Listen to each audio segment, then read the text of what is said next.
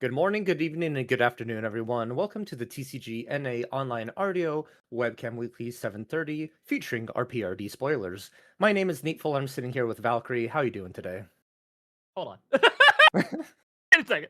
Wait a second. I'm doing well. I'm doing well. You know me, the Valkyrie. I can say some very choice things now. Oh Yeah, boy, how what a excited are you for day. some RDR or PDR spoilers here? I'm super excited. It is one of those like every day with spoilers and like the spoiler season. It's like cards get released and I go, these are cool, not what I'm looking for. These are cool, not what I'm looking for. So like every day I'm like, I'm hoping I see something that's just like, yeah, this is it. And that's what today is. I'm like super excited. I don't know what any of these spoilers are. Neither do you. We're completely blind to these as the casters here. Our production knows. They secretly planning it all, plotting it. So we're going to be finding it out alongside everyone else as these cards are revealed. And I'm hoping for cool static Lorraine stuff. Neatful, anything you're truly hoping for? Oh, I'm definitely hoping for some more Lorraine stuff. Even it doesn't have to be static, just in general, some more Lorraine support cards would be really cool to see. But also, I mean, I've got always hope out there for Alan support. I don't know if we'll get it. I may have put into the world that I'm willing to eat a bowl of bulk uh for it. So, but it sounds like they want to give us spoiler number one, but I don't know if anybody here actually cares about spoiler number one. We would have to see if the chat actually wants it or not. Which Yeah, it seems like a resounding no, is what I'm seeing. let's see. You got 27 people watching right now. If these chat members, let's see. If we get like 10 yeses in chat right now, how about one third of the chat saying yes they want a spoiler? I think production can show that to us before the rounds start, but chat has to work together. So everyone, channel those yeses in chat right now. Bring all Get your them. yeses. It's bring your yeses. Raise the yeses in chat.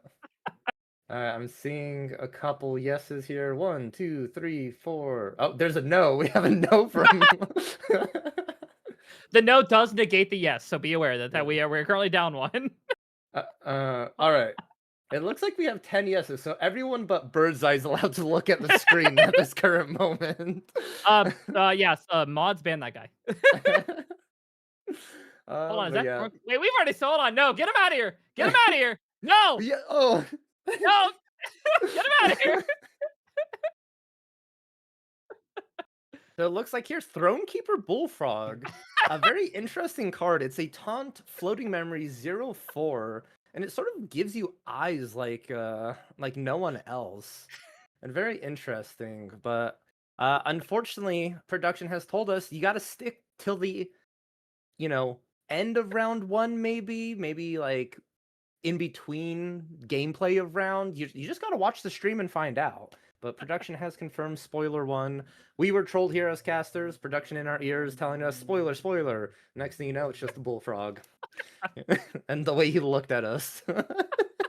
Listen, I hate that frog, my dude. Get him out of here. He just like slowly like he's like, "You're not getting rid of me that easily." I'm like, "No, please." That's what I have nightmares about at night. Is I wake up like in cold sweats and like yelling, and I was like, "Ah, no, not Thronekeeper Bullfrog." Ah. Oh my gosh, that is I don't know what to think anymore. I feel like my night was going so good, then boom, he stared at me. That smile, that darn smile. Just like in the worst way possible, goes, "Oh, that smile, just always that smile." Oh boy. Well, I guess because now we had to unfortunately now have everybody wait along with us for the next spoiler, which I guess we can kind of. I think a lot of people kind of know, already heard about it. We did kind of talk about it a little bit during the regional over the weekend, but pretty big news coming out with, of course, talking a little bit more on the main deck podcast with the seasonal bans coming around the corner and a new Proxia's Vault card as well coming along with it, which means your certain tiger is not dead anymore. Hopefully, hopefully. Well, we'll see. Some say his death has been exaggerated. Others are still coffin dancing. So we will definitely see if Byakuo that is what's needed. I just have a fear that you could run it in like Seiryu and just run like a couple of beasts to excel those. Oh no, you can't because you have to have the Fate Stone. Never mind, we're good. I Yeah, was just yeah. thinking Gojira bonus. But yeah, the Now, seasonal ban list is super interesting. With the interview and everything, and I know Andy and Sildar talked about their plans and everything. You know, I'm gonna give a personal opinion, a risky thing to do on the internet, but I hope they're a little bit more aggressive with just category 1 and 2 on the actual ban list as well with the seasonal ban list. Really make some movements with cards, really show, and but I think it's a great step for the game itself. I'm happy to see how it goes out, and you know, some people are super stoked that they don't have to play against these same decks for another 3 months in a row. yeah, and I think it's a great way to also kind of keep things, as I mentioned, to keep things fresh. I think is one of the biggest things because it's one thing if we just keep hitting cards that are we consider, or like in this case, they're still hitting cards that are problematic for future design, but in terms of just decks that are there's always going to be decks that's going to be very powerful. So having essentially a way to say, hey, the best deck, maybe let's mix it up for a little bit for a season. I'm really excited about. Also, the shadow ban of Perfy as well for the seasonal ban was also pretty good. I think that's what I'm most excited about overall. Yeah, weird that it immediately got hit, but I guess on release sometimes things are a little too strong. So the Perfy Shadow Ban, unfortunate to see it gone for the PRD season. Hopefully we can see it come back. Yeah, and it's crazy, not allowed on treadmills either, which is the other thing I did not expect. But it's listen, I'm not gonna argue with them. Not gonna argue. they're the devs for a reason, right? We just talk about the game. They're the ones who design it. It does look like we may have our match one about to be decided. It's going to be two pretty well known players here on the channel going at it, but one of them playing a tried and true list, and another playing something I don't think I've ever seen them play this deck, or maybe I've just unfortunately never casted the weeks that they've ever played this. But it looks like it may be um, Jimmy Lee versus Bonnie, and it is going to be a Water Sheen Merlin versus a Fire Luxem, which I don't think I've ever seen Jimmy pilot a Water Sheen Merlin before. I have not seen anything of that nature. That man is always on a Fire Lorraine deck or some Tenoris variety. I don't think I've ever seen Jimmy Lee pilot a Water Sheen Merlin. Maybe testing something out, maybe having a little bit of fun, who knows? But Bonnie, of course, on that Serene Fire Luxem, you know them. They're always on it. Tried and true deck. This is their like one of their favorite decks. I know I talk with them a lot about what they play. It's Water Kongming and Fire Stream Luxem are the two decks they play, and so I think Bonnie's just really been favoring the Fire Luxem and maybe just getting last minute prep for the Gauntlet.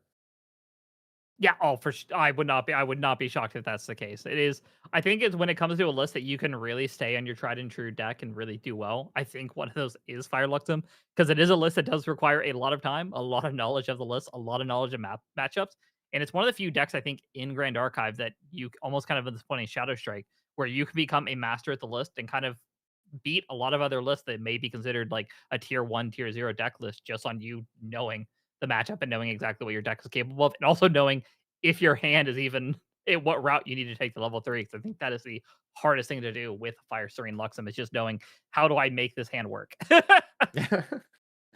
Yeah, it is definitely a choices to make. You got to navigate the puzzle set before you. It's a miniature little I guess you could call it a mini game, a miniature game uh, that the deck has in itself.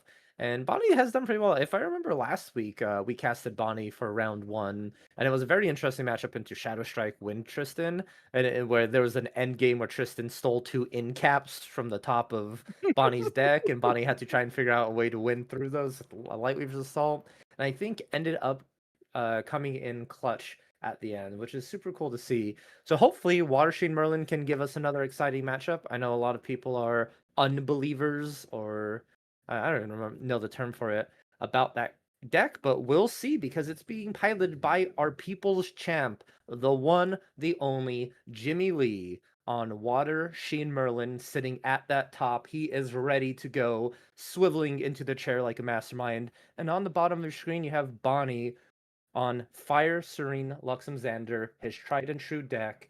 Let's see who takes our first round of the weekly.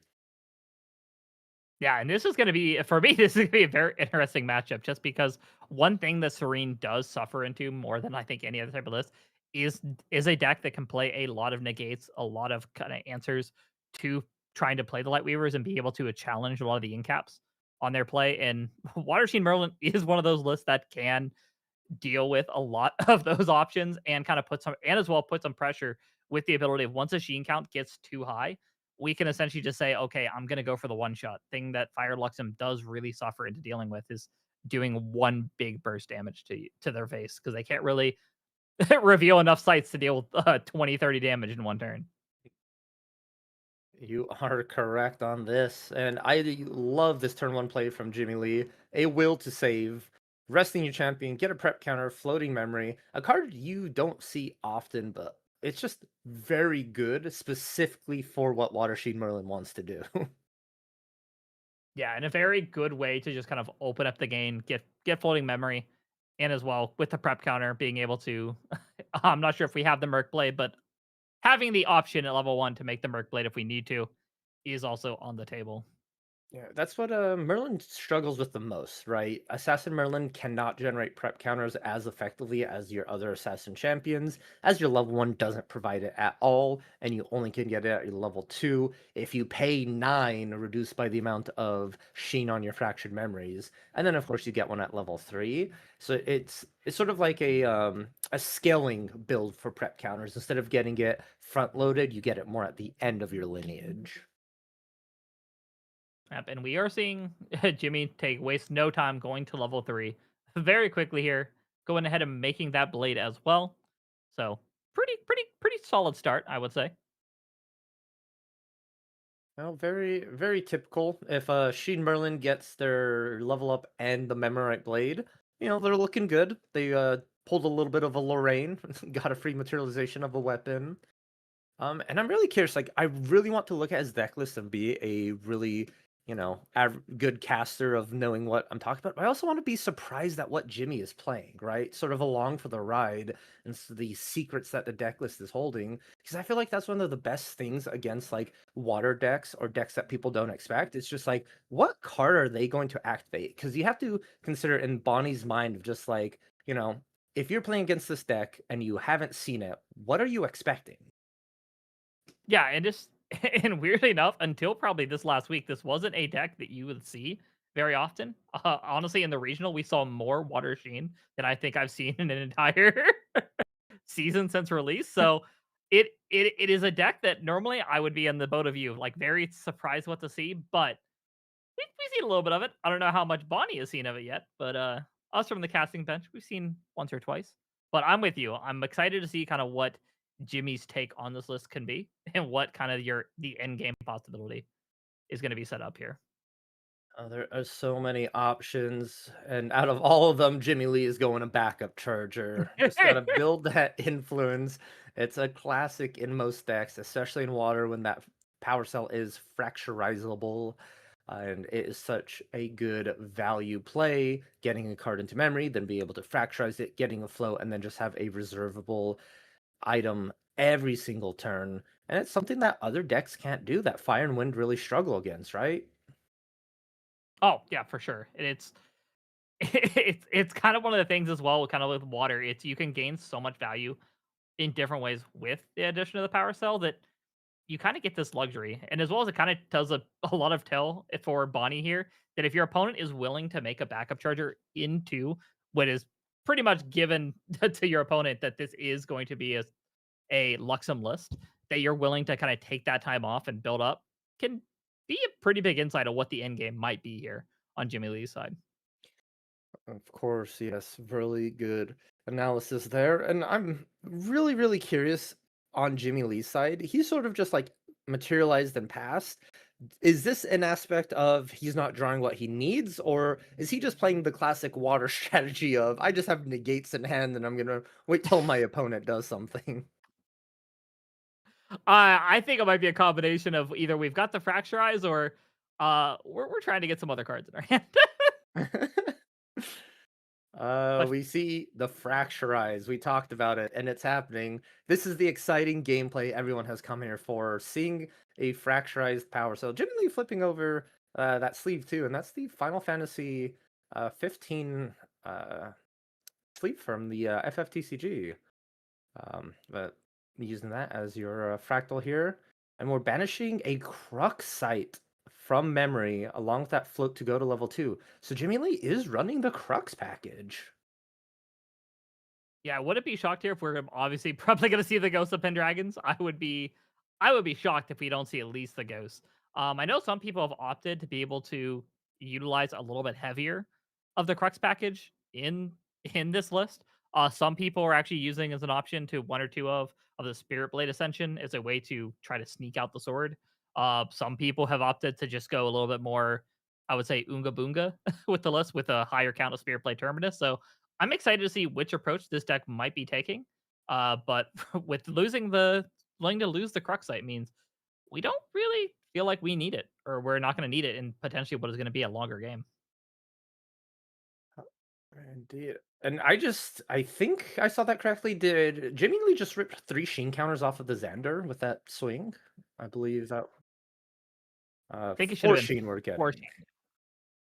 Man, already halfway to what you want to be when it comes to the Merlin level 2 activation. You really want to get that off before you level up into 3, because that extra, it's like a backup charger. That extra draw into memory, um, and then that prep counter is very helpful. And here we actually see the Quiet Refraction, drawing a card into your memory, and then you get to put 2 Sheen counter on your Fractured Memories. Water has some of the best Sheen generation for this champion. It's just crazy how fast you can excel with it. Yeah, oh, for sure. And it's especially because Quiet Fraction probably the bread and butter of this list. Because the earlier you play it, the more value you're going to get. Now, unfortunately, we are resolving it at level 2, so we're not going to get the full range of value that you would normally get this on a turn 1. But that means if we level again, we're still going to have, I believe, up to 8 Sheen on the Fracture Memory, which is getting us to that kind of sweet spot of once we hit around 10, we're at a point where one Spirit Blade Terminus could put us in a range of locking out the game.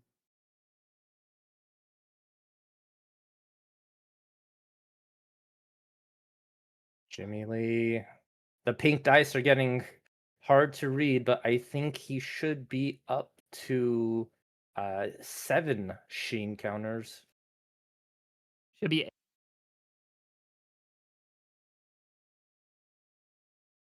Yep, we should be at 8 now. I think 4 off of the first hit, 2 off the Quiet Refractions on the play, and then 2 more off of this level. So we should be at 8, I believe. And on top of that, we are sitting pretty healthy here.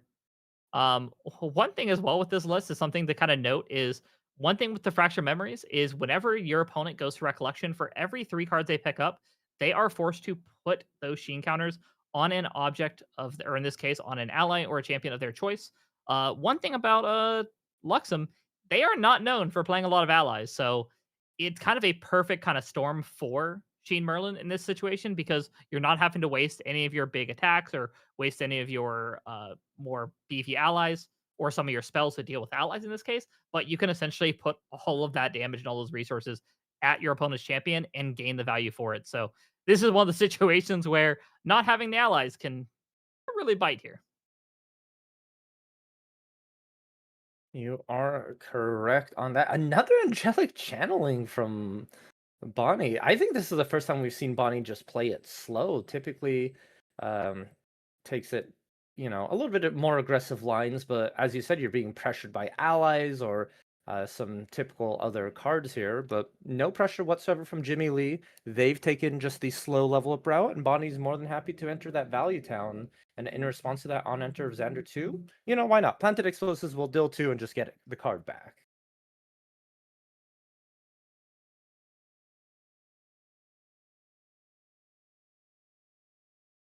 That's what we call free real estate. The grass is greener sometimes.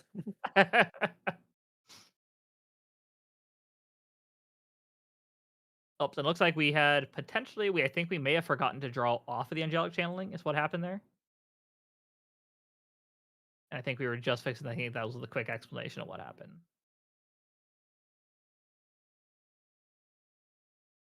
And here we are, presenting the dungeon guide, asking our opponent if we can please go to level 3. And the answer is yes, you may go to level 3. Please banish 2 of my 3 cards. And we have 2 angelic channeling triggers. Importantly, you have to do them separately. You can't combine them into a massive a massive channel. Yeah, this is very common. Why you see when people resolve this, I usually kind of stack theirs and they either put dice on them or they'll stack them in kind of like a almost a fan pattern, just so they know which cards are where. Because you do not want to get in a situation where you accidentally mix those up, and then you just go, well, that is not a great way to lose a game if that happens. Oh no, the Excalibur has been bottom decked. Bonnie not thinking, I don't need this here. Gonna go put that on the bottom. Passes the QTE though. Remembers that Lost Providence, which is very important for these level 3 decks. Oh, an early uncover. Gleaming Cuts, I'm assuming, being revealed here. Double Gleaming Cuts being revealed. That is pretty good. I'm not gonna lie. That is gonna be 4 additional cards.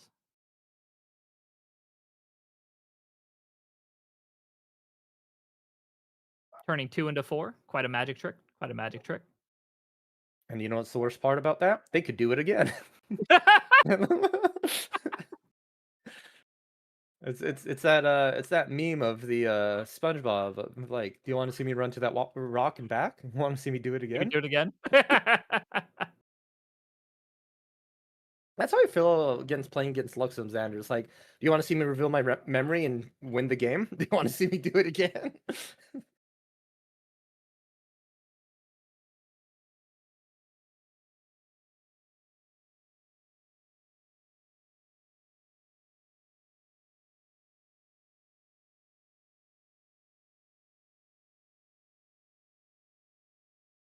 Alrighty, Neatful. What are we looking for here?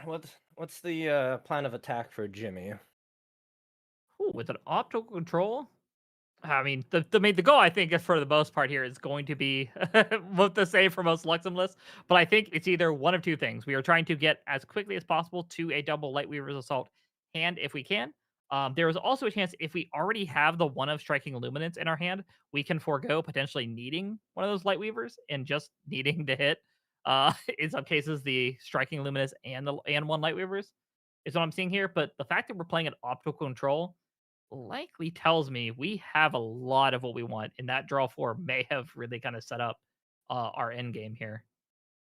Yeah, it's hard to say that after an opponent draws 4 cards and then plays like an optical control, it feels like they're trying to close out this game their next turn. Otherwise, you wouldn't waste such a valuable tool as of optical control. And I sure we'll get confirmation, but probably was named Action is my best bet, or Ally if you don't want to deal with ghosts.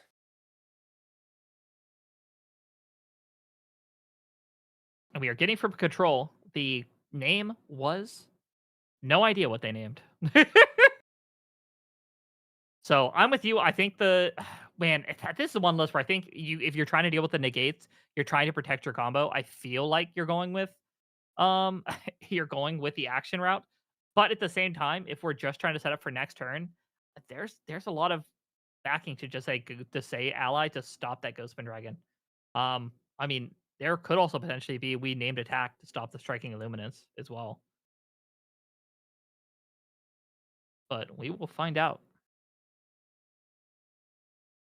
Jimmy Lee imbuing the Benediction Angel, the nice Benny over here, with the Labyrinth, a card that is synonymous with Water Shane Merlin. Really curious to see if Jimmy is able to get that off before Bonnie is able to. A full combo, let's put it there. But attacking in with the Memorite Blade, this is the last durability on it.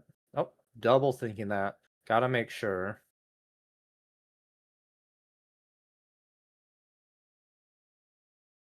There is 3 Sheen. And it looks like because we were able to play the Benediction Angel without any additional cost, I'm assuming action was probably the target at this point. But That is a fair assumption, yes.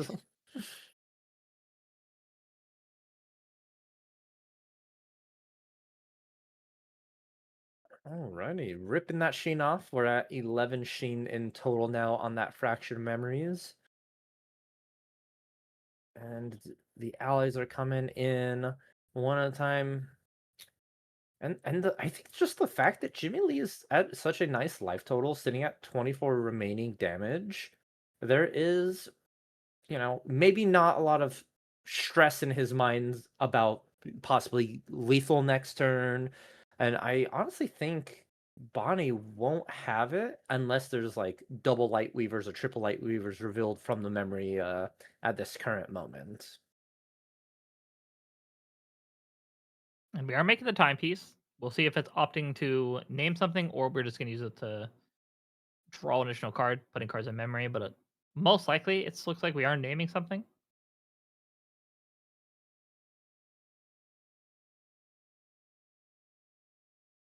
So this does allow us to name any regala and make it cost 1 more to materialize. So, um, or in this, oh, we're gonna go ahead and we are cracking it. So does not matter. The illusion of choice. All it reads is put 5 cards down into memory, draw an additional card, reveal Luxem cards. We call that the Luxem backup charger. Yes. Only in this deck you want to pay more for a backup treasure. For now. All right, For let's see. now. Let's see that reveal. Show me. Become a referee for FIFA. Show me those yellow cards.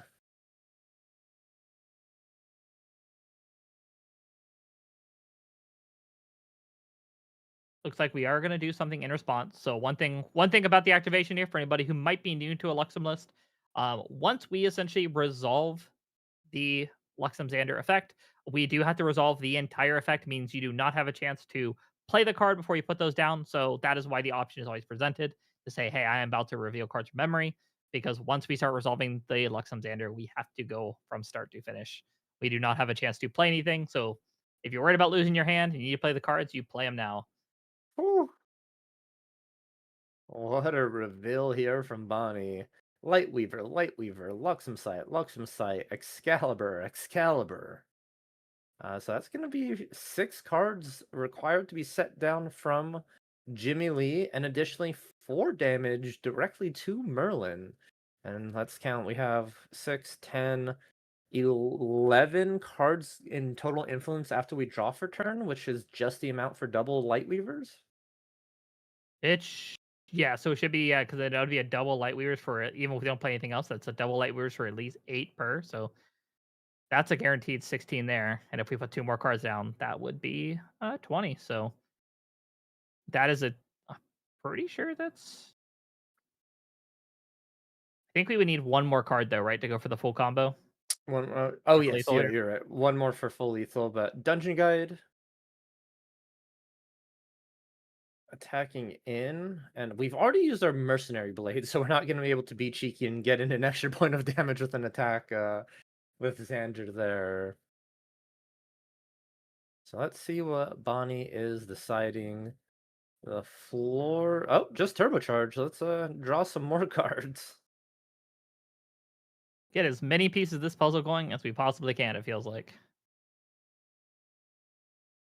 Regal Inquisition here. Yep. Let's see what Jimmy Lee is hiding. Everything is in memory, so Bonnie mostly doing this for knowledge and making sure there's no like super spicy tech. I see it, and Engulf and Incap are big hits. The Labyrinths as well. Oh man, do you discard those or do you just keep them in Jimmy's memory? I think Labyrinth is just Spell Shroud and Stealth, right? So unfortunately, I think Lightweavers gets around it, I believe, right? That's a good question. I am not super familiar with Labyrinth. If only I had a way to look this up. If If only there was some sort only. of index of cards. If only GA if only GA index. Yeah, so Sheen 10 plus gives your champion Spell Shout and Stealth. And this is turned off if your opponent has 6 or less cards. Or let me see. As long as they're awake and your opponent has most cards in their memory as 6 or less in their memory, then yeah. So unfortunately, because of it is Spell Shout and Stealth, it will stop the striking illuminance if we go for that, but it will not stop, unfortunately, the light results because they are skills. I believe they are skills, correct?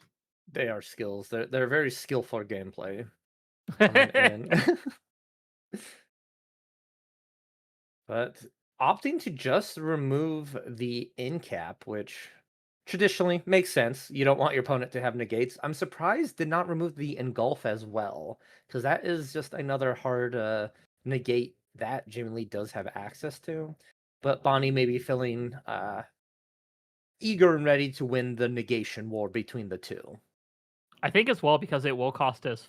Technically, we would need to have 4 cards in hand to be able to play. Versus we don't need 3. We would realistically only need 3 for there. I think we may have done the math in our head and been like, we're gonna force them to put down 6 or 7 cards on our turn. So I don't think we're worried about them being able to keep 4.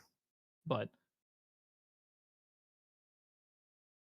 And another ethereal absorption coming in with that mercenary blade, putting it back, drawing a card, getting 2 prep counters, net wanting every time you do this, which is a very good way to sort of scale the preparation counters needed to keep at this combo.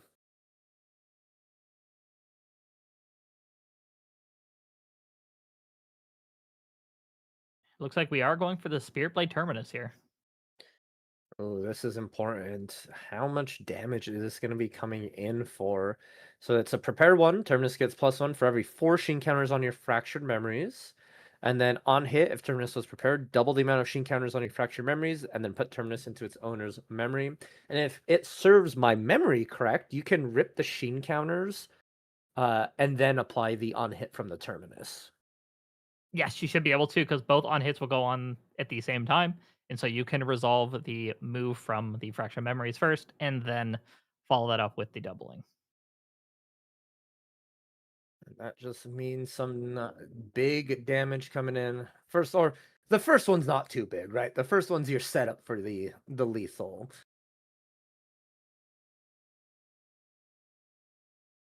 And it looks like we have confirmed 28 Sheen, which means Merlin's big level 3 ability is now online and active.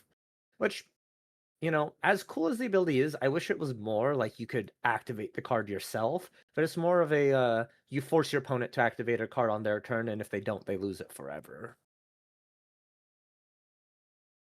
I unfortunately think here at this case scenario, I think Bonnie is very much cool activating a card. This turn, I'm not gonna lie. I guess you could force the Lightweaver's Assault, right? You just at the end of the turn, Jimmy Lee grabs it and says, "Activate this card."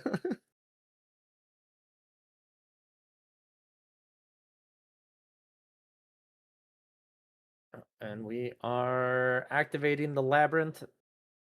It is in, for those of you not familiar, it has just appeared, but class bonus costs 3 less, so it's going to be a 4 cost activation.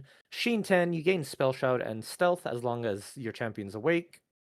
And an opponent with the most cards in the memory has 6 or less cards. Sheen 18 is at the beginning of your end phase, you draw a card, very powerful.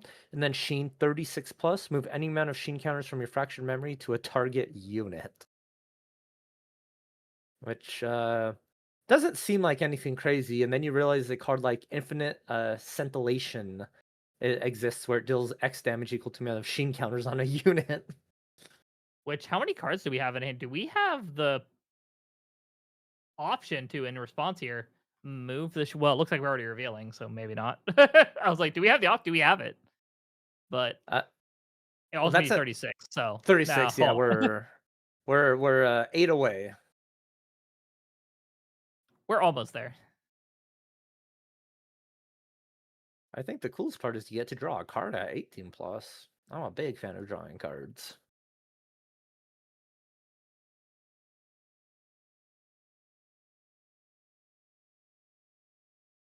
Looks like we are opting to play the repeatable backup charger.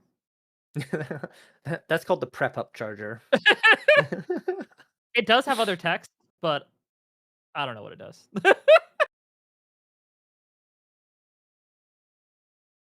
I heard it draws cards if you use prep, but I don't know. Every Luxem that I've ever seen play it has like 30 cards already. That bottom So line of text is only relevant if you have low influence, which is not common, but when you do, the card is very nice. Anytime you prepare a card and you have 6 or less influence, you get to draw a card into memory, and it is so nice. that's 3 Luxem sites. Or, just casually recovering all the damage Jimmy just did.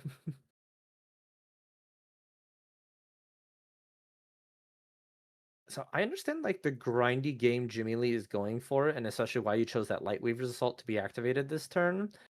But there's also part of me that says if you're really trying to grind out the game, just start targeting those Luxem sites. And so your opponent has to activate them to cycle them, or they just say banish forever. Yeah, and I think Jimmy Lee's entire hands down. So I unfortunately do think that this potentially opens up the door for just Lightweaver, Lightweaver. Yeah, that is. It's written in the stars. Lightweaver's Assault has been foretold. Merlin divined it with her Sheen ability, and Bonnie just needing to do the math. It is going to be 16 with just a double Lightweavers, which is going to be one short, but luckily that handy dandy dungeon guide is able to come in and close out the game.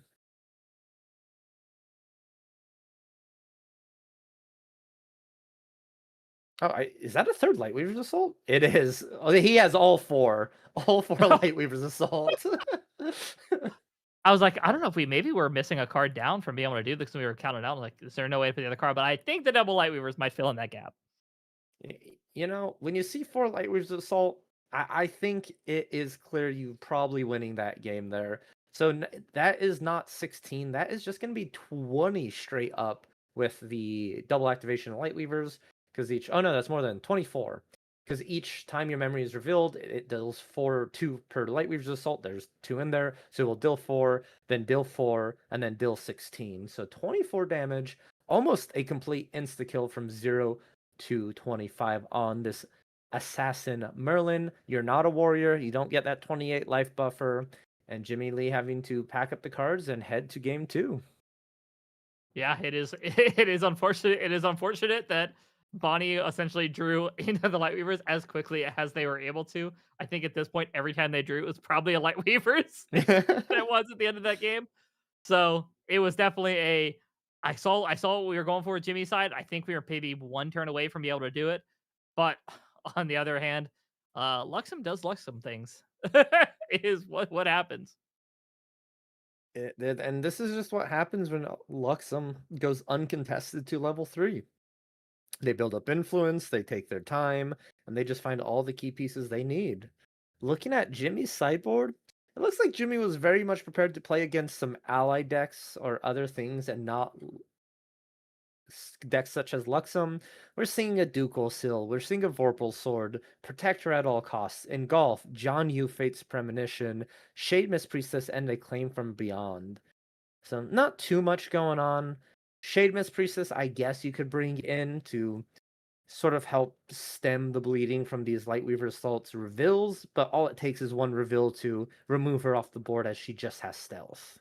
Yeah, so it's rough, and John Yu can be a call to bring in. It's just the difficulty we've run into with this is because I've seen it before.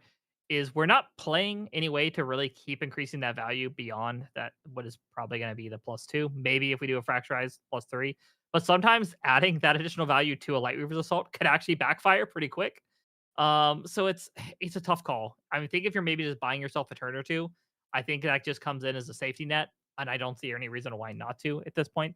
Maybe bring out Mhm. a Thronekeeper Bullfrog for that spot because we have the room. But outside of that, yeah, I think I'm with you. I think Jimmy was definitely more geared to deal with an ally rushdown sideboard, and then unfortunately, we found Bonnie. Yeah, sometimes that's just how the round 1 pairing goes. You could be prepared for certain matchups, and the system says, here's a matchup you weren't expecting. And over looking at Bonnie's side deck, we have Orbisealing, Angel Attendant, Blanche, Juggle Knives, Topsy, Lava Storm, Striking Luminance, and Uncover the Plot.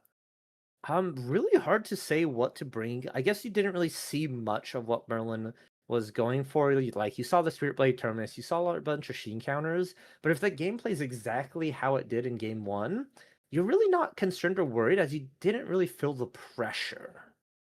Yeah, I'm kind of with you. I think there's actually a couple pieces here in the main board that I think potentially are may get pulled out just because your opponent did not really show you too much early game aggression or early game uh, pieces. So there's a chance these planet explosives may just switch into those juggle knives, and then maybe just bring in the Topsy Decree. It's just kind of a light safety net for maybe the big end game. But yeah, I'm with you. I don't think you saw enough of Jimmy's list to really make that call. And especially with, as you mentioned, Sheen, Water, Merlin, not a very common list either. So it's kind of hard to just know off of knowledge of what potentially that end game is going to be when all you really saw was that Spirit Blade Terminus. Yeah, and it is unfortunate. Someone said it in chat, but the fact that Terminus takes multiple turns to get going to win the game, it feels like the game is built around a lot of like win the game sort of cards for decks. Like you see it in Lightweaver's Assault, you see it in like Shadow Strike for Tristan, and it just feels like this is a late game engine that needs additional like tools to get going, and it's not that big threat that she has, which I think leads to sort of why the deck feels slightly less powerful than other recollection or starter decks. Yeah, I'm with you. I mean, it goes to show with like even if you look at like the big end game, like the Oblation, Lightweavers, Siryu playing Byaku's command, like there's always these cards that are like when you play them, it's essentially you need to have an answer for them. But with Spirit Blade Terminus, I feel like I can eat maybe 1 to 2 Spirit Blade Terminus before I really feel the pressure of like, oh, I should stop this. Exactly. It is, hopefully she gets some new toys coming out soon, some Crux cards, or even just like, um, wow, why am I forgetting the name? The Advanced Element Norm cards, the Exalted. Exalted, yes, thank you. Like exalted cards that can be like a win condition. We've seen it with Ayala, so it's possible that next set a card just comes out that can make Sheen Merlin, go from an okay deck to a hey, this is pretty neat.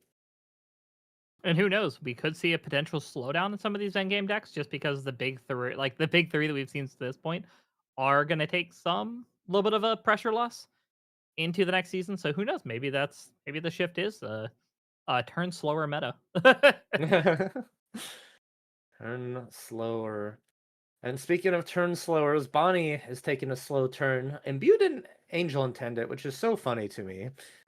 Because I don't think Jimmy will be able to get past that till, I think, level 3.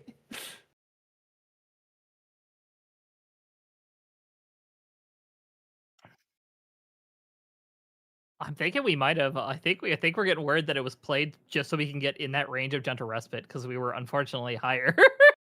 Oh, because we went second. Yep, so we had the additional card. Um, so, Bonnie playing like they're going first now with that same amount of influence will not get the benefit of that Angel Intended anytime soon, but that's okay. As we're just going to go ahead and activate our Mercenary's Blade from the material deck and return it to the archive, drawing a card, getting that flow, and helping progress that game plan. Oh, and something I didn't even think about either is it also can be a target to help divide up those Sheen counters between both the champion and the ally to force, not like we had last game, we're getting the one hit for 4. Being able to split maybe 1 and 1, 1 and 1 every turn can be a nice way to slow down uh Sheen Merlin from getting that big stack. That is so true. And I think that's also, I feel like we're ragging on Sheen Merlin constantly, but the fact that your opponent gets to choose where they put their Sheen counters makes it feel so bad because the only way to get the Sheen counters off of allies is for your champion to kill that ally. And typically you don't want to like swing your champion into these allies who are sometimes not rested. They'll be able to retaliate. And like in an assassin deck, you want Sadies to kill these allies. But you can't get your Sadie to kill the ally if they have Sheen on them, because you'll just lose that Sheen. Maybe we'll get Proxia's Vault Mastery. Proxy is mastery. Who knows? What is it? So we have the fractured memories, and the proxy one could be like somewhat fractured memories. Slightly restored memories. I know what I you went did last summer. I went to therapy for once memories, you know. It's okay. You couldn't save her. You tried her best memories. You need to let your sister go. It wasn't your fault. Memories. This went from very fun and happy to real dark real quick. Oh, I'm sorry. Bonnie can go ahead and activate exploit vulnerability, but I can't talk about Merlin losing her sister. Oh boy, we know we're back in an assassin duel once again on a weekly when we're we can do this for a while. Because this early game is still very much the same, regardless of kind of what assassin it is. It is very much a get influence, draw some cards, and then eventually get to 3. But it looks That like we're is not going to wait correct. long on Bonnie's side, though. Not long at all. We're gonna go ahead DG to 3. And to note, he did put the Sheen counters on Recollection on his champion, opting not to put it on the Angel Attendant.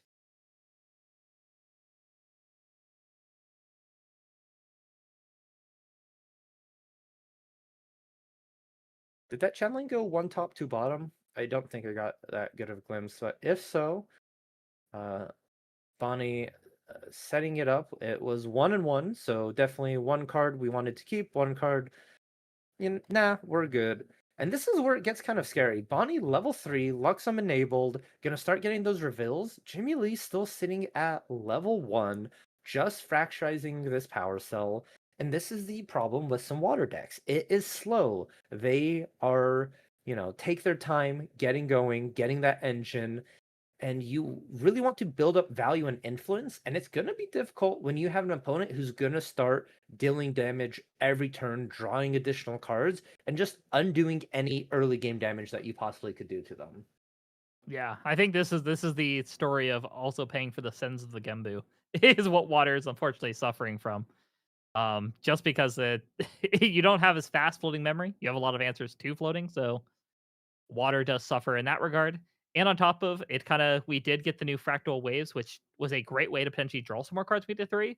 But I think everybody right now is still siding in Fantasia hate, so it makes it hard for water at this, unfortunately. But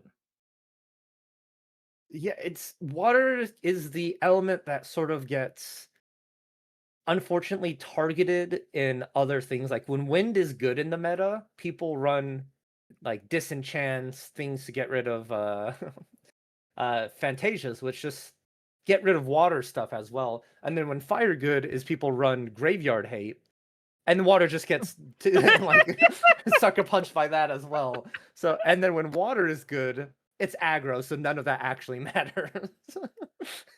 yeah, and then it's the two most the people taking strays the most in all of Grand Archive turns out to be it turns out to be water and then Diana. Diana tries to stand up and goes, "I'm having a great time," and then we're like, "No, you're not."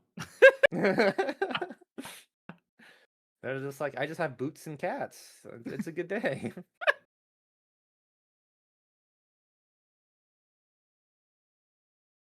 And we are seeing here, we're not. It doesn't look like we're doing anything super fancy here on Bonnie's side. Just cycling some more cards.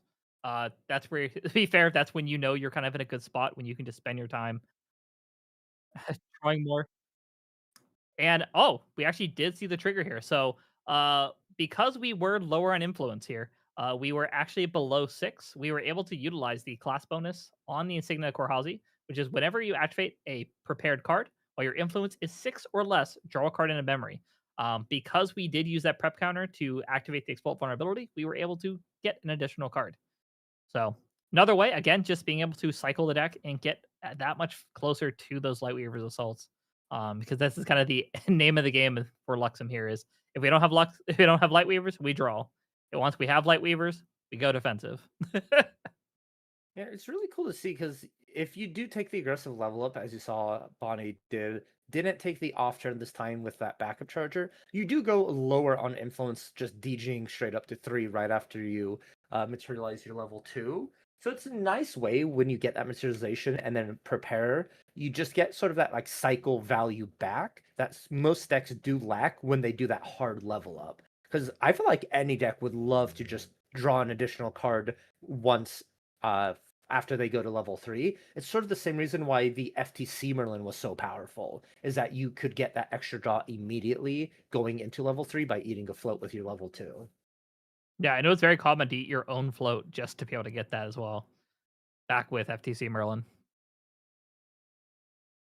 think that's the real crime. I think FTC Merlin made Sheen Merlin pay the price. I think that's what it is. Somebody called out in chat earlier. How dare you, Kingslayer? FTC Merlin Kingslayer ran so Sheen Merlin could walk.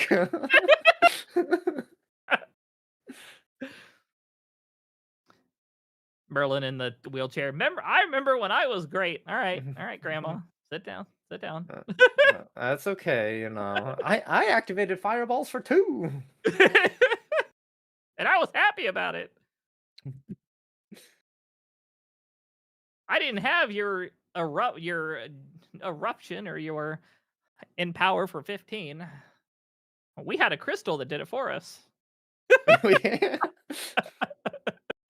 Oh no, I'm having flashbacks to the Chris oh was a no, crystal empowerment was the it's the free 2 levels. at any time. Jimmy Lee with some materials with the Prim Spire Scepter, adding some additional sheen to Xander here. And of course, it's just another backup charger option. Drawing that card, adding sheen, doing everything your Merlin deck wants to do. And hopefully we have a dungeon guide here to go to 3 to start enabling this Crux, because if not, sitting at 2 once again against Bonnie, who's going to get another big reveal trigger off of Xander, is going to hurt, and it's going to be honestly difficult to play catch up. Yeah, especially with Bonnie now having what'll be their 3rd turn at level 3 to just spend their time getting their gears going. Not only be able to draw closer into that end game, but also set up a lot of their defenses and just be ready is an absolutely terrifying thing. On top of if that timer wasn't already going quickly, materializing the Luxera's map essentially tells us we're probably 2 turns away from shutting this out, if not 1, if we already have 2 of them in our hand. It's just a matter of counting that influence. It's the infamous Xander count. If you go to 10, that's enough to... What rhymes? Don't even know what the rhymes with 10 in that instant, but Jimmy Lee, desperate, paying 9 to activate the Merlin Amethyst Glow ability, drawing a card, and then putting a preparation counter on Merlin. It does get reduced by the amount of sheen on your fractured memories, and unfortunately, there's a big old goose egg, a donut on that fractured memories.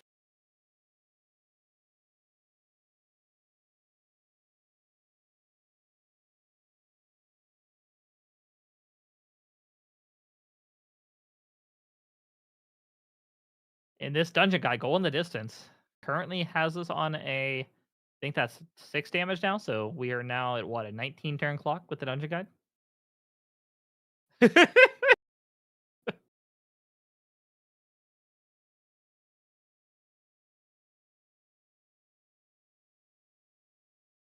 Sometimes all you need is just that 1/3 dungeon guide ally to put it the game, but oh man, we saw this happen in game 1 and it's happening again.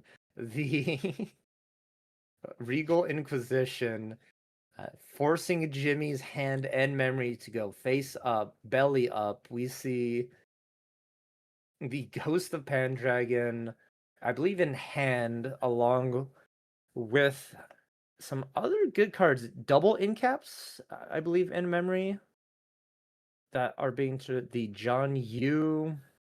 John, you did come in. Unfortunately, it was in our hand at the worst possible time. Yeah, this is like, I understand Jimmy cooking with his deck, and I can see the potential. This matchup in particular, though, is just so not favored for this style of deck. You're trying to play a long game deck into the king of long game decks. Yeah. And Xander just loves when the opponent plays it slow, no pressure. And it almost feels like a victory lap for Xander if they get to Regal Inquisition you, remove all your interaction, and then say, I'm fine with waiting another turn and building up my influence for a Lightweaver's Assault combo.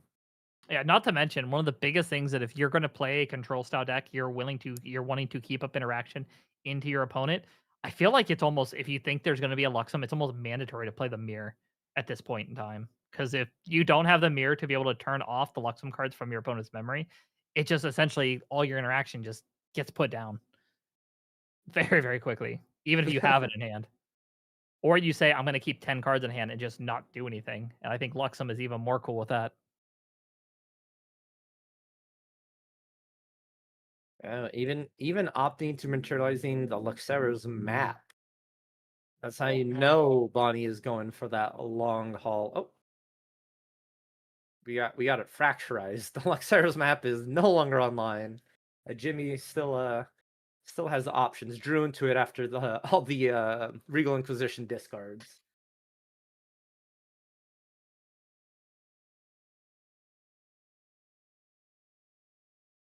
It looks like we're using 1 float.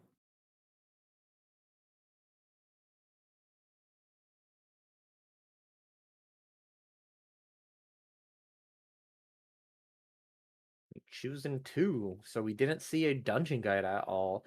The manual level ups losing the labyrinth, and I believe an undeniable truth vanisher, and brilliant vestige.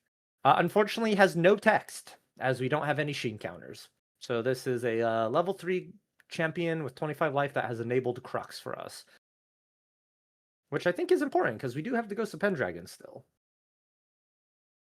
Which we can still make Burp Blade. We still had some prep to do it, so. And we are gonna play the Ghost Pendragon here. We have our first ally on board for Jimmy Lee. This turn 1 Angel Tenant from Bonnie is looking like it is no longer. What's the word I'm looking for? Not long for this world, no longer for this world. Or the dungeon guide could catch the hands from Ghost of Pendragon. Curious to see what Jimmy Lee throws it here.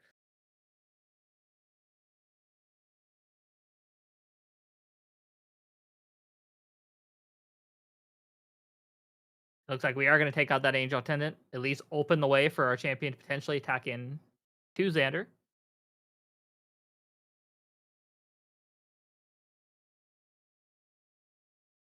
The Angel Attendant goes, "Get down, Xander, I gotcha."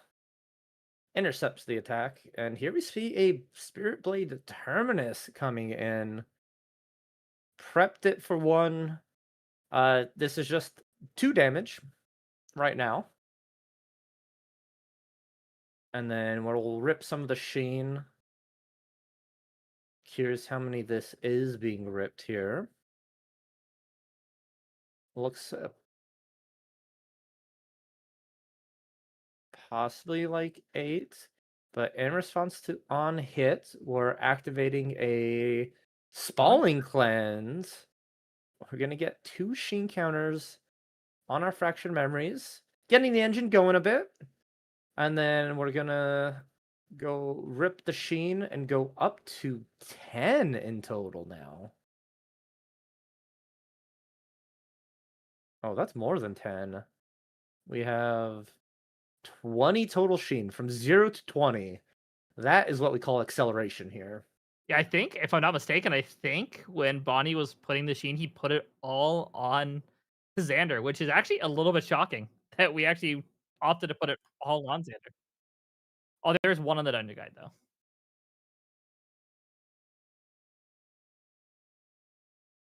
So you're telling me there could have been 22 sheen on this fractured memory? That is what I'm saying.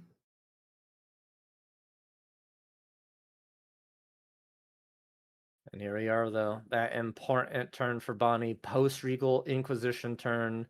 Jimmy Lee keeping, I believe, 5 in hand.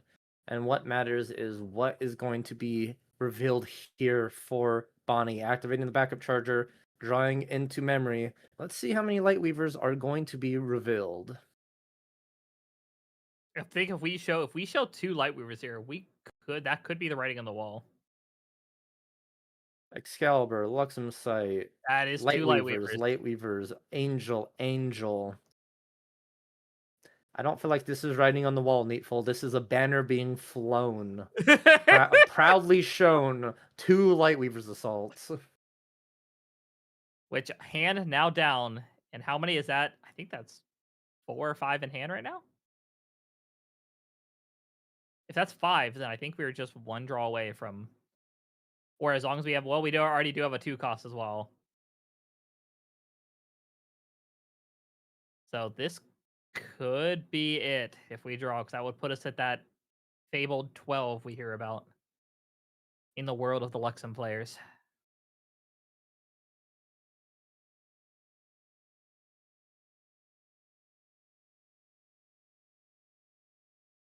Recollect. Oh, and that's actually it. Just the concession, the game. As we said, it was writing on the walls, banner being flown, Lightweaver's Assault. Jimmy had to put I believe, 5 cards he had, so I had to put 4 of them down. No responses to that. Bonnie, all had they do was recollect, draw Lightweavers, and that is the game, the exact amount needed. So GG's to both players. Just we talked about it a little bit. Jimmy Lee playing that long game machine Merlin, running into just a deck that craves the late game and doesn't want to be pressured. A very bad matchup, and hopefully in the next few rounds, Jimmy can sort of show off what their deck wants to do. Yeah, it is unfortunate that you do run in when you run into the king of being able to essentially take your time, where but it was definitely a Bonnie was really well positioned in that matchup. It also seemed like both games Bonnie got exactly what they wanted. While we saw in game 2, Jimmy might have had a little bit of a stumble, both setting up the Sheen and getting the cards they wanted to level. So it was unfortunate that we saw the late game deck, everything they wanted, and then Merlin was just like, I need some Sheen. Where is it all at? Oh man, oh man. But Needful, enough about that game. I have something exciting. We have 1 minute, Needful. 1 minute on the clock, chat. Get ready. Everyone, I need that hype going. We need yeses in that chat right now. What do you think our spoiler is going to be? We need guesses. We need people thinking. PRD, what's happening? What is everyone thinking? Needful, what's being spoiled? Go. Oh, I'm gonna say we are getting bird support. We are getting a bird Bird. that is going to get, when birds are played, you get another bird, and it'll double birds, and you're gonna essentially have an ally that makes double the birds every time you play a bird. That's what I'm thinking. Okay, okay, okay. I see that. I see that. I have a vision. I have a vision. All right, stick with me on this one. It's a 3 cost. Okay, okay, An ally.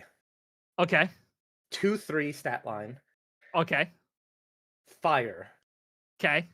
It has mage class bonus. Mm, On enter, mm. you may banish a fire card from your graveyard. If you do, empower 2. Didn't Murgle get that card? I'll tell you right now, you're wrong.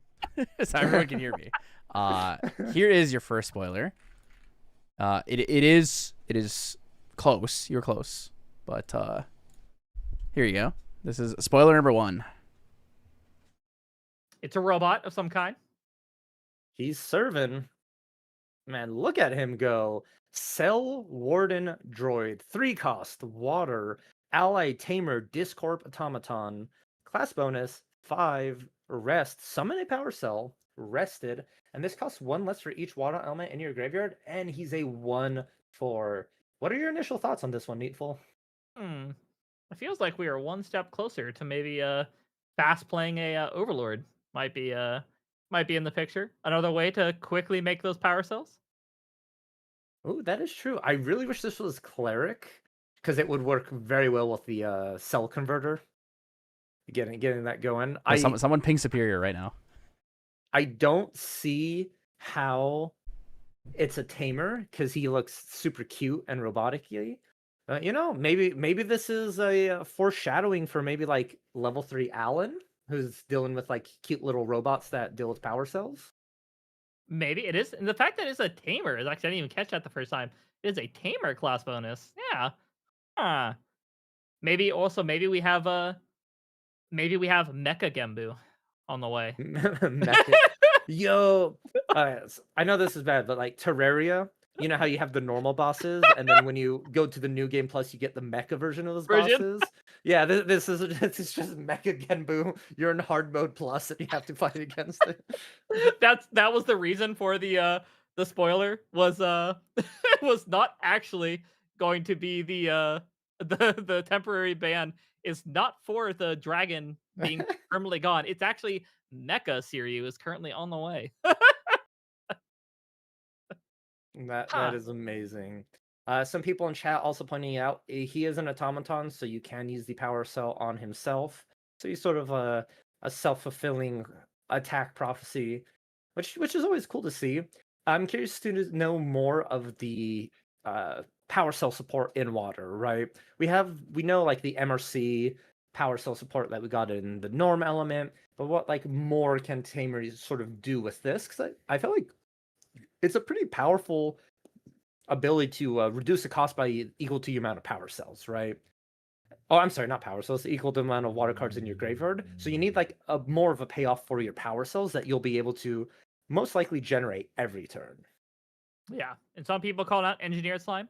There is a couple of mecha animals that we got in the last couple of sets. I know ALC and MRC did have a few in there as well. So I'm with you. We could potentially see maybe if we are getting an Alan eventually, maybe Alan is going to have some. I'm with you. Maybe potentially some robot support. Uh, we have Cyberpunk Alan on the way. But Oh, I am happy that it is a 4 health stat line as well, because one thing I mhm, have learned, especially in Grand Archive, that when you have a 4 health stat line, it makes it a little bit less appealing for your opponent to deal with it. Just mhm. because you're generally have to commit 2 attacks to it rather than just the one.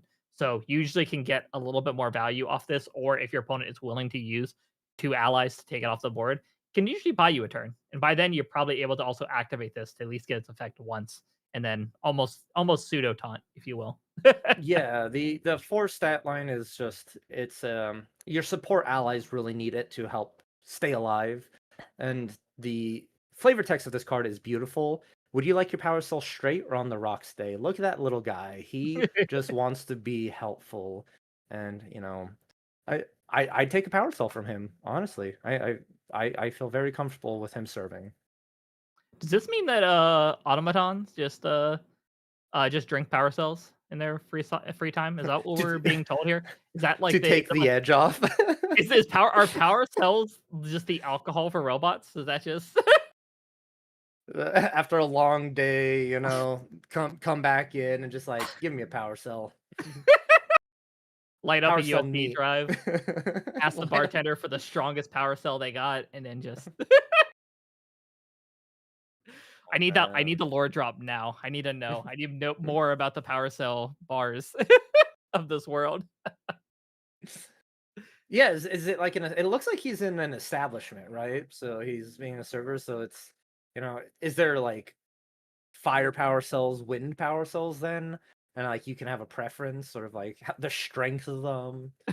Because before, when we saw power cells in like MRC and ALC art, they're just like giant batteries hooked up to people, to these automatons. But here in this world, it looks like they're slightly more, which makes sense, right? Between the two sort of worlds happening, this one, half of it at least, is much more technologically advanced and in tune with the future. Some people, I want my power cell neat, please. Shaken, not stirred. They We're gonna call me get Droid, Cell Warden Droid. we have just made lore for the week patron need. You're welcome to use that. I'm ready for it. All right, everyone. We appreciate you so much for sticking with us for our first spoiler and hope you enjoyed our round 1. But we're going to go ahead and take a quick break as we get ready for our round 2. So everyone sit tight, buckle in, and be prepared for our second round and more spoilers to come.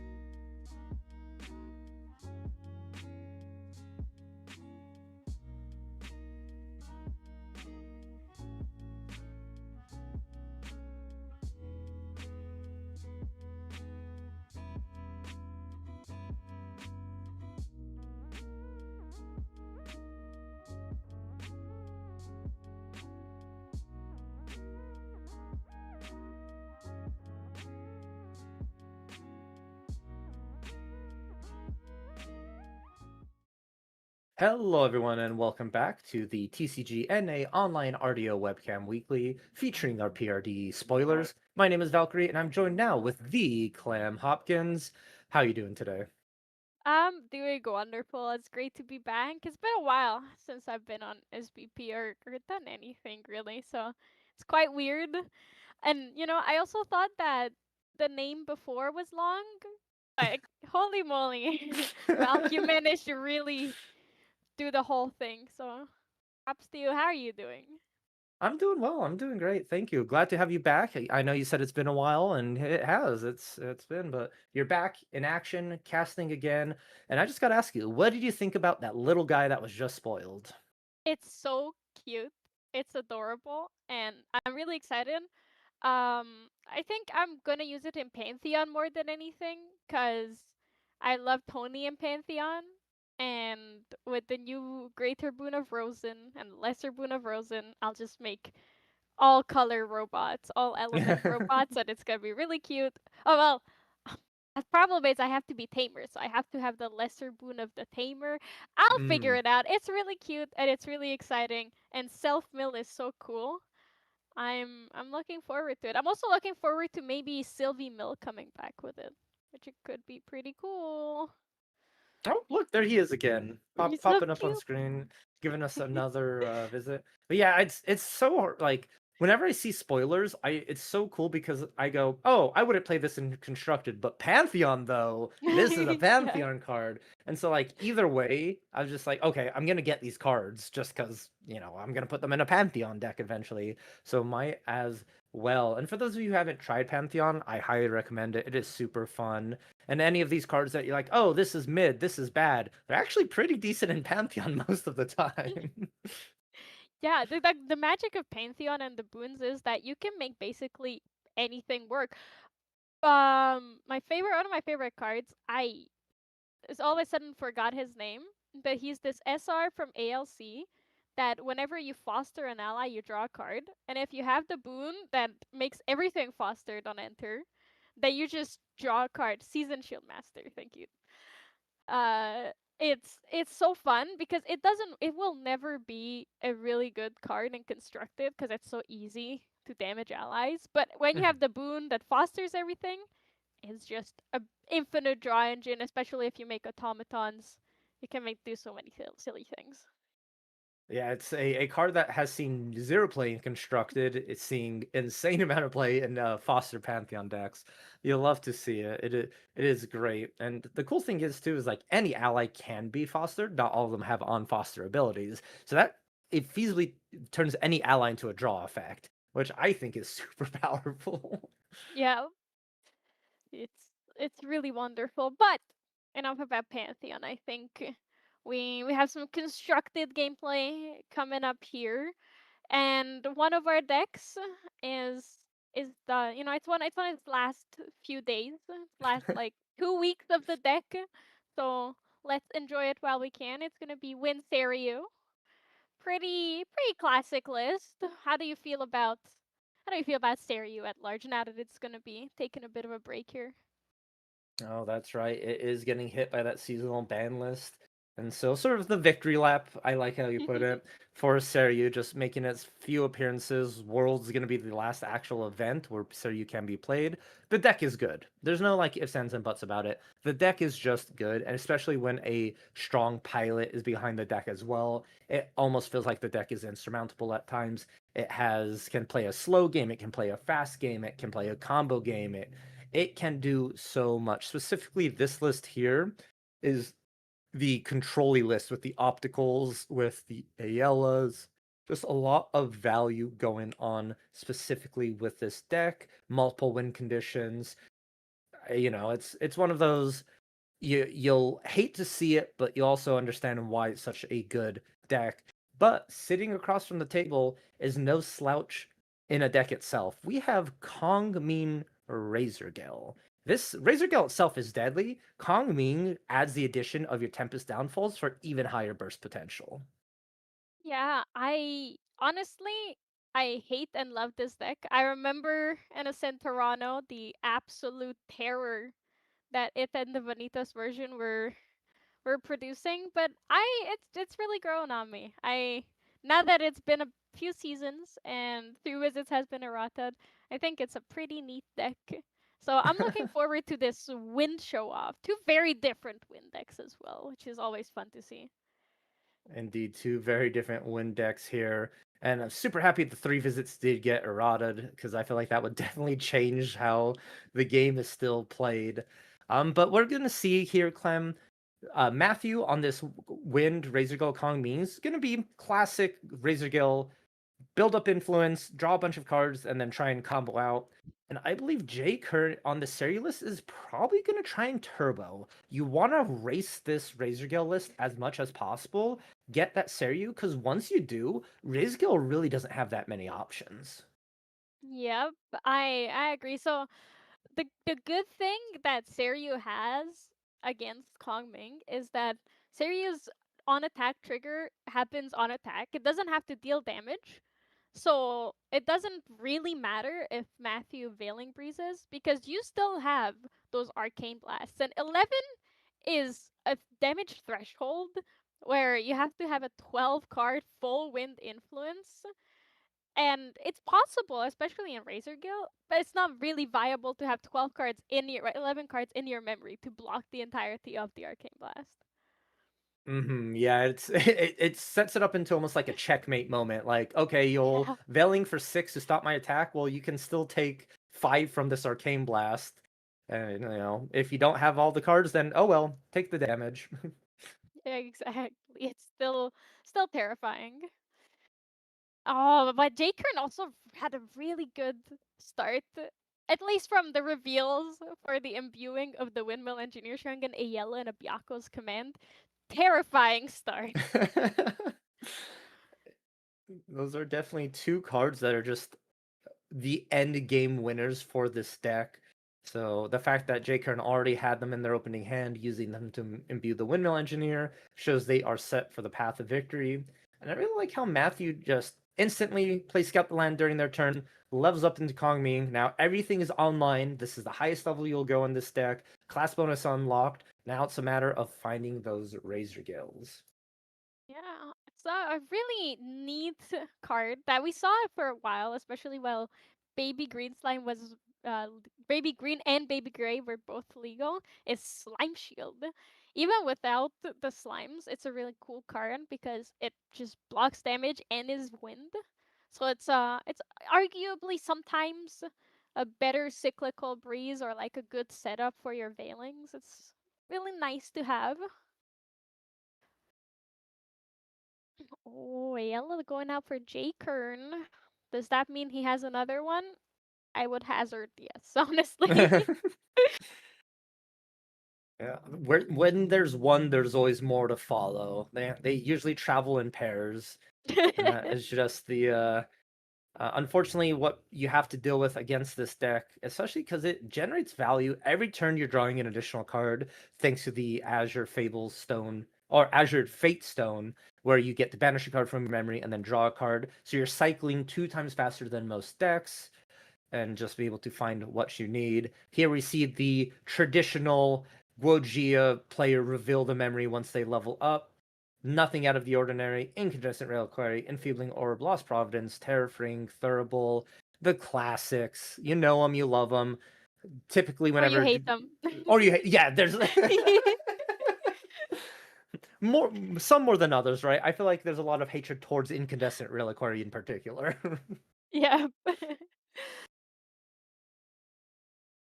Sorry, I interrupted you there, but yeah, it's a classic. You are all good. I was just rambling about material deck cards because the game is starting out a little slow. Both these decks are taking their time to just generate value. There's not too much action going on. Who do you think is How, going to be? Oh, go for it.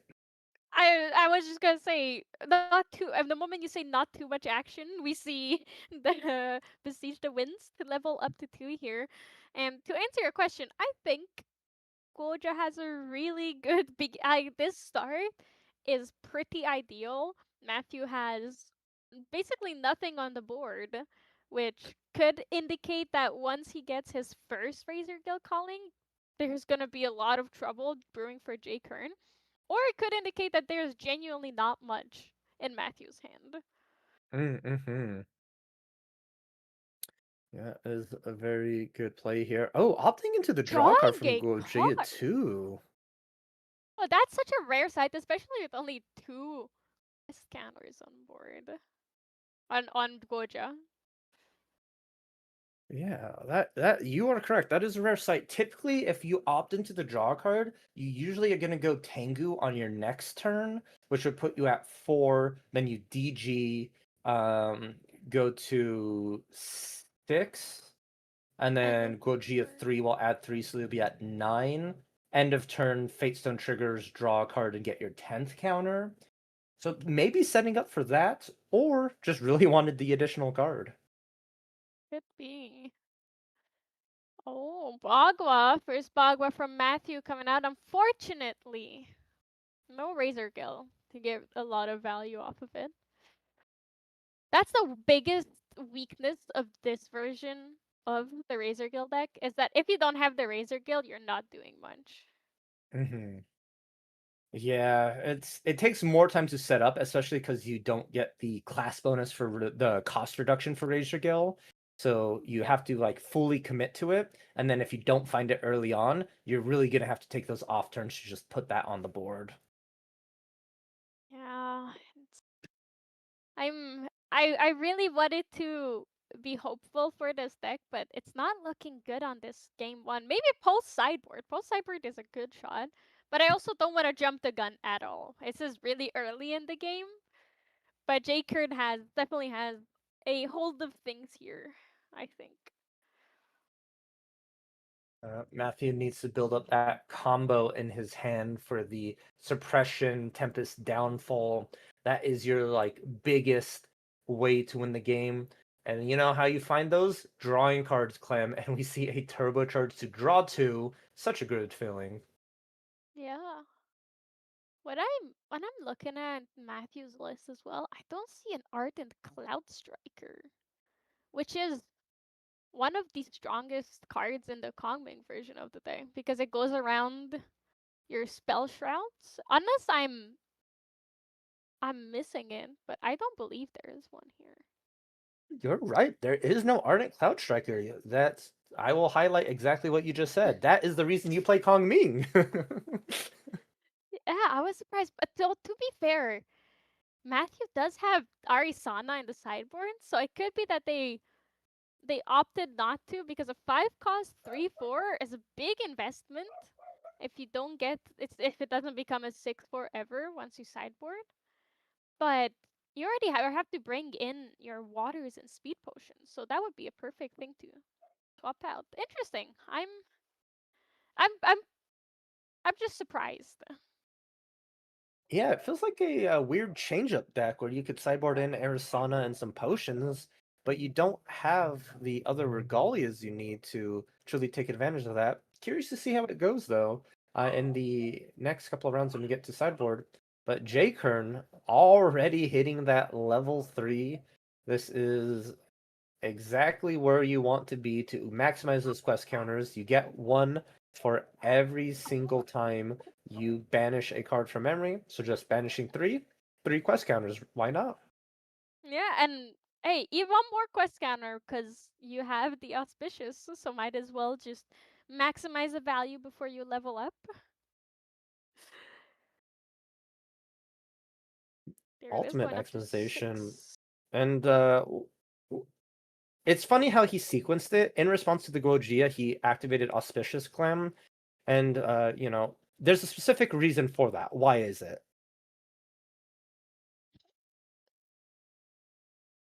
Oh, because after he levels up, okay, I would have to take a moment to figure it out. I have to be real honest with you. I've been trying to avoid Seri as much as possible. But it is because before he levels up, he has less than 5 quest counters on Goja, and then once he levels up and chooses what to do, he will gain the quest counters immediately. So he doesn't wanna risk not getting a quest counter here and drawing a card. Not forgetting your Lost Providence is a really smart thing. That's how you win games, guys. Past that QTE, you got to make sure when you go to that material deck, you hit the A button and pull it out. Yep. It's really hard to forget, especially if you're playing Goja, because you reveal your material deck, you sometimes reorganize it mid-reveal, and then it just gets lost. Get shuffled around. Don't remember its Yeah. exact place here. Matthew with the materialization of the Aventus. And that is coming up. This is a really cool wind regalia. Anytime you activate a wind spell, you get, I believe it's a refinement counter on Ventus. And then you can rest Ventus and remove 3 refinement encounters to get an effect, i.e., suppress an ally, or remove 3 refinement counters to get an enlightenment counter on your champion. Yep. It's really cool with Tempest Downfall. There's another big upside of playing Kongming. Like you said earlier, the free Tempest Downfall is really good, especially with Ventus. So it's gonna be nice to have. Also, I'm pretty sure if I read Ventus correctly when it appeared on screen, it doesn't say as a spell, so it would be able to target Seryu then. Ventus is pre as a spell era of Grand Archive. It came out in Fractured Crown. So yeah, it doesn't. It just suppresses target ally. And we're cyclical breezing, getting some things back, and just passing the turn. Matthew in a good position here. Ace and Protector on board. Ventus online, just needing 2 more refinement counters, sitting at a healthy life total. It's up to J-Kern now to sort of break this lock Matthew is setting up. Yeah. Although arguably with a Seryu flipping any moment here, it is not going to be too terribly hard. When Matthew has 3 cards in hand, although pretty big influence, so there is a possibility of the massive Veiling Breeze.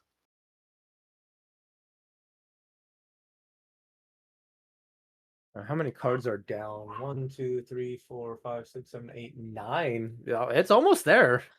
It is Hey, almost there already. and there's 3 in hand, so just has to find a way to pay 2 for Veiling instead of 1. I guess you could go Fairy Whispers Veiling. That's the That's too complicated. That's 2 card activations, well. the lines, they're too much. J-Kern, we're resting our Fate Stone. We're removing quest counters. We are becoming Dragon Tamers. Seryu, online and activated. Ready to start blasting. Uh-oh. Serious command immediately. Oh, we know that he has a Byakos. J-Kern does have a Byakos as revealed on turn 1 of the game. So that is very possible to come in. Oh, and we're pre-rec, yeah, because Reliquary draws, trigger resolves, and then pre-rec you can still do things. So, terrifying moment for Matthew.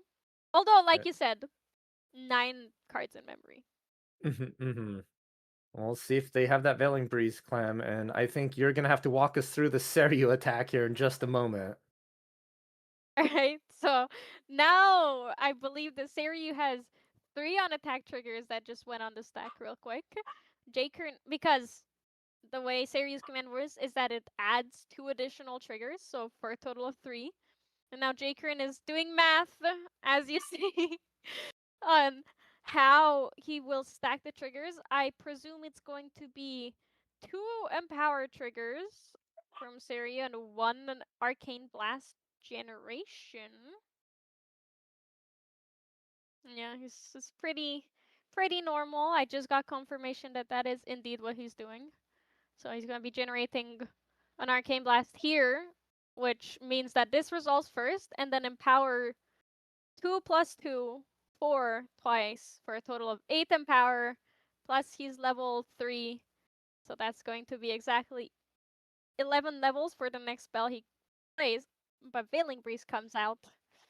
and showing 9 like you counted Valk perfectly.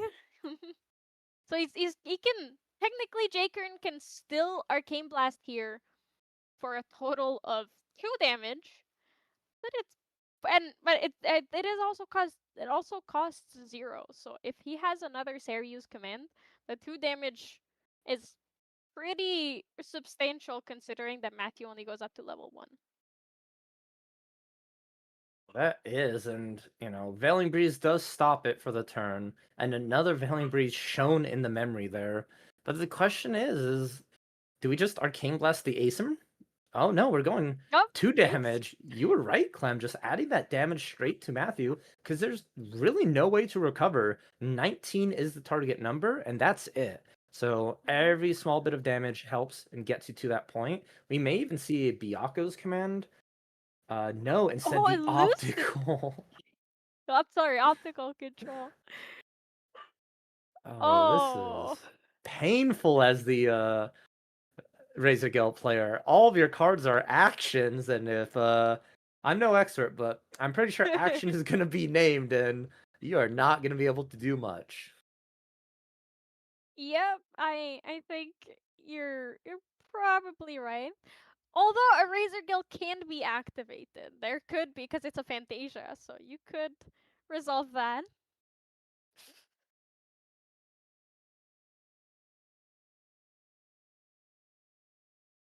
Passing the turn.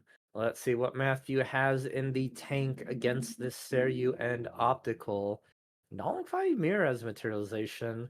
Gonna be shutting off any Veiling Breezes or Imbues on the side of J-Kerns now, which I think is very valuable against Windex. Just stopping that engine that they have free access to is so important. Yeah, especially as a Wind player, you know what Wind can do. You just Veiling Priest for 9. Yeah. It's a game recognizes game moment. You know what Wind can pull out of their pocket. Of course I know what they can do. I'm them. Exactly. Is Matthew Oh. paying the additional 4 for a spell here? Oh no, a razor. You Razor called it, Gill. Clem. You called it exactly. Your actions cost more, but razor gills still cost the same. All right. Well, I will allow you to predict what's gonna happen in the next couple turns. Then Valk, I'm on a roll right now, but gotta leave some opportunity for you too. You are indeed. So now with the Razor Guild deployed onto this side of field for Matthew, once this optical does run its time and goes away, Matthew's going to be looking into cycling every turn as much as possible, activating spells, dealing that damage, and just getting cards deeper into that deck. And at first, it's like death by 1,000 cuts. 1, 2 little cuts, doesn't matter. And then slowly you go, oh, I'm almost dead here. And they go, okay, well, I'm gonna just draw a card. You take a damage. Draw a card, take a damage. Draw a card, take a damage. Oh, you're trying to kill me, Veiling Breeze. Deal you a damage and win the game. And so it is a clock that isn't quite slow. So Jake Kern's gonna be looking into having to either close out the game within the next few turns or try and remove this Razor Gale off the field. Yep. Think you also pretty much predicted what's gonna happen. So let's see how it goes. Oh, J Kern's board is pretty terrifying. Even if you have 1,000 cuts and a lot of protection. Your user packs a big punch. It's just over a calming breeze.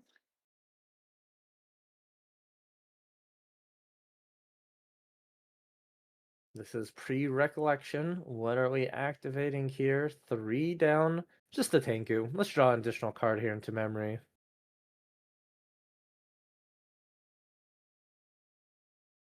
Sounds like a plan. Pretty sure this incandescent reliquary is still going to trigger here for J-Kern, even with all these draws, just because Matthew has so many cards. Yeah. Oh, Bagua!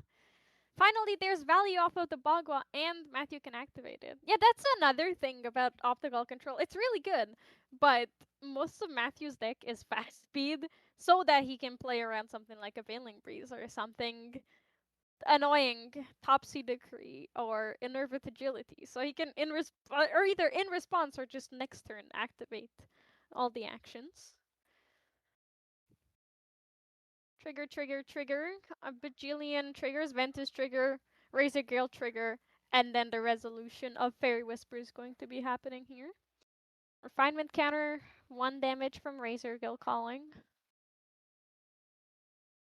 Now, Matthew doesn't have enough cards to kill Jaker in here.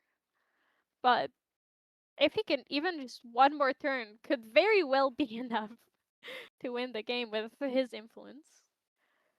Yeah, it just adds up. Just every card cycle, every activation, one after another. Finding the innervate off the top too is extremely important. That spell shroud, super, super handy against these arcane blasts.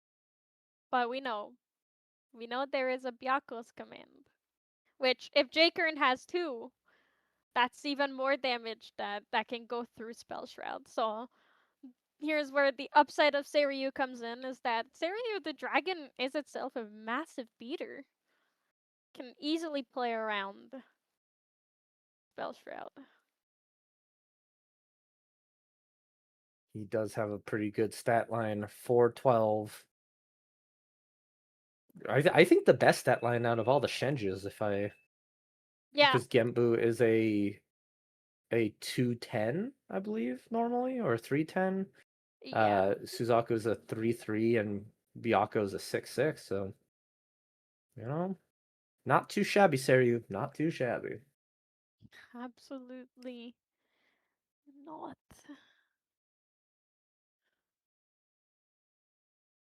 I'm I'm I'm really interested to know why it's the biggest. Cuz logically the turtle should be the highest health ally. But no, this is a Mm-hmm. dragon.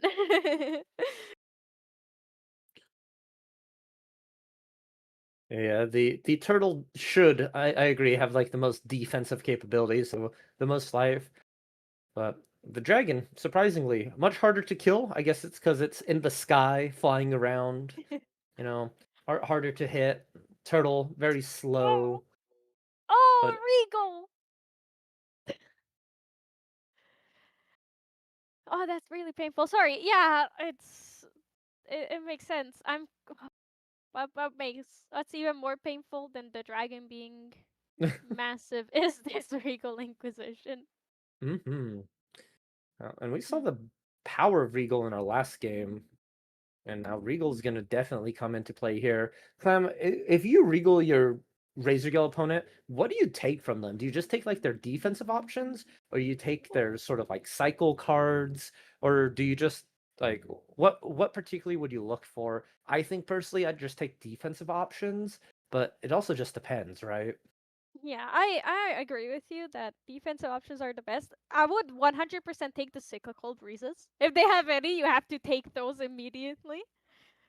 Um, and if they have any additional Razor Gills, I would take those too. Now, there's Mm-hmm. always the risk that they just draw another cyclical, but I think it's still better, especially if you take a bunch of cards from them.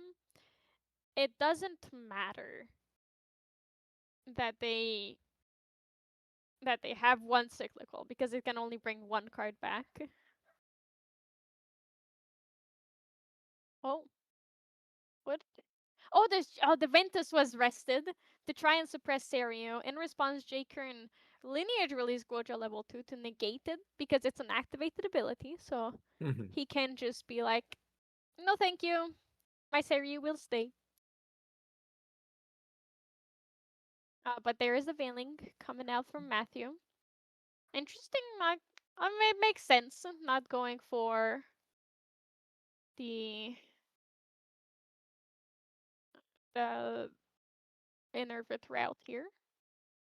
Yeah, but unfortunately that innervate is going to be taken away Yeah. just from this regal here. I see a cyclical revealed.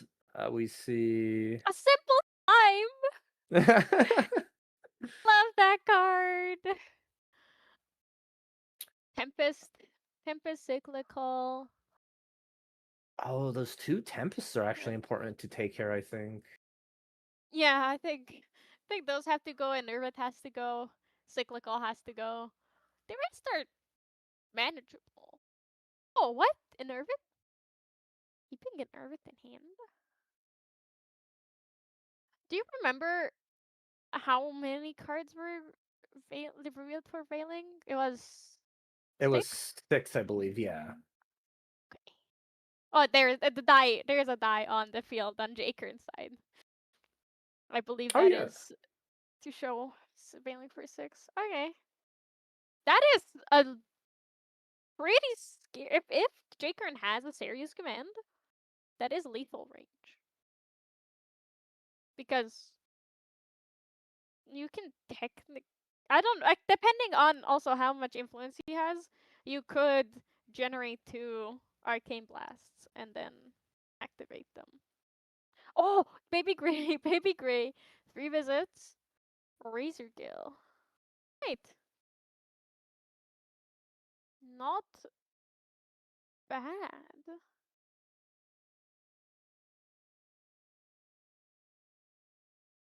Simple It's Slime probably doing his best in that memory, which I find very funny. Seeing those baby gray, those make sense. It's part of the slime draw package. yeah. Unfortunately though, simple slime can't attack. It's downfall. Yeah, just swinging in, generating an arcane blast. I believe passing the turn. With you 3 visiting here. It's a lot of visits if you ask me. At least the 3rd visit. Oof. Yeah.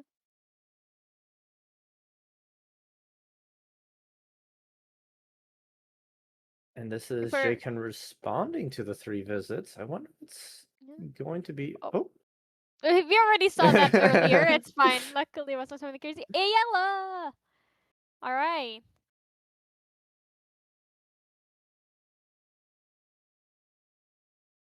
Pressing the Oh. Ventus. I Alright. like that a lot. Yeah. Especially because it's end of turn, that Ventus is gonna be gone for a while.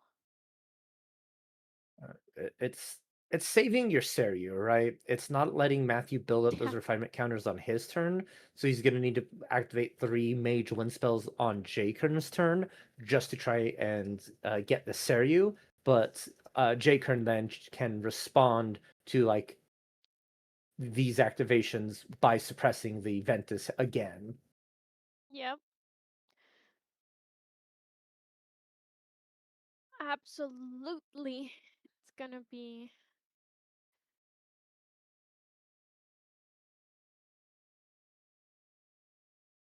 interesting to see. Oh.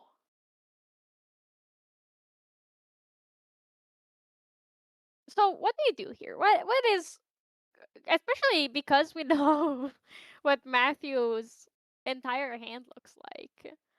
There is not too much dig in there.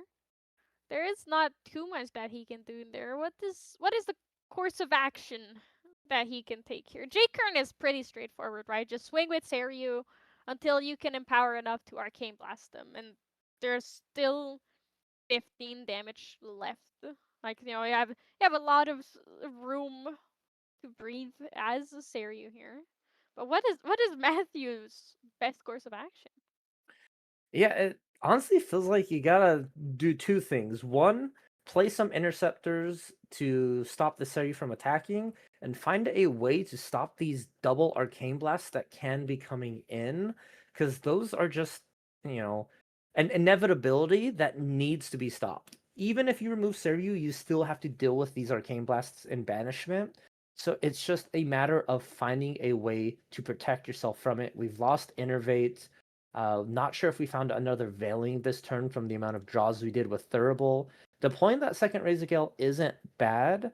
It is just, you know, it takes time. You need to activate win cards, and Matthew is really just trying to play stay alive. Yeah, I agree. Which is really unfortunate because this is not having. We know that Matthew doesn't have a full wind influence anymore, and so this is getting pretty rough to defend from those continuous blasts.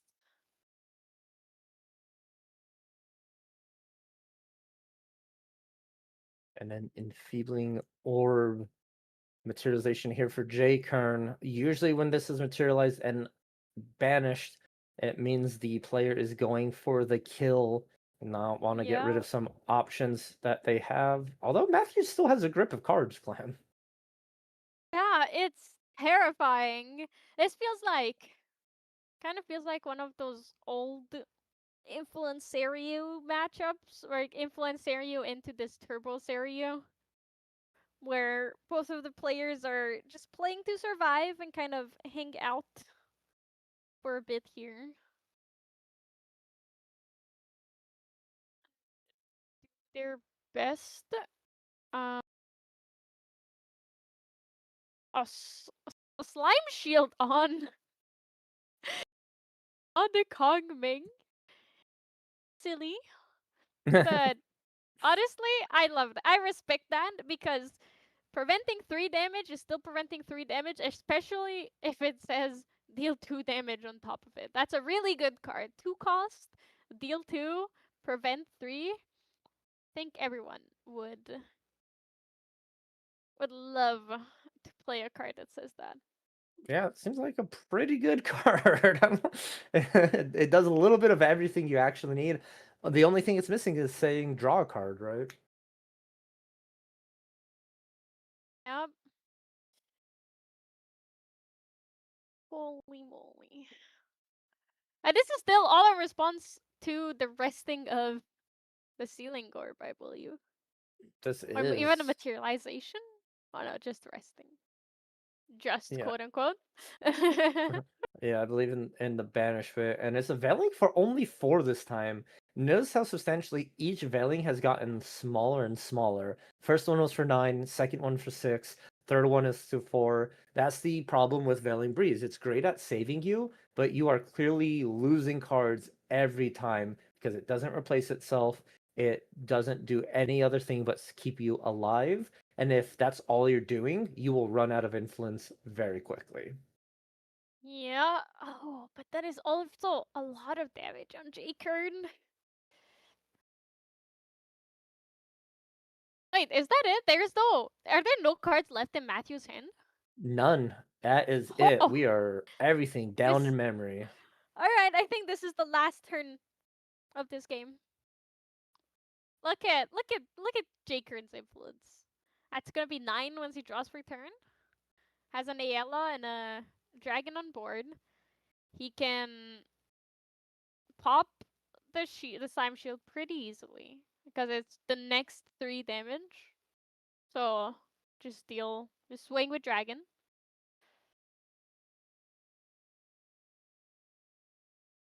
Oh, so all of this was in response to the incandescent reliquary trigger. So it wasn't even.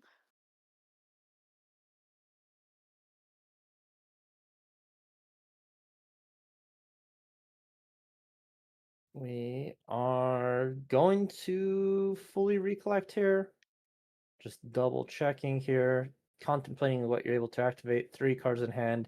If you have a command, this is the perfect time, which I think we are going for the Serious command.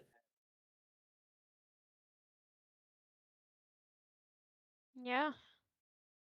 Right. I think Matthew's also doing the math of, all right, what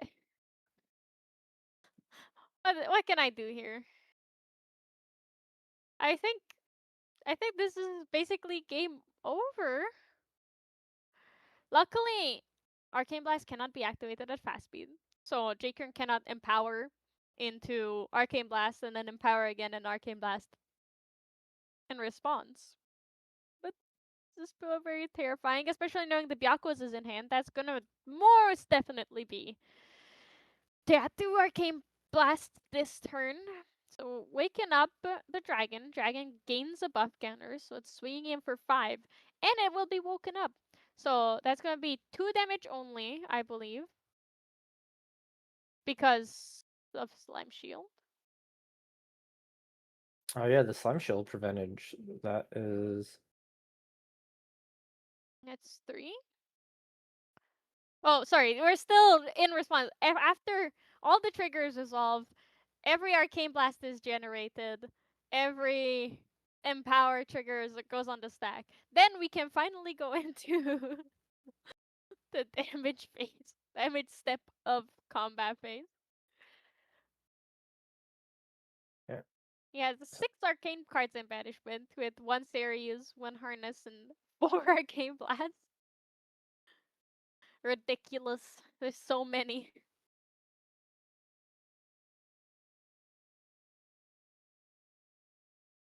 We see the first activation of Arcane Blast for free. And so how it does is it goes through the Veiling Breed reduction, and then anything that gets past the Slime Shield goes ahead and gets rid of. So this one is only going to be hitting for 5 in total. As 4 is blocked, or I'm sorry, 4 in total, as 5 is blocked, or 4 is blocked from the Veiling and 2 is blocked from the Slime Shield, so 6 blocked in total there. Yeah. But now, Sirius swung in for 1 after the Veiling. And then up to 13 damage now. We're at a point where next Sirius swing is for sure lethal. Oh yeah. But Mackey's doing great.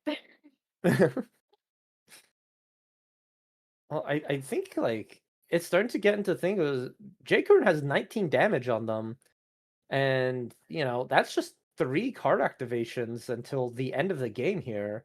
So J-Kern has to have a defensive option against Matthew on this turn, otherwise he just swings the tide of battle, surviving the dragon onslaught and going straight into clutching victory from the jaws of defeat. Yeah, every time I hear that saying, I think of clutching defeat from the hands of victory, or like the reverse of it, and it makes me giggle. But yeah, it very well, it very very very well could be.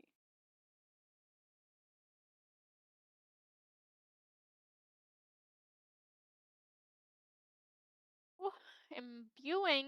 That's 2 more Razor Guild triggers because every wind card played is 1 damage. So nice windmill engineer here.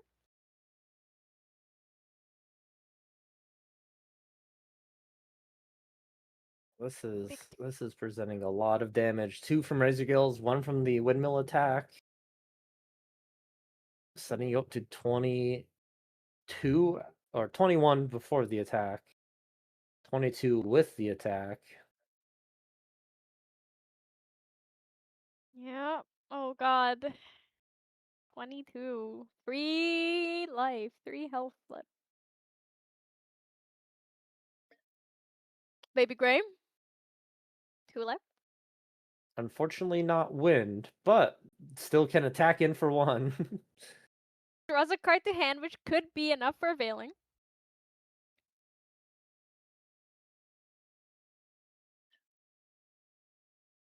Oh, this is where it gets so scary. If you go to 23 against a field with 2 Razor Gills, any activation will put the 2 triggers on the stack. Then if your opponent tries to respond to stay alive, you just activate another win card to put 2 more triggers on the stack. Yeah, that has to... Oh, but if you Ayala here, that means that they will get to draw again at the end of turn, and then they can play 2 wind cards. So this is the catch-22 kind of. J-Kern cannot win. 23. 23. They can't even innervate agility anymore because they lineage released. So if they innervate agility, they die because they will be at 18 damage counters. Yeah, wait, you won't die. They will survive on the 1, which is not manageable, considering in response to your Enerva's agility, they just play anything. You go down to 18, and then there's 2 Razor Gale triggers waiting for you when you go to there. So it is a tough call here. But J Kern showing what we have in banishment. Still 6 arcane cards. This is crazy. I've never seen Sayu with so many arcane cards banished. Yeah. They have had a really good game, and now I wonder what's in their hand. What is in Matthew's hand? What if Matthew has no fast wind cards in hand? There is a tiny, tiny, tiny chance that that is a thing. Unlikely, but possible. Oh. Okay, Thurible. In response to Thurible, will Matthew do anything? Reliquary trigger, it seems. Anything in response to the reliquary trigger? Drawing from reliquary. Every single you literally cannot just say I'm gonna do this and in this game because Matthew can just be like in response I'll kill you. Terrifying situation for Jake. It is. You have to be so careful. Just playing a card out of order, just not at the right timing, can spell doom. Just activating the Sturble is scary.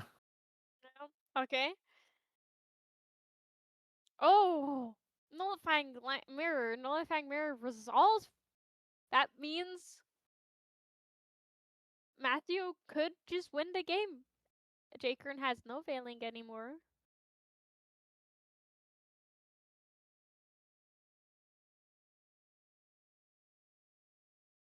We're also notably almost 45 minutes into game 1.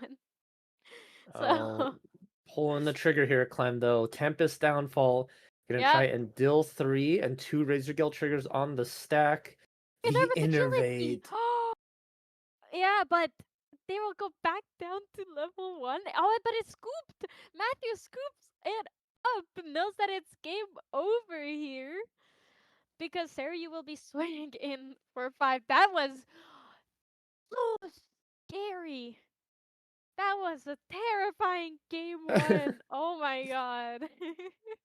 That was a very long game 1 as well, as you mentioned. We were almost about 45 minutes into that game 1, and it got down to the wire. It was legitimately, if J Kern had the defensive option, they stay alive and win the game. If they did not see that innervate, then it would have been game over, as Matthew cornered them into that trap with those double Razor Gale callings and the nullifying mirror to stop any veiling breezes. Yeah, holy moly. Now, I've been staring at Matthew's sideboard for a bit. So, if you don't mind, I'm about to go on a bit of a tangent. Go for it. There is an Arisana here. There is 2 speed potions, 3 distilled waters, 4 bandits, 2 protector raccoons, and 1 calming breeze. For viewers that are really speedy at math, that is exactly 15 points. The main deck has no Polaris or Essence Crucible, which means Matthew only plays Arisana to have the Cleric class bonus and then uses the potions just for their effect. It's like drawing a card is good enough, which often it is. If you want to go turbo, it is enough. But it is such an interesting twist on the genre, I guess, of Razor Gale, of playing Arisana in the sideboard, playing the potions, but opting not to go for the bigger damage. Rather just being like, alright, I like the things I have. I want the class bonus so I can kill even faster. So I believe that that is going to come in. I don't think Bandit will come in because Seryu has some things. It has some fold, some graveyard interaction, but not enough where it would be relevant. Although the damage from Bandit just being Bandit is really good. But I think we're gonna have the 5 potions and Arisana come in just so Matthew has a chance of drawing this game out and not losing. Hmm. I like that. It's also, you made me chuckle a bit when you were talking about the potions. Playing potions as they are truly intended, just to brew and draw. None of this crucible or any of this secrecy at all about it. But man, that is. We'll see how and why this Arisana is in there and like what it actually does. And even if they are bringing it in, and over on J Kern's side, looking at the sideboard, it is, classic Seru. We have Censors, Blanches, Expels, Morgans, Mirrorbound Covenant, and Snaring Fumes and Eternal Magistrates. 100% these Blanches are coming in. These are definitely needed. The Raziel needs to remove Blanches before anything happens because you have to target a champion with Razor Gale. And so you can't hit any allies, so that means Raziel has to find a way around that Blanche. Yep. And I think the Mirrorbound Covenant is also going to come in. It's one of my favorite cards in the game. It's very reminiscent of like prison type decks and taxes decks that I really like. So I'm happy to see it played in a standard format. But I think it's gonna come in because, like we saw in this previous game, Matthew had a lot of value. Like Matthew got a crazy amount of value from just having 12 cards in hand.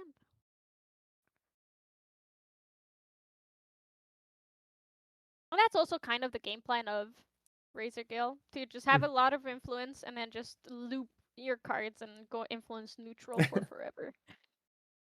Yeah, you say Razor Gale. I also feel like that's just what Wind does in general right now. They are True. the master element of, they're the master element of just like generating that value. Razor Gale taking advantage of that graveyard, more of the cyclical breeze. Such a good card, and I feel like a lot of decks could have access to it if they really wanted to, since a lot of your big, powerful spells or wind cards are spells. Veiling Breeze, to be example. The fact that if you run Cyclical Breeze, you're running 8 Veiling Breezes. Yeah. It's really scary when you realize how good cyclical breeze is, because it just means that any spell, which is the majority of Matthew's deck, is just gonna have an additional 4 copies. With some restrictions, but for the most part it's an additional 4 copies. Now, you mentioned Blanche earlier. One of the good solutions to Blanche is Dream Fairy. Unfortunately, that's also a card that Matthew doesn't play, opting for a more aggressive and spell-focused deck. So even that is like Asen is the best solution that Matthew's deck has to Blanche if they want to deal with it ASAP. Windmill Engineer Squabble. Jakern coming out on top. That's some Windmill Engineer on Windmill Engineer violence. We don't condone that. That's workplace violence. You shouldn't hit your fellow engineers. Engineer on engineer violence. Oh, another one. Will that also kill an engineer? When does it end? No. I wouldn't want to be an engineer in this work climate. Oh, reclaim. It's saved. Whew, our HR stepped vacation in. time got, yeah, it got approved. HR doing their job here, saving our engineer on J Kern's side.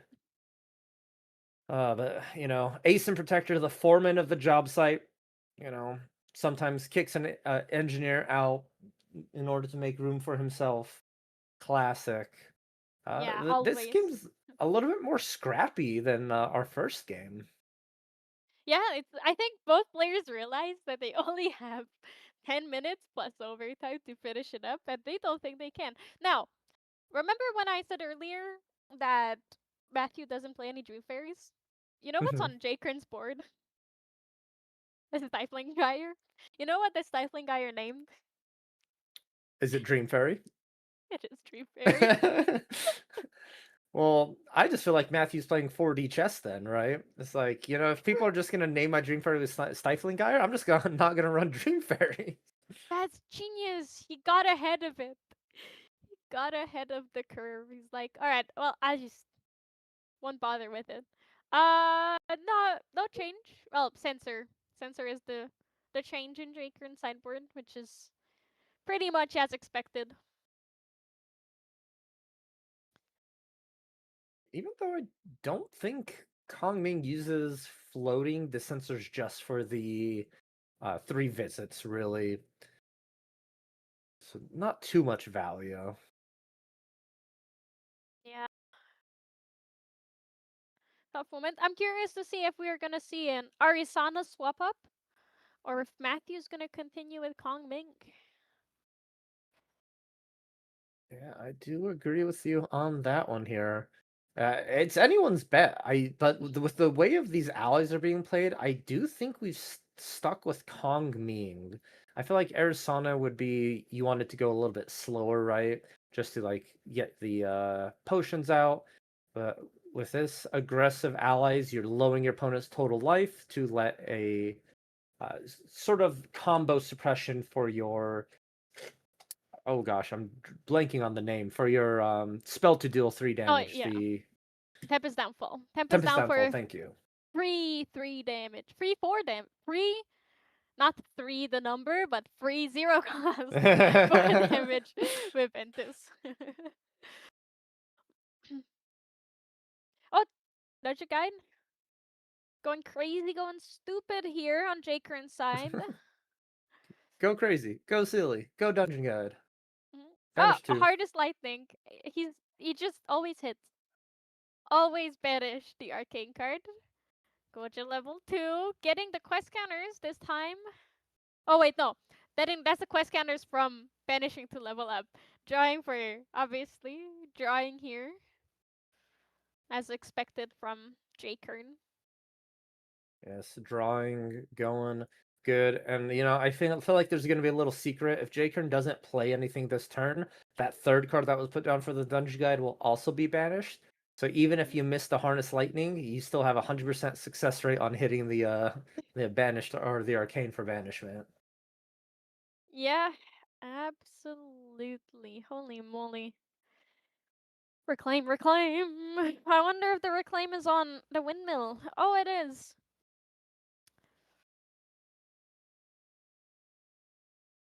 This is definitely a faster paced game than last game. There also feels like players are thinking a lot less, or spending time thinking a lot less.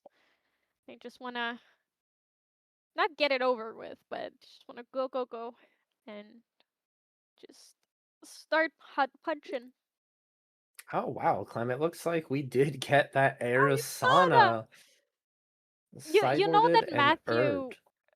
You know that Matthew's not an Arizona player because they don't have the CSR, but they have the Kongming CSR. I thought you were gonna say they're not an Arizona player because they don't have an herb tracker. Because if you notice, all the Arizona players have like their cool little herb tokens or special like herb board. But Yeah, nope, this just Matthew just says dice. It's a 3 and a 4. What's I at one point I used to know the names and the effects, and then I forgot what the herbs. Like I know 1-2 does the same thing. 2 yeah. 3 4. Frasier One, and two are your levels. 3, 4s are your recovers, and 5, 6s are your draw put on the bottom.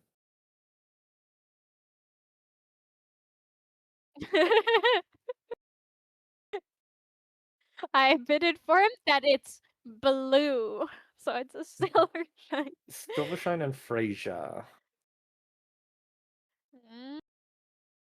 Okay. Frasier does not feel like a root when you say, because it's always one flower, one root, right? The 1 and 2 are roots, so you have Blight Root and Mana Root for your 1, Oh, I 2. thought it was one flower, one root, one flower, one root, one flower, one root. Oh, gotcha. Huh. Yeah, I think it's root, flower, leaf. I Oh think yeah, five you're six right. are. Because leaf. Oh yeah.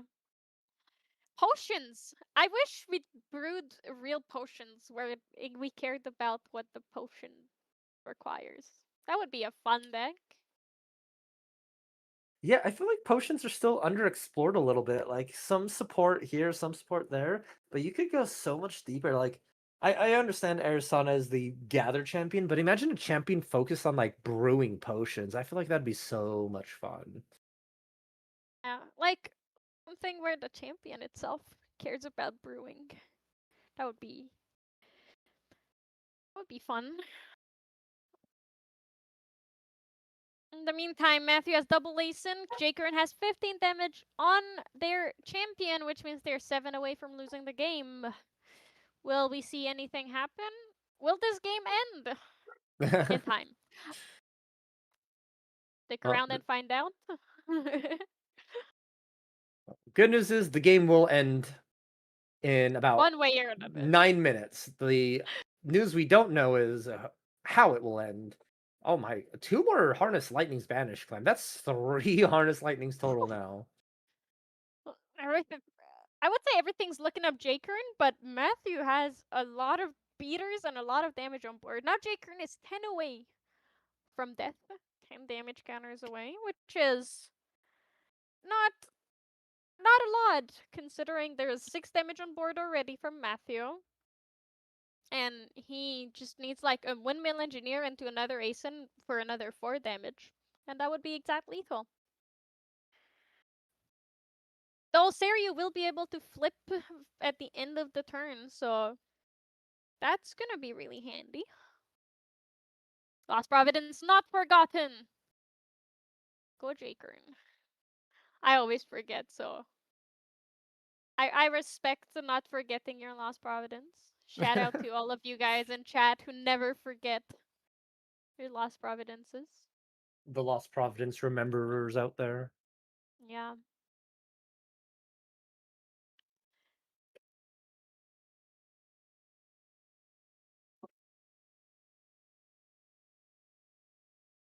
Ooh, Fatestone of Heaven. I really like this card. It's super cool.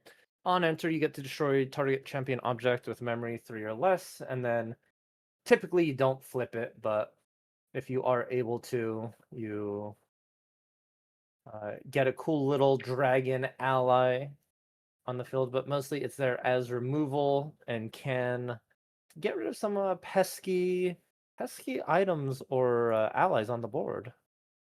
Yeah.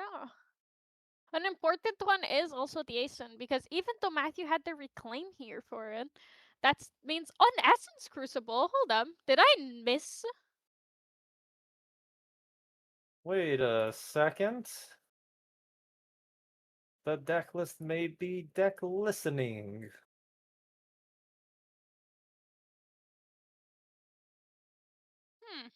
I'm double checking.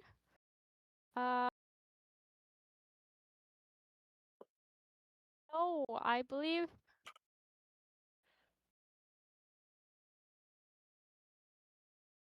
And we are Yeah, so it seems that they intended to play Essence Crucible, but they forgot to add it to their deck list, which honestly happens sometimes. You just grab the wrong version of your list. That makes a lot more sense for why Arisana now and why potions. Everything everything so, is explained now. sometimes you make the change in person, but you don't online to your deck list. I'm Yes. such a I do that all the time. I'll make a deck list online, and then as I'm building the deck, I go, "Oh, I could just swap these cards out, or add this, or change this," and then never go back and actually change the list online. Yeah, I'm guilty of that occasionally as well. Or another thing that is easy to forget, I think, is if you have a divine relic in your sideboard and your main board, and then you put it in the main board, because you're like, oh, in this matchup this is so good, and then you forget to take out the other divine relic. That feels so bad when you realize when you like go to materialize your first card, and you're like, oh, that's unfortunate. I did not mean for this to happen. Shucks. I'm I gonna give had a to call shout a out to one judge. of my locals, Clem. And like I'm gonna like I played against my local many times, like for weeks, but they were playing a deck with Looking Glass. And they also had Grand Crusader's Ring in the material deck, but no one called them out on it because we were just like it's just he only played Looking Glass for one specific card, which was the domain that's able to search for other domains. So Oh it's just yeah. like it's no other interaction with it. Like he starts a game with it flipped on the table all the time and like that. So when he materializes GCR, you're like, oh, that's your divine. And I'm like, Yeah, okay, yeah. we're good. And then I feel like one time I was at his house just helping him test the deck to get it better, and he goes, and I was suggesting like, oh, you could run like Return to the Archive to sort of get that. Like, yeah, let's try. So I'm pretty sure he like returns to the archive his Looking Glass, and then next turn materializes GCR, and I go, wait a second. Oh no! Looking Glass is indeed a regalia. Oh. Oh man, but it looks like with that, it was ruled as just a game loss since they were heading into overtime here. A deck list error. It happens. You know, it is unfortunate. So Serene is going to take that 2-0 for our round two. Now, I think this is just one of those. It's a friendly locals. It happens. You still be able to play. Just make sure you always double check your lists. Very important for when you go to an ascent. But Clem, something's about to happen very soon, and I'm super excited for it, and I hope everyone else is as well. Keep your eyes on the screen, peeled, focus. Who knows? It's going to come in from the left, come in from the right, the top, the bottom, fade in, fade out, zoom. It's going to be somewhere, Clem, and when it pops up, I need you to tell me what it is. Oh, are you gonna close your eyes? Do you want me Yes. to read the card? You close your eyes and I read the card for you, and then you tell me what you think the art is, and then if Okay, you're right. we'll do Okay, that. I like it. I like it. it's gonna be 30 seconds. Oh, like 20 seconds. So that's gonna be a long thing. But you asked Needful earlier, so I will ask you. I know you speculated last round as well, but hey, I see you peeking. I see you peeking. Speculate about the card, Sir Valkyrie. This is going to be a 2-cost action norm, and what it's going to say is if you control a power cell, you may activate this card, and if you do, draw a card into your memory. Um, it is a 2 cost. It is an action. I will tell you its name, and then you will correct the rest of it. It's called Anian Reclaim. What's the element, and what does it do? Oh gosh. It was what, reclaim Amian? Anian, yeah, like the Anian spells that you care. Oh. Is this an Exia spell that is a return an Anian ally to or an object to your hand, and then it has floating memory? It's way better than that. It's wind. It is return an ally you control, target ally you control to its hand, and you draw a card into your memory. Ooh, level That's 3 uncounted. class bonus. Yeah, but it's technically a level 1 class bonus because it is an Anian spell, so you level up to Dante level 1. You have your test subject, you play this, and then you draw a card into your memory. Pretty I good. like that a lot. It actually really works well with other mage cards because you could run the I forget the name of it, but the Apprentice Aeromancer where on enter and power 2. So you could True. play the Apprentice Aeromancer, Anian reclaim it, draw a card into your memory, and get the Apprentice back to your hand. So it's sort of a uh build your own. Man, I like that. Really cool. Gonna be super fun to play with and brew. Yeah, but I heard a whisper that there might be another card locked and loaded and ready for us to take a peek at. And my eyes are open for this one. Your eyes are peeled. You're watching the screen right now. Oh, Oh, it's oh, oh, that's so cute. That's basically a Kongming. That's basically an ally Kongming. Look at her. She's really cute. And she has a dog. I was gonna say cat, but dog. dog. Blightheart Thaumaturge. Thaumaturge. in my defense, English is not my first language, so I don't know how to pronounce these funny words. That's a good card. It's a 3-cost 4/3 on the turn it comes in Yeah, that Dante. really strong. If you control an Elysian object, Blightheart Thaumaturge gets +2 to end of turn.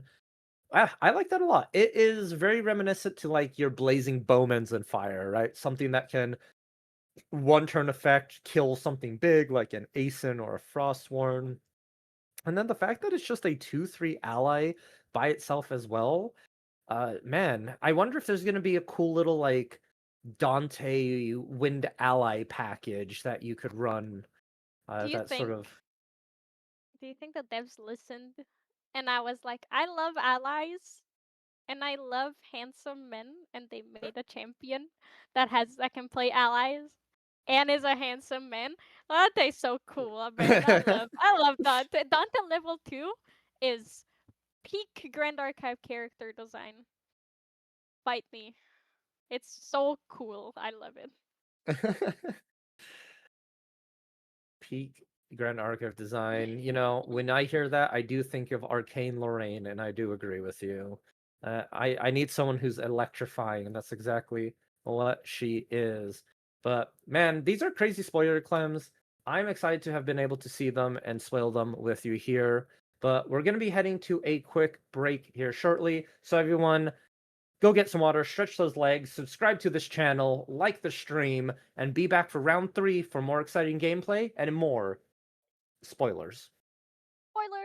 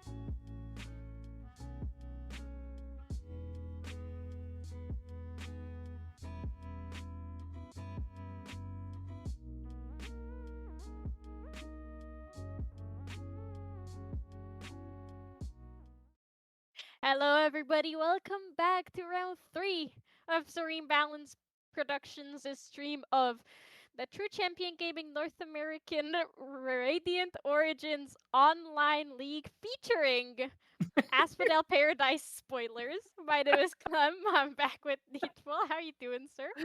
I'm doing well. I'm doing well. I think that might be the longest title I think I've ever heard in my life. Yeah. Oh boy. That's crazy. But no, this I will say, I was not expecting the mage support. I was also not expecting Reclaim 2 Electric Boogaloo, but hey, we've now got Reclaim 2. It's better Reclaim. It's better Reclaim. You know, all your Razor Gale Kong Ming dreams can be replaced by Dante. The vastly superior mage. Fight me. I'm I not ready for know, I'm Dante kidding. I'm Razor kidding. Gale. I'm kidding. Don't fight me. Sorry, Stella. No offense. I just like Dante. Listen, I Wait, don't I like am. edgy men Razor Gale. I'm tired. I listen, one edgy man Razor Gale was enough for me in a lifetime. Dante? Okay, no, you're not telling me that Dante and Vanitas are the same type. How many?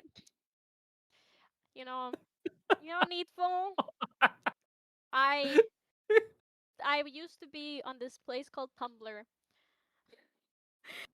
So I'm used to the Tumblr sexy man trope. Vanitas fits that perfectly. Dante, eh. What tags are we throwing onto Dante? What is our art post gonna be tagged for Dante? Dante is definitely into Virgil, so he would be a gay guy. Okay, all right. The Tumblr, you know how Tumblr always ships the two straight male leads in anything. So in Dante's case, it would be Dante and Virgil. They have to be dating, and then Dante's on his revenge arc. So you're saying Virgil is not Lorraine in this world? Because it kind of feels like that's when they set it up. Is Lorraine is Virgil for some reason? Which That we've would already be crazy. listen. We've already said if you play Arcane Lorraine at your locals, you need to have a speaker with you, and every time you go level 3 Lorraine, you have to play Storm as Approaches. Like just have it. Like just click the button, and they go, "What's that music? Is that the Storm of Approaches from the Devil May Cry Ascent series?" You're like, Dallas "No, is gonna be crazy. nah, not that I know of."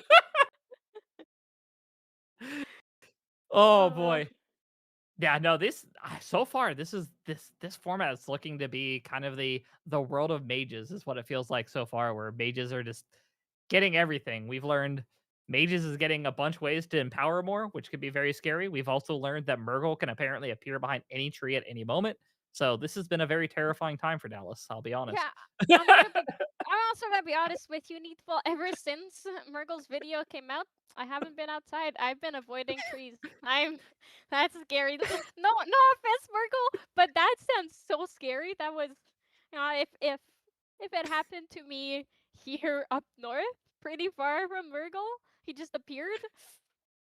Yeah, luckily Oh, we don't have too many trees in our area in the DFW range, so we are in the lucky boat of we kind of can predict where Murgle's going to appear from, but it could be at any moment. So anytime there's a card shop with a tree outside, we're a little worried all the time.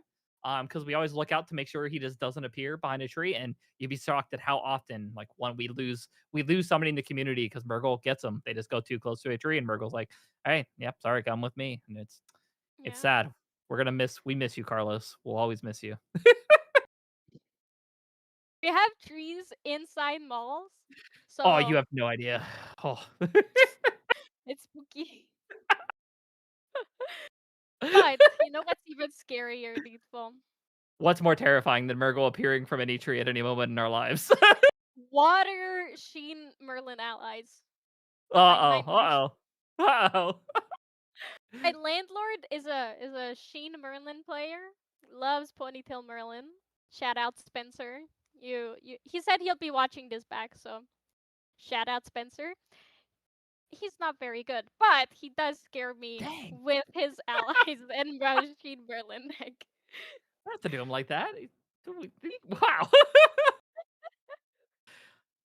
But yeah, going against Water Fractal Daochan, a list that we have seen kind of come back into power since some of the meta shift we saw with Water Diana losing a little bit of that traction, kind of Water Fractals kind of creeping its way back in, as well as not only next set, Water Fractals could become much stronger as well. Giving the opportunity to potentially duplicate fractals, a new one cost fractal coming into the deck. So we have not even seen this deck at its true form yet, but we are going to see it tonight show kind of what the deck is capable of still, and why it is still a deck you do not want to underestimate. But of course, going against this very unique Water Allies list, opting to play 3 of everything rather than 4. So getting as much value as possible is what it seems. Yeah, and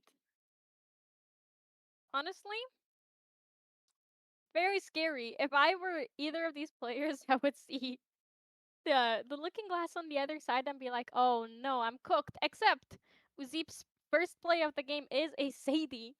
So Zillionitis probably knows that something's up. Something's unusual is here.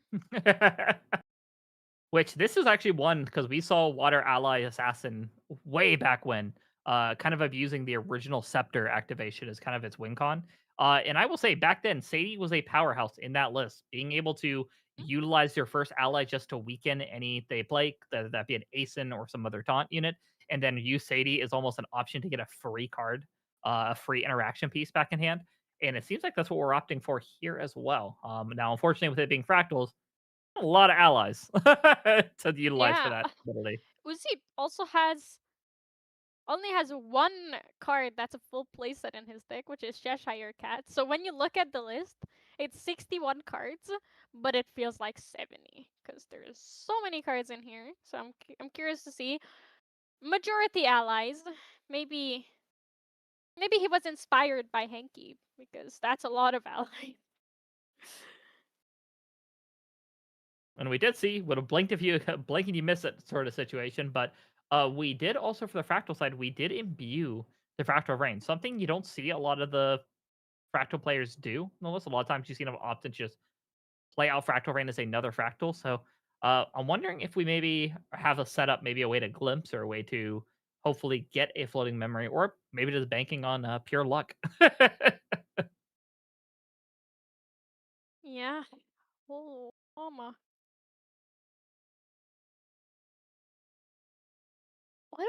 We can still see what it was imbued by, and I feel like Zilly Knight is kind of showing off that they already have the Burst Asunder in hand.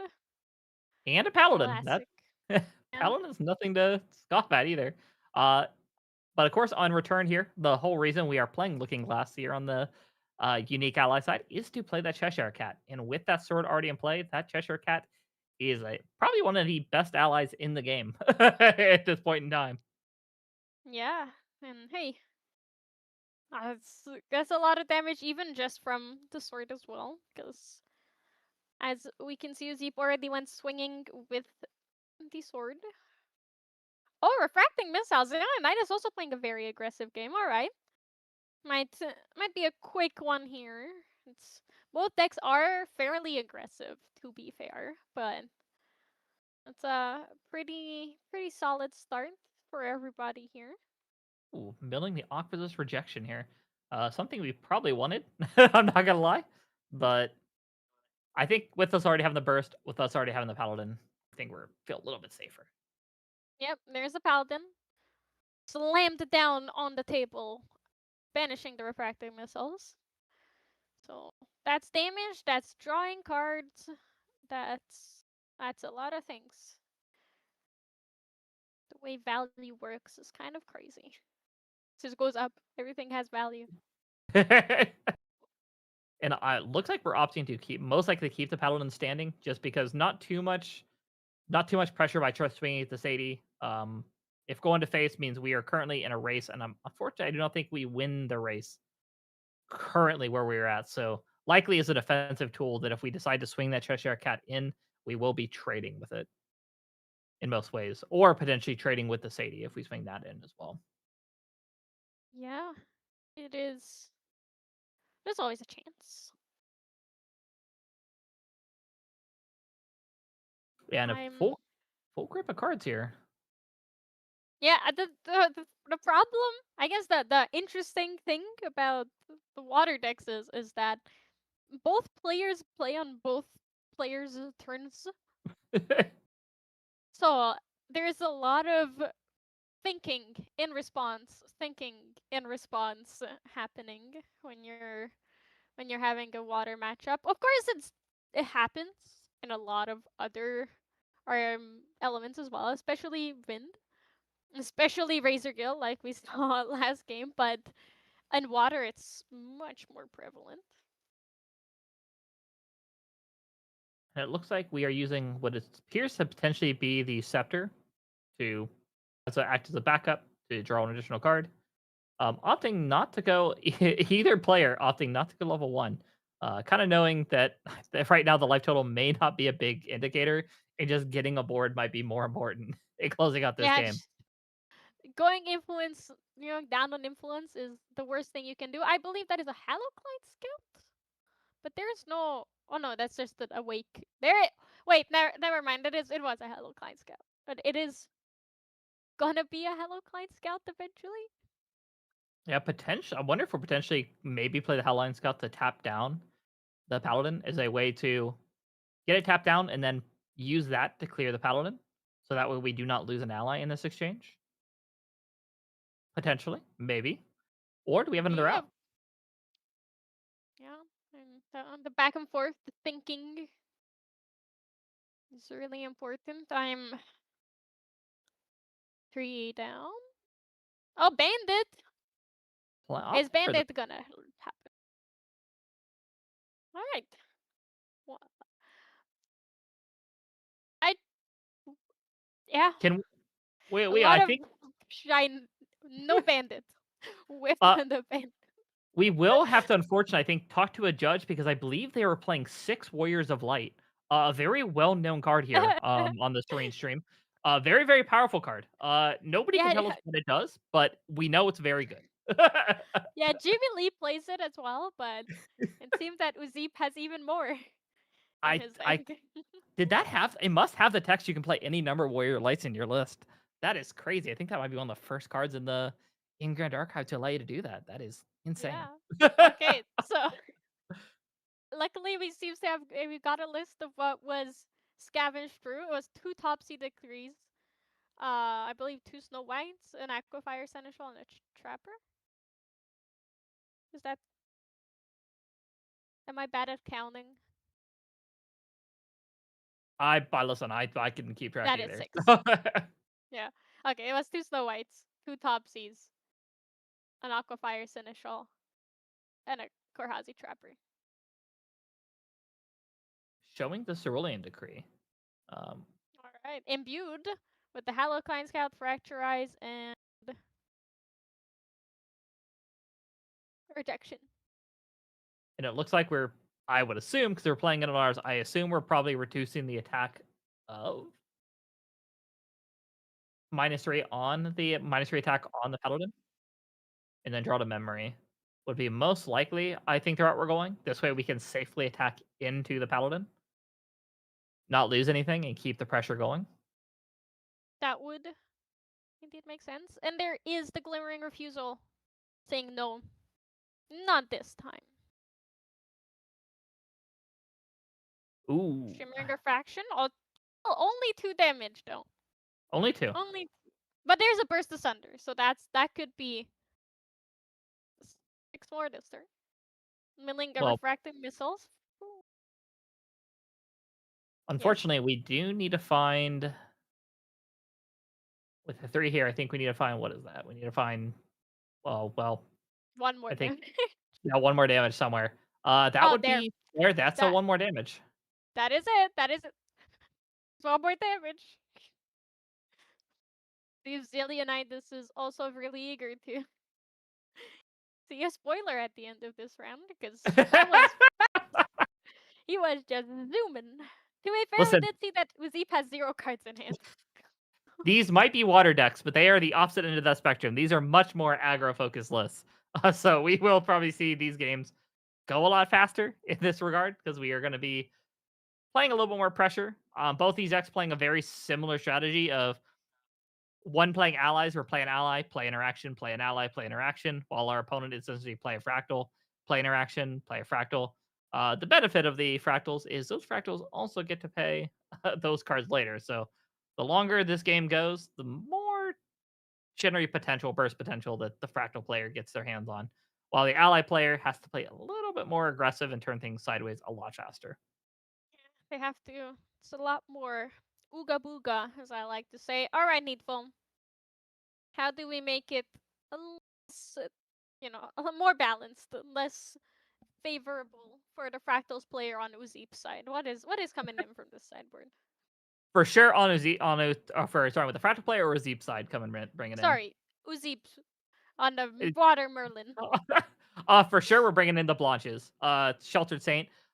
Blanche in this matchup is a little bit odd, an oddity in here, but it also was a very powerful effect of being able to play the Blanche and force our opponent to either play an ally and attack into Blanche, which most fractal decks, a Paladin is the only thing to really safely clear it, or we essentially can force our opponent to use one of those really needed spells, playing either the Missile or playing the Shimmering is a way to clear it out, and if we can play one of those and it's not going to our face, that essentially works as a weird spell taunt, as we might want to do a callback to what we've called it before in the past.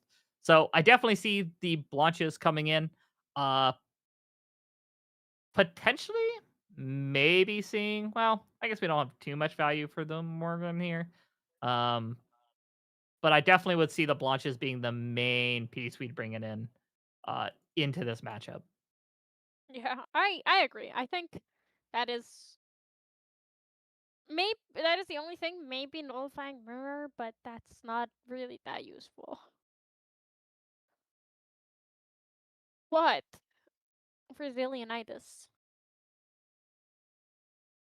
I was gonna say there's more, but there's still not Nah, for on not this a side, lot. Yeah. yeah, it's a little bit odd just because with water allies, there's not much you can do to specifically target water allies that most of us aren't playing. A lot of times you would see just doing a lot of anti-aggro, anti-ally, which we've seen a lot of players opt out of. So we don't see as many resolutes being played. We don't necessarily see um, as many of those pieces. And of course, a lot of decks are opting to play Song of Frost in their main board. So most of the main board is already pretty well situationed to deal with allies. It's just going to come of how many of those, in this case, burn spells, are we willing to throw at our opponent's allies rather than throwing it at our opponent's face. Yeah. The one thing that could come in that is probably gonna come in on Zalionitis' side just to slow Zeep down is overlapping visages. And if Uzeep on we could see a once in a lifetime thing happen where if Uzeep has just a cat on board, a Cheshire cat on board, and Zillionitis has, let's say, a Frostborn Paladin, there could be a distortion ally and a non-distortion ally sacrificed, and then we could see a lost being token come out. But there's a tiny chance for that. It is a fairly tiny chance of that happening, but it is a chance nonetheless. I believe even if there's just yeah, if it's even if just oh no, yeah, both of those have to be there. Yeah. Hey, maybe one day, but the bandits on board means that will not be happening this game as long as the bandit is alive. Because I Yeah, think Bandit. that will be sacrificed before a cat. Yeah, and also Bandit is actually a pretty good play here. Into it's also as well into Waterless because Waterless are notorious for wanting to use that floating for things like Paladin, being able to use that as a fast way to level. So having Bandit here just to kind of stare at our opponent and just say, you know what, you're not getting that floating, No. is a great way to just kind of answer a lot of what happened here. And of course, we saw Paladin essentially, in a way, win us the game last round. So if we can force that Paladin to only come in as a 2-3 rather than a 3-4, we'd probably take that trade. It's pretty darn valuable. And like clockwork, that Cheshire Cat already back in play. Somehow they always find their way into a player's hand once they're in the deck. Yeah. Oh. Holy moly. I see. This is looking a lot slower than it did before, but it also could be that Uzip is just much more deliberate and thoughtful of their actions than last game. Considering if they lose this, they lose everything. They lose this entire round and their chance at an entire box. So Yeah. And that's hope fingers crossed that isn't the other side of that equation that sometimes you run into when you do play a water unique allies list is because you are forced to play kind of ally interaction. Usually the deck is a little bit split more 50-50 between allies interaction, unlike a lot of the more traditional ally lists we've seen in the past. So sometimes you mhm. do run into the problem of you unfortunately see maybe two allies and all the interaction in the world, and then your opponent doesn't Yeah. do anything to force an interaction. So hopefully we're not in that boat. That's fingers crossed. But the fact that we have Cheshire Cat out with a bandit, I think we're probably a little bit safer. Yeah, as long as Zillionitis doesn't do much and the Cheshire Cat stays alive, Uzip can just keep on swinging and praying to win via simple damage. Yep. Simple damage being combat damage. I do think you may have called it right though on playing this a little bit more defense, a little bit slower, because we did opt to go for the safeguard amulet rather than a draw like we did in the last round. So likely playing a little bit more respectful of that spell damage. A great way to answer a burst asunder. Likely generally gonna be a target for an end of turn fracturize most of the time. But if our opponent has to use fracturize on that, it does mean less cards that going into their turn. Yeah, and less fractals on their side as well. Ooh, Zillionitis already on 8 damage as well. So if they fracturize the safeguard amulet here, you can bandit it in response, and then if they want to level up to prevent, to have some more wiggle room, then they will go down an additional card. So it's pretty nice for Zeep here. It looks like we're maybe contemplating here on Uzip's side if we're going to play another ally and keep that pressure going, or if we're going to keep an in hand of interaction going into our opponent's turn and just let Cheshire Cat do what Cheshire Cat does best and turn sideways.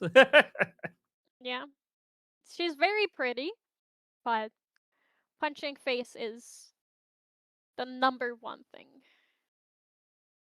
It looks like we are opting to just pass it over, holding 8 cards in hand. So, option to play potentially 2 pieces of interaction into our opponent's turn. So, Could possibly be. Oh no, my math is really bad.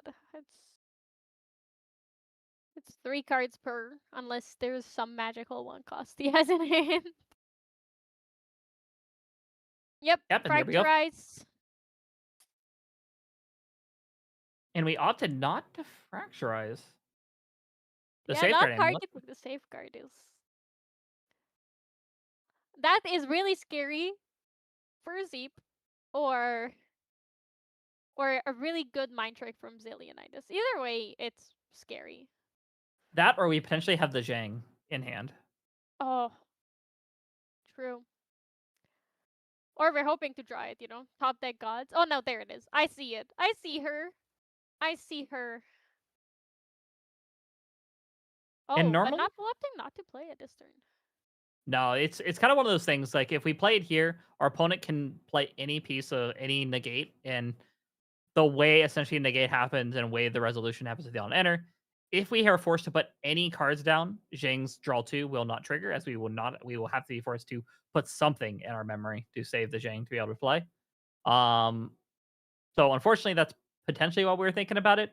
But I believe the 1 to 4 for Zhang is a recover 4, if I am not mistaken, which is not the worst in this situation. So I would be almost opted to throw that down. That either I'm drawing 2 cards or I'm getting a little bit farther away from dying. And further away from dying is pretty much what you want here. Quite a bit of damage on Uzip's side.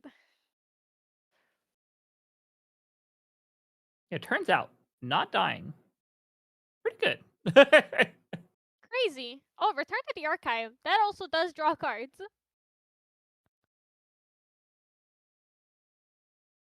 Hope likely wanted to follow this up with a paladin or potentially a fractal of intrusion would be probably I would think the 2 options we would have to utilize that floating memory before it unfortunately gets eaten.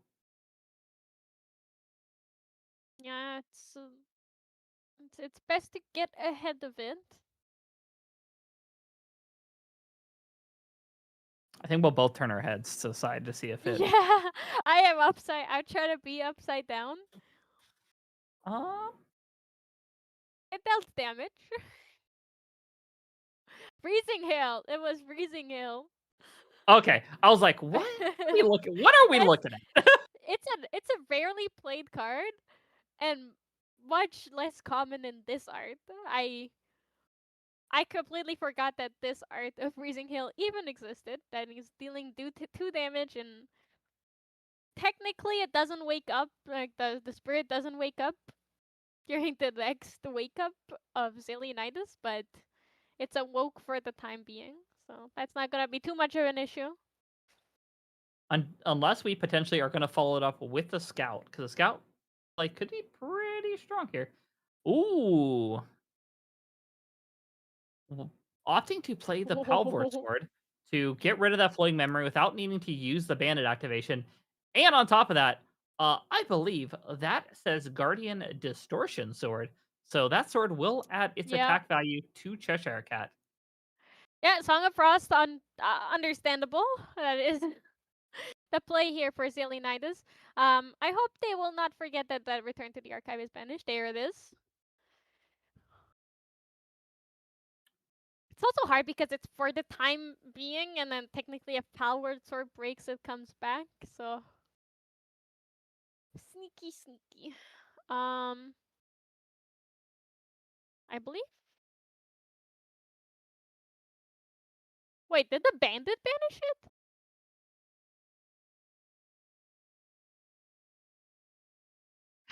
Oh, it's a level bonus. I was reading the card and then I completely missed the fact that it's level bonus.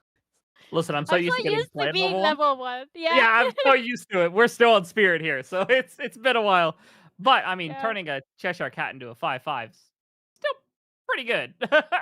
In our defense, it's also hard to remember that we are spirit, given that it's spirit of light.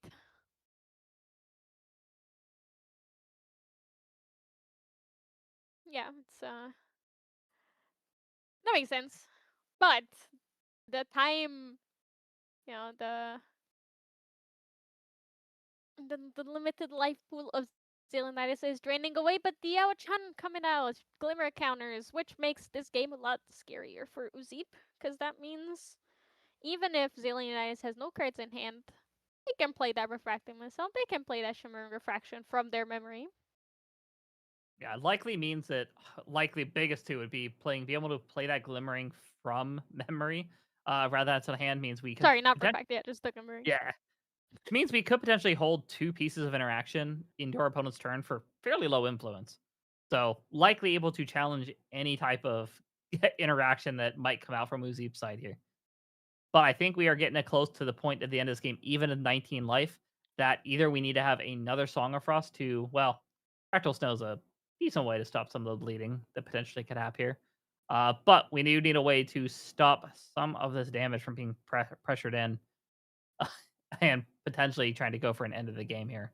But we Yeah. are at enough fractals that if we do not see a level here from Uzip's side, we are getting very close to being in lethal range from that Burst Asunder. Yeah. Okay, so they're playing Nefarious Timepiece, which is it's becoming more and more common to be played. Here Uzip is just paying 5 and opting not to name anything because they immediately are paying 5 reserve to draw a card. It's basically a more expensive backup charger, but with a different upside. Like if you want to keep Nefarious Timepiece around, it is possible. Yeah, it is also a nice piece because if you're generally keeping a high influence like Water Ally generally does, you can use it as a way to draw a card. But it's also a kind of it doubles up as can be played at times to keep your deck under a certain tempo.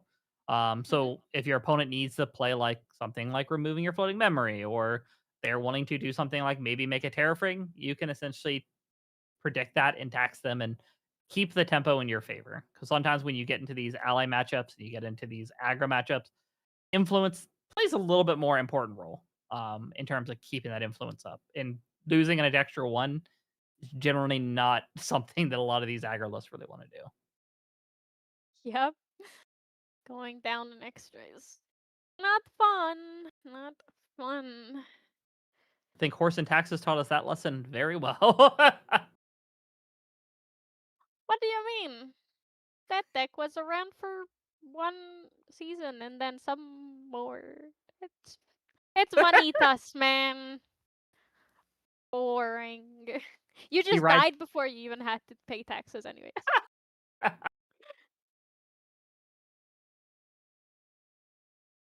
Going up to 15. Going up to 16. Swinging for 2 more. 18. Does it go through? 18. Oh, no, before damage.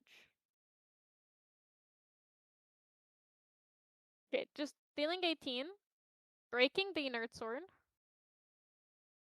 What are we gonna do here? There's definitely gonna have to be some more damage coming through, but Zelionidas definitely has a way to answer it. Yeah, I think the way we're playing is, but I wonder if it is another freezing count. We're kind of deciding if we want to hold it and wait for our opponent's turn. Oh. But potentially playing out the ally here is not the worst thing either, because it would force us to use the fractal snow. Essentially, removing 2 damage or more from our opponents. Nope, we're opting to pass. I wonder if Hey, we have 9 the cards freezing in count. hand. Yeah, 9 cards in hand means you could. Because there's a chance Eight. we could play freezing count in response to lethal being presented to us. Yeah, oh. Scepter of Fascination. Vanishing. Crossword. Paladin.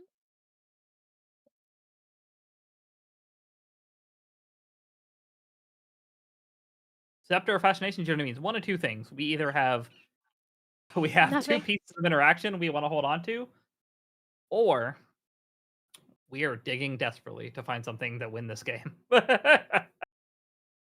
Yeah, we either have everything or nothing in hand. That's terrible. That's spooky. Refracting Missile coming in for 5. Topsy Decree in response from Muzip. Giving Spell Shroud until end of turn, not imbued, as we can see down there. And it does look like we let that resolve, so lethal's not happening this turn, most likely. Not yet.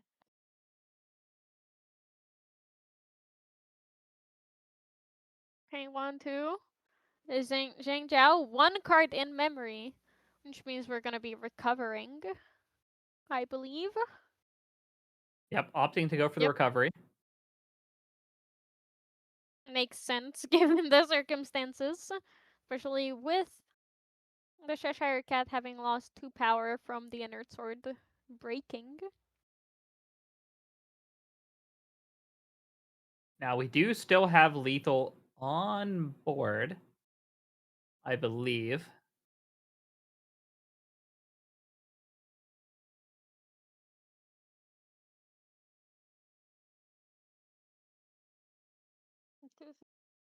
Yeah, there's 6 damage. Oh, sorry. 5 damage on board. Okay, so Zero Dice has 5 cards in hand. Prism Spire Scepter coming out from Uzip.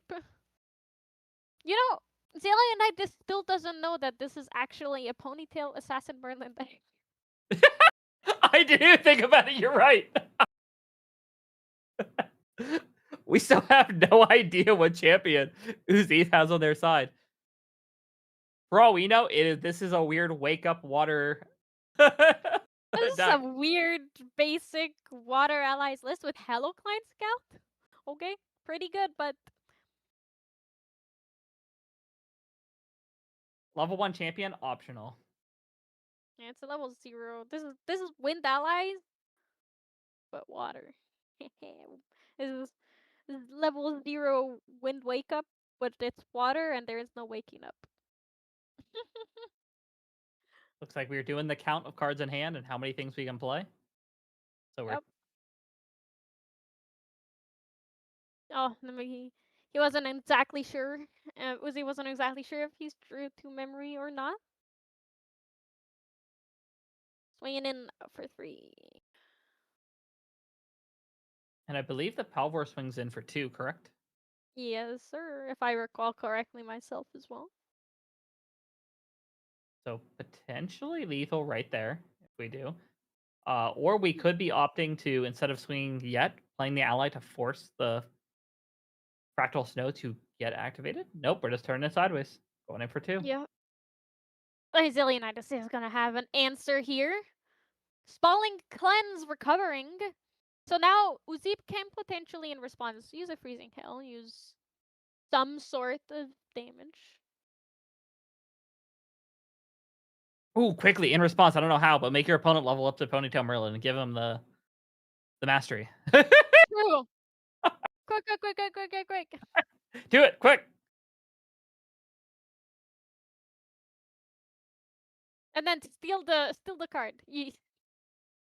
Gain control of target spell. It looks like, yep, that is going to potentially resolve. Nope, we're still holding. Still holding. Still holding priority.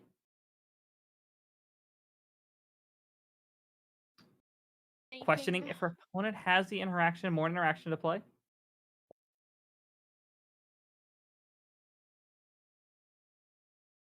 They are Diao-chan. Oh, Fracture Eyes. Oh.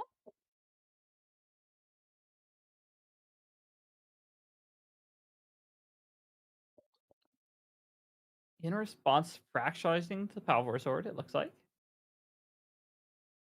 Or maybe.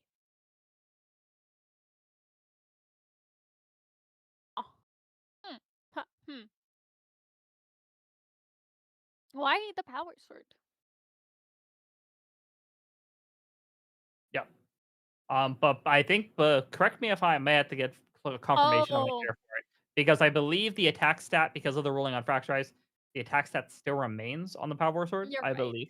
Yeah. So, Okay, that makes a lot of sense. You're absolutely right. yeah, It's and I did get confirmation. So the weird ruling with it, because the attack stat does remain on the Power Sword even when it's fracturized, it is still being used to calculate the damage, but we're also saving it from breaking. So essentially, kind of like double dipping, if you will, yeah, into I the attack. completely forgot that we were attacking with the champion and the Power Sword.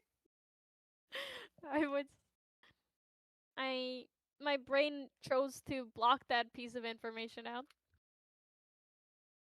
Looks like we are activating the scepter to wake our champion and get the additional counters. Makes me shocked we're not using the fractal snow here to stop Yeah. it. I guess potentially we have lethal in our hand, maybe? Oh, shimmering? Killing the Osborne, probably.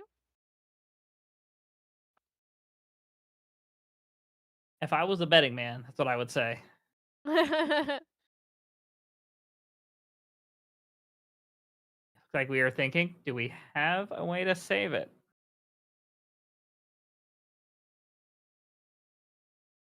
Nope. That will go ahead and clear it out. Still saving the fractal snow means we still have potentially a burst asunder for what'll be 10 right now. So that is still Is lethal. lethal? So likely why we did not get rid of the fractal snow is likely I would assume we have that.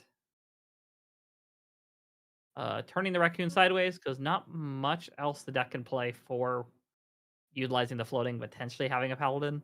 But I think we're the writing's on the wall here. If it's kind of a make or break, if they have the Persis under or not. Yeah. Oh, ceiling. Orb of ceiling. Sorry, enfeebling orb. I don't know why. It's from last game. I was still thinking about Orb of Ceiling. Ooh, playing Seems that Cerulean. yeah. Imbuing Cerulean. -3, I believe, to Zhang Zhao, probably. I would assume that's likely. Because not really anything to negate really, but Yeah. likely giving it -3, just getting some extra extra value, if you will. And if we're gonna lose it, why not cycle the deck a little bit farther? Yeah, and it was already like those 3 cards were revealed once already, so this doesn't matter to Uzi. Now the real question is, because we did not instantly snap up those cards and throw down the Burst Asunder, makes me Is wonder: there lethal? is there lethal, or are we Possibly banking not. all this on this draw? Does it all come down to this? Does it come down to the top deck hero? Draw the card. We are happy. It seems like it is top deck Burst Asunder. We're putting No, 2. That's a rain. That's not a Burst Asunder. wrong card, wrong card. You had to top deck the other one. Send it back. Send it back. I Go wonder back in if we, time. that makes me wonder. Actually, when we did the Enfeebling Orb, did we potentially have lethal with the one off Jing and then lose it to the lot because we got reduced attack by Wait. 1? 5, 6. Because a Yeah, missile would it could. be coming for 6, 7 there, so that would be, yeah. So that's getting us closer. Put a 12 and then maybe a 3. Like, or maybe maybe it was a paladin in hand for the last 3 potentially, and we're 1 short Could. now. That would Is be that tough. what happened? Was this the clutch Cerulean Decree to save us the game with 3 1? on the 1. No power.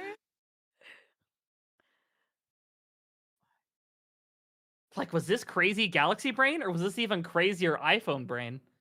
I don't even know.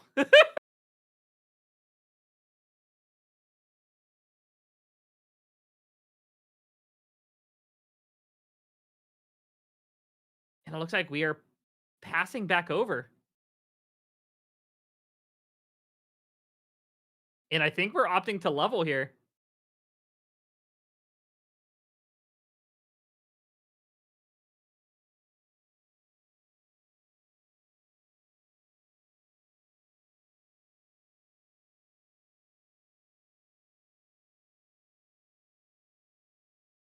And are we going to see the Ponytail Merlin? We Level are up! seeing the Ponytail Merlin. Level up! Guys, it's real. The level up is real. Holy moly. Unfortunately, we do not have 2 to put down to pay, because we only have the 1 fractal. We do not have the 2 to put down to pay for it to get the Memory Blade. But we are going to attempt to swing in for lethal here. Turning the raccoon sideways. Is Bandit going the distance? Are we going with lethal of Bandit? Oh, shimmering! Are we forced to play the Shimmering to target the Bandit? Deal 5 damage to Bandit? What is happening? What is happening here? Ladies and gentlemen, a crazy, crazy game. 2 shimmering refractions being played to kill allies with 5 fractals on board. Cerulean Decree to negate it, so Zillionitis has to pay 2 more. Easily can do that. Is there another one? Nope. Is there a freezing hail? Is there a freezing hail? Like, they've been waiting for this freezing hail. The Freezing clutch. hail. Come on. I mean, okay, honestly, I think if there was a freezing hail, Uzeep wouldn't have Cerulean. Then there's another bandit, which is basically a freezing hail in this situation. It's as good as it gets. The Zillionitis have another response. Refusal. This is a game of everything except for the Fractal Snow. Yeah, yeah. I think that is the last. Which is crazy That to is me. the 'Cause last resort. which I think is crazy because we were actually safe to probably lose a Fractal Snow there because we were still with 4 Fractals. We were still at 10 with the Burst Asunder. And I think this game is kind of reliant on the top deck Burst Asunder at this point, unless the Paladin is in hand. Could be mistaken, but maybe the Paladin, if we see the Paladin here, oh, swinging in for 1. Was this a make or break? Are we were exactly 1 off lethal? Massive amounts of damage, but we did have to use shimmering refractions there earlier, so that it might have been lethal with that. Oh, it's swinging on passing. 5 cards in hand. Oh, this is the same as the last game with Siryu. This is really back and forth. But there's a Cheshire Cat on board, which has Spell Shroud and Stealth. So, Celianitis needs another Song of Frost. Are we about to see a Song of Frost for a 1 damage Cheshire Cat to save our lives? To keep us in this game? Anything to win. Anything to win. Playing the smoke bomb. Okay, just a draw. Just a draw. Banishing Stealth to the Zhang Jiao, I believe. Protect the raccoon. Attempting to fast activate the raccoon. 3. Rejection here. It's the worst part Alright. is anything but the fractal snow. Yeah. Oh. Wait, it was negated. It negated. My gosh. Yeah, we're not letting our opponent draw. They can just play the snow. Oh, but nope, we're opting to no. That is a. It Okay. looks like it is a Seems like concession. game yeah, it is game 2 going to Zeep. Very much the opposite of game 1. This was long, this was hard fought. Going into game 3 of round 3. All of you guys hoping for a quick game for our last spoiler coming up here soon. You gotta stick around and watch game 3 of Ponytail Merlin versus Yao Chen Fractals. What that was. Listen, normally when we see aggro games, it's over like instantaneously. Never have I seen this back and forth of these decks just saying like, I'm going to hold on as much as I can. On top of the fact that we were just like, it makes you. Did we just maybe like forget we had fractal snow, or like, are we just like, nah, I'm never losing this fractal snow. This means too much to me in this situation. It's my favorite fractal. I would never sacrifice it. Yeah, that's crazy. Yeah, the fractal of snow.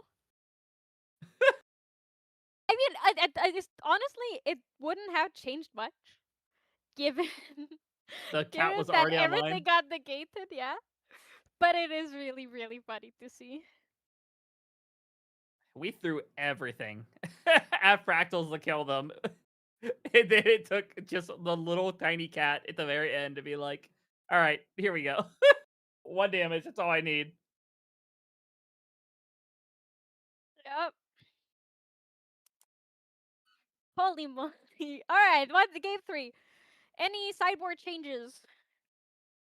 At this point, I don't think either deck list had anything that now knowing what the decks do to potentially change it over in any way.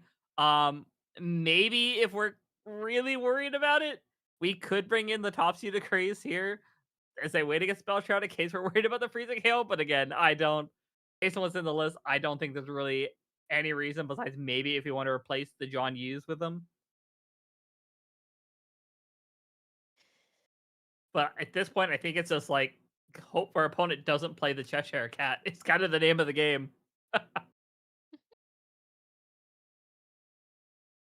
Yeah. Holy moly! All right, well, we're heading into the game. Zerlinitis once again imbuing the Fractal of Rain, slamming down another one. Pretty good Fractal start, if you ask me. No Burst Asunder, notably. True, true. And Bandit not showing any raccoons this time around.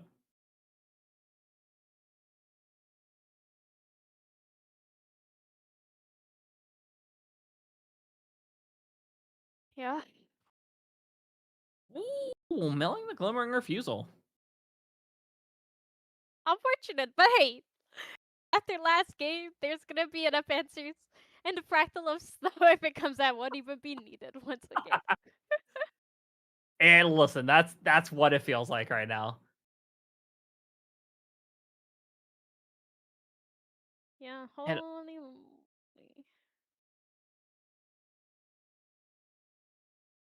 and then it looks like we are playing the Fractal Refreshments, opting to see if any of those cards are useless cards and put it at the bottom. Looks like nope, everything's good. Everything's kosher.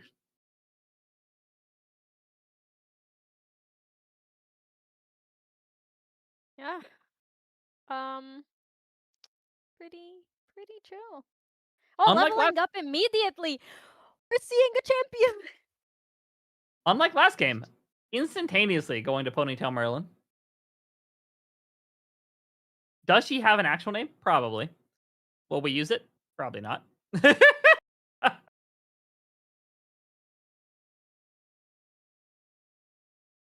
And this time, it looks like we are going to pay 2 for potentially pay 2 to get the sword. Get the Memorite blade? Maybe. Maybe. Maybe not. Oh, doing some quick math here.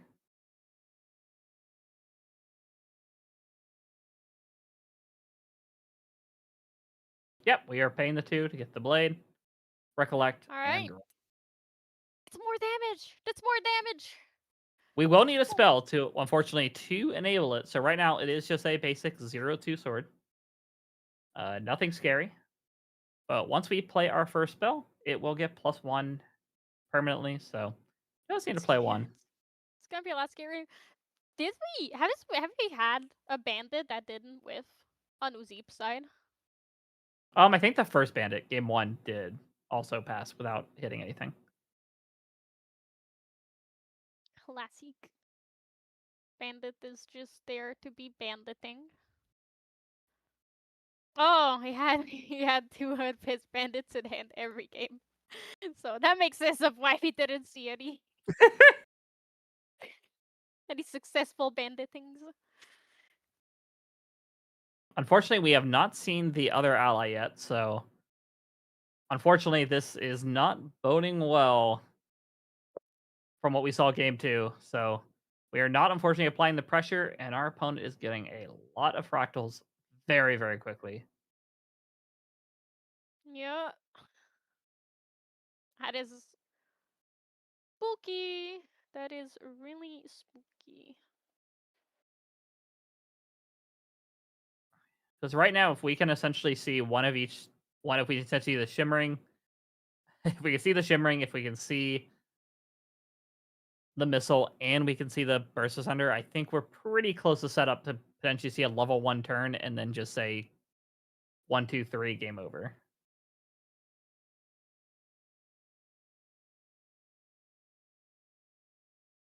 And I do see the missile in hand, and it looks like we might have had a glimpse at potentially seeing a shimmering there.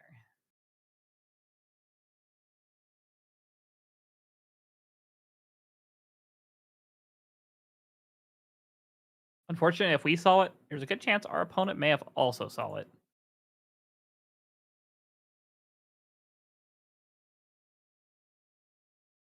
And we are going ahead, having an all for another fractal refreshment. Well, this is a much different game than we saw in the first 2. We are at a much higher fractal count this time around.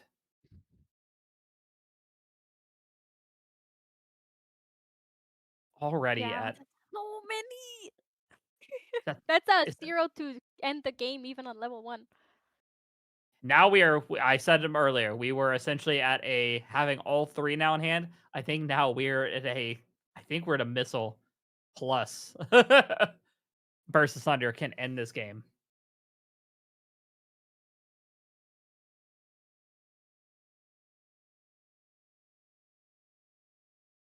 This is the kind of setup that Fractal players dream about. Yeah. It is the dream. This is what Perfy goes to bed and hopes to dream about every night. Yep. This is what Perfy wants all the time. In Pantheon, Standard, anywhere, any place, anytime, this is what he wants. And honestly, hey, I heard he had a really rough July and June, so I hope next time he plays Fractals he has this. May his dreams come true. Protect her at all costs. A pretty great way chill. to great way to get actually to get some damage back here on the board, because it will grant Yeah. us a 2/3 ally to swing in, and also because it is a spell, it does turn on the Memorite Blade. So 2 things of value off of that. That being said, our opponent has a lot of pretty rocks on their side of the board. Yeah. Oh, mama. Swinging, swinging. It feels weird that it's an ally. It's an ally. It's an actual like human champion swinging this time, and not just a fractal. Not just fractal. Not just a crystal. Yep. No, it's took me off guard for a second. I was like, "What's happening? Someone's attack. Oh, it's an actual champion attacking. Crazy. Not even with a distortion sword.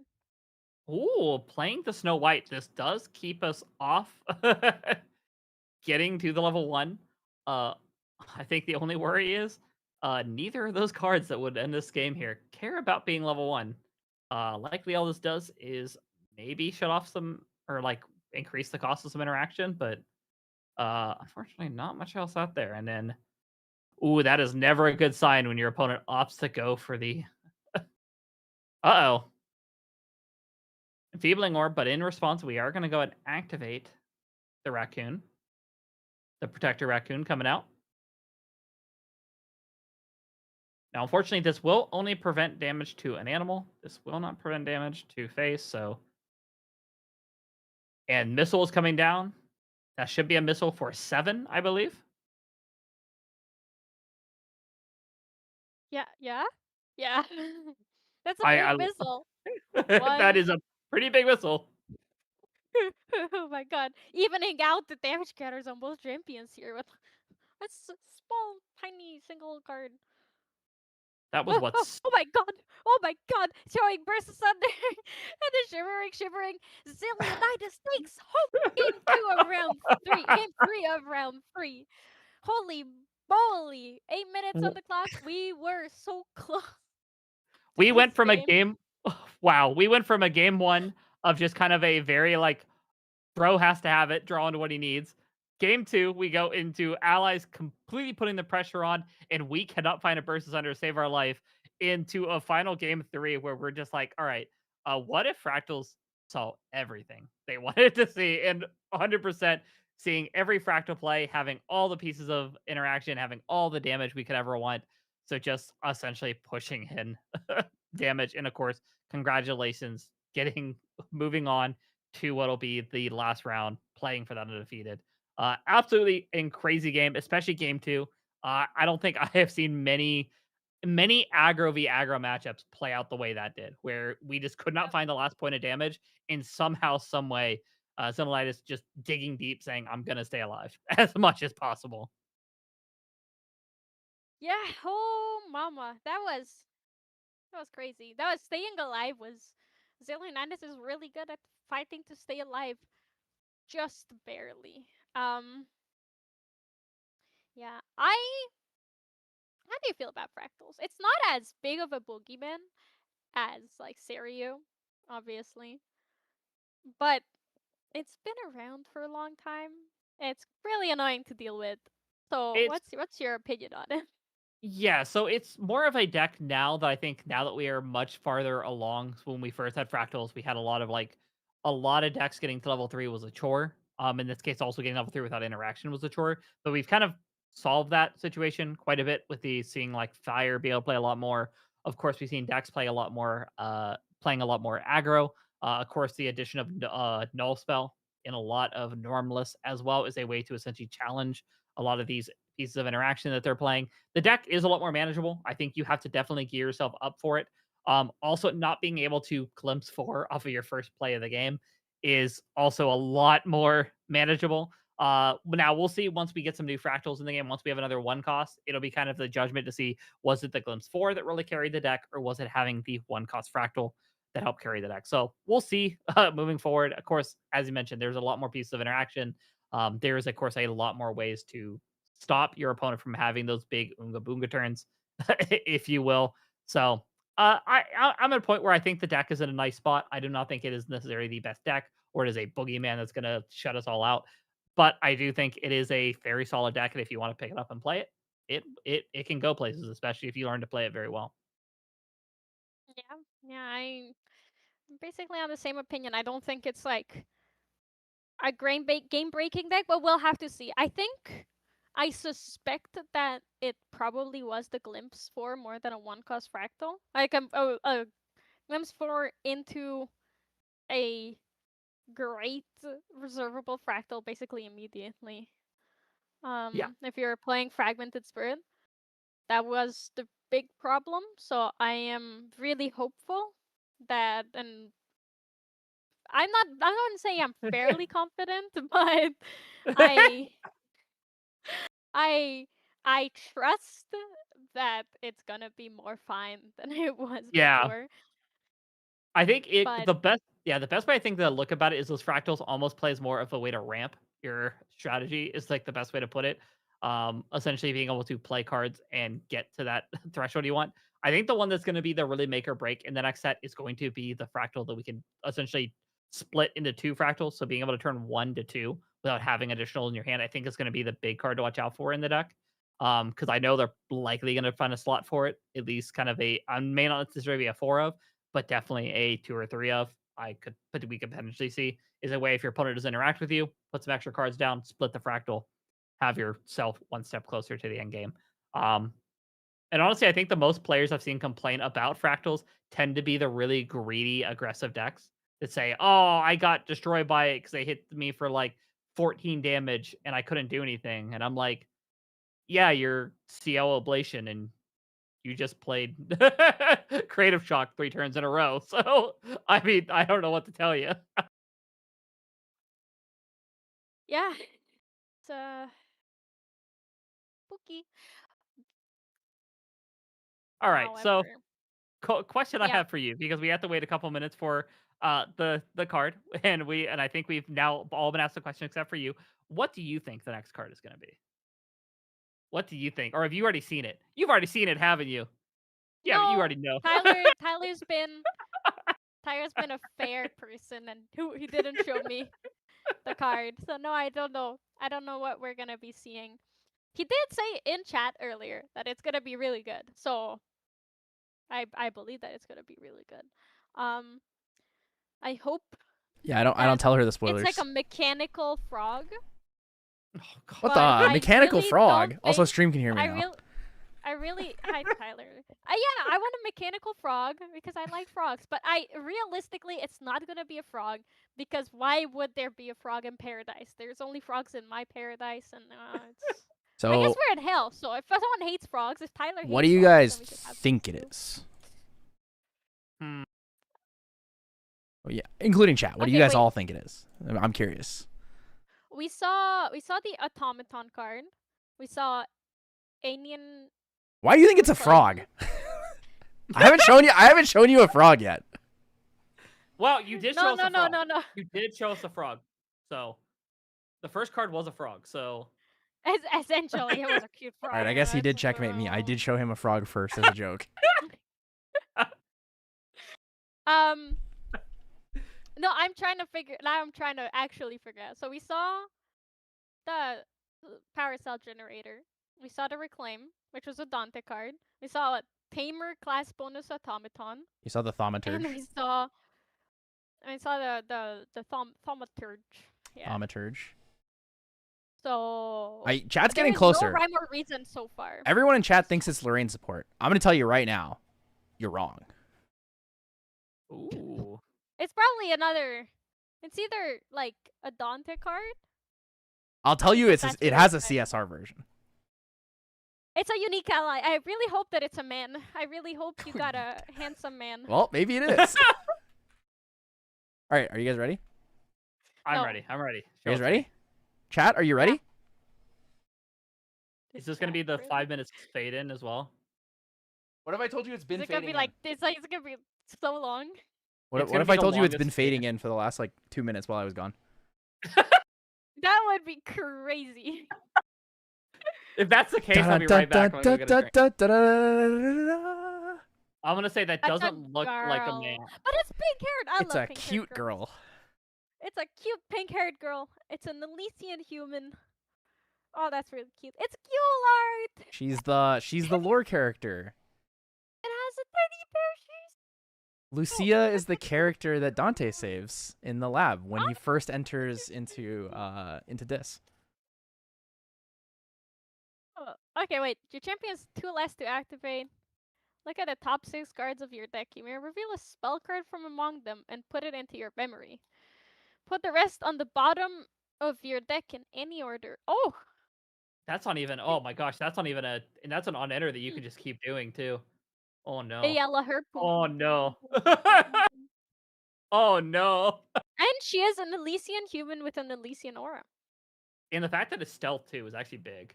That means there's not. It's going to be a hard ally to likely remove off the board, and also going to be a very strong target that if we want to play it and utilize that new level 3 reclaim, So is pretty good. normally when I get Yeah. spoilers, I complain that my spoilers have nothing to do with anything I would ever like. Because it's But this just is a cute- always aquatic animals, and I don't really play Tamer, or I play or water. But So your spoilers are my spoilers. I think this Fraser. card is actually really good. I know a lot of people are going to ask how it works. The Dante bonus for your champion's activated ability costs 2 less to activate. Means that at level 3, if you pay 2, you empower 4, but you also take 4 damage. But you only have to pay 2 reserve instead of 4 reserve for that ability. Not to mention, the other thing I'm noticing is that the second ability is only a class bonus, not tied to Dante specifically. So there's potentially in other mages we could play this out and dig for Cry some of those. support. Also, Cry Yeah. support. here's the CR. If anyone pulls this, Aw. hit me up. I need one. Ooh, and I didn't even catch the artist. The artist is Yule as well.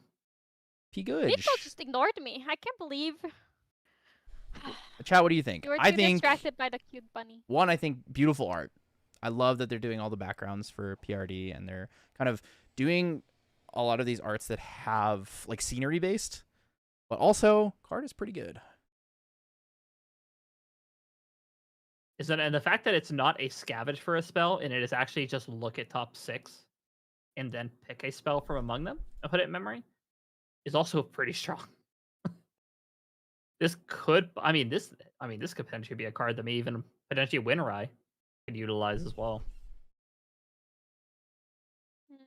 Yeah. It's another way to Okay. dig some extra cards. Kong Ming support. Kong Ming support. All right, chat. Before I release the code and then disappear from my voice disappears from stream for another hour, what do you guys think the code is?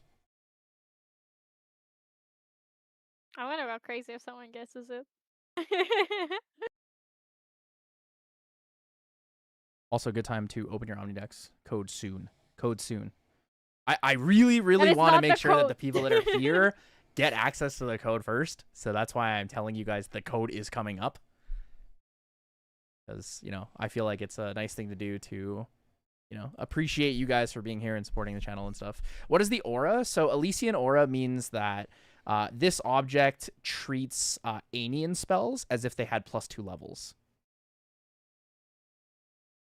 So earlier I showed the Anian Reclaim has a level 3 requirement for it. So if you're level 1 Dante and you have an object that has Elysian aura, it treats it as if you're level 3 when you activate Anian spells. However, they don't stack, so only one instance of Elysian aura works.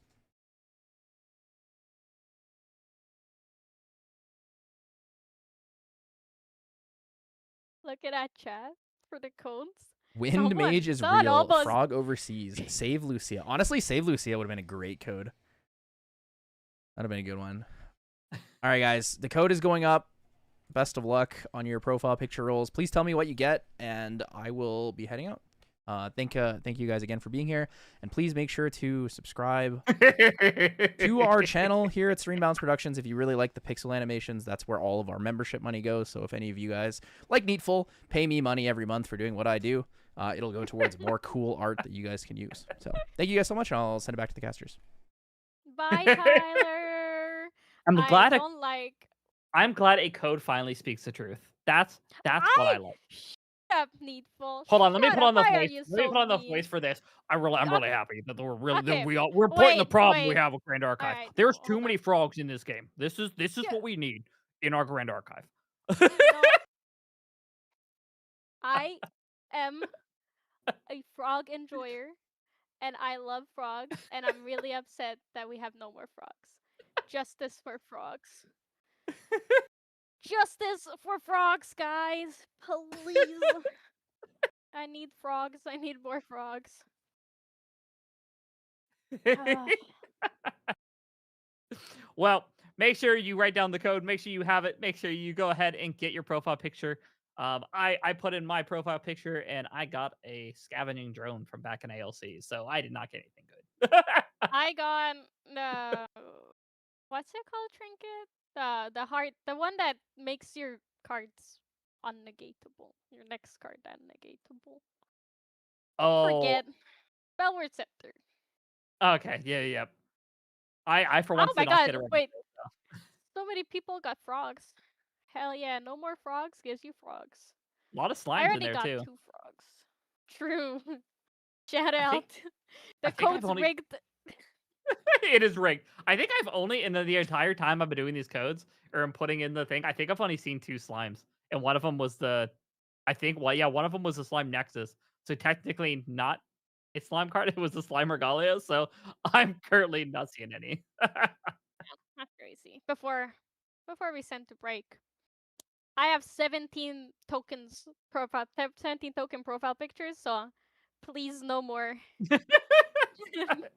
No more. Well, hey, on that note, and hopefully that we can make that 18 token profile pictures for Clem. That this will we'll go ahead and send it to a quick break. But do not worry, we still have one more round. There is still to see who is the undefeated for this event. So do not go anywhere. We will be back to crown the champion of this weekly. So we will see you all here in a few moments. Later, everybody.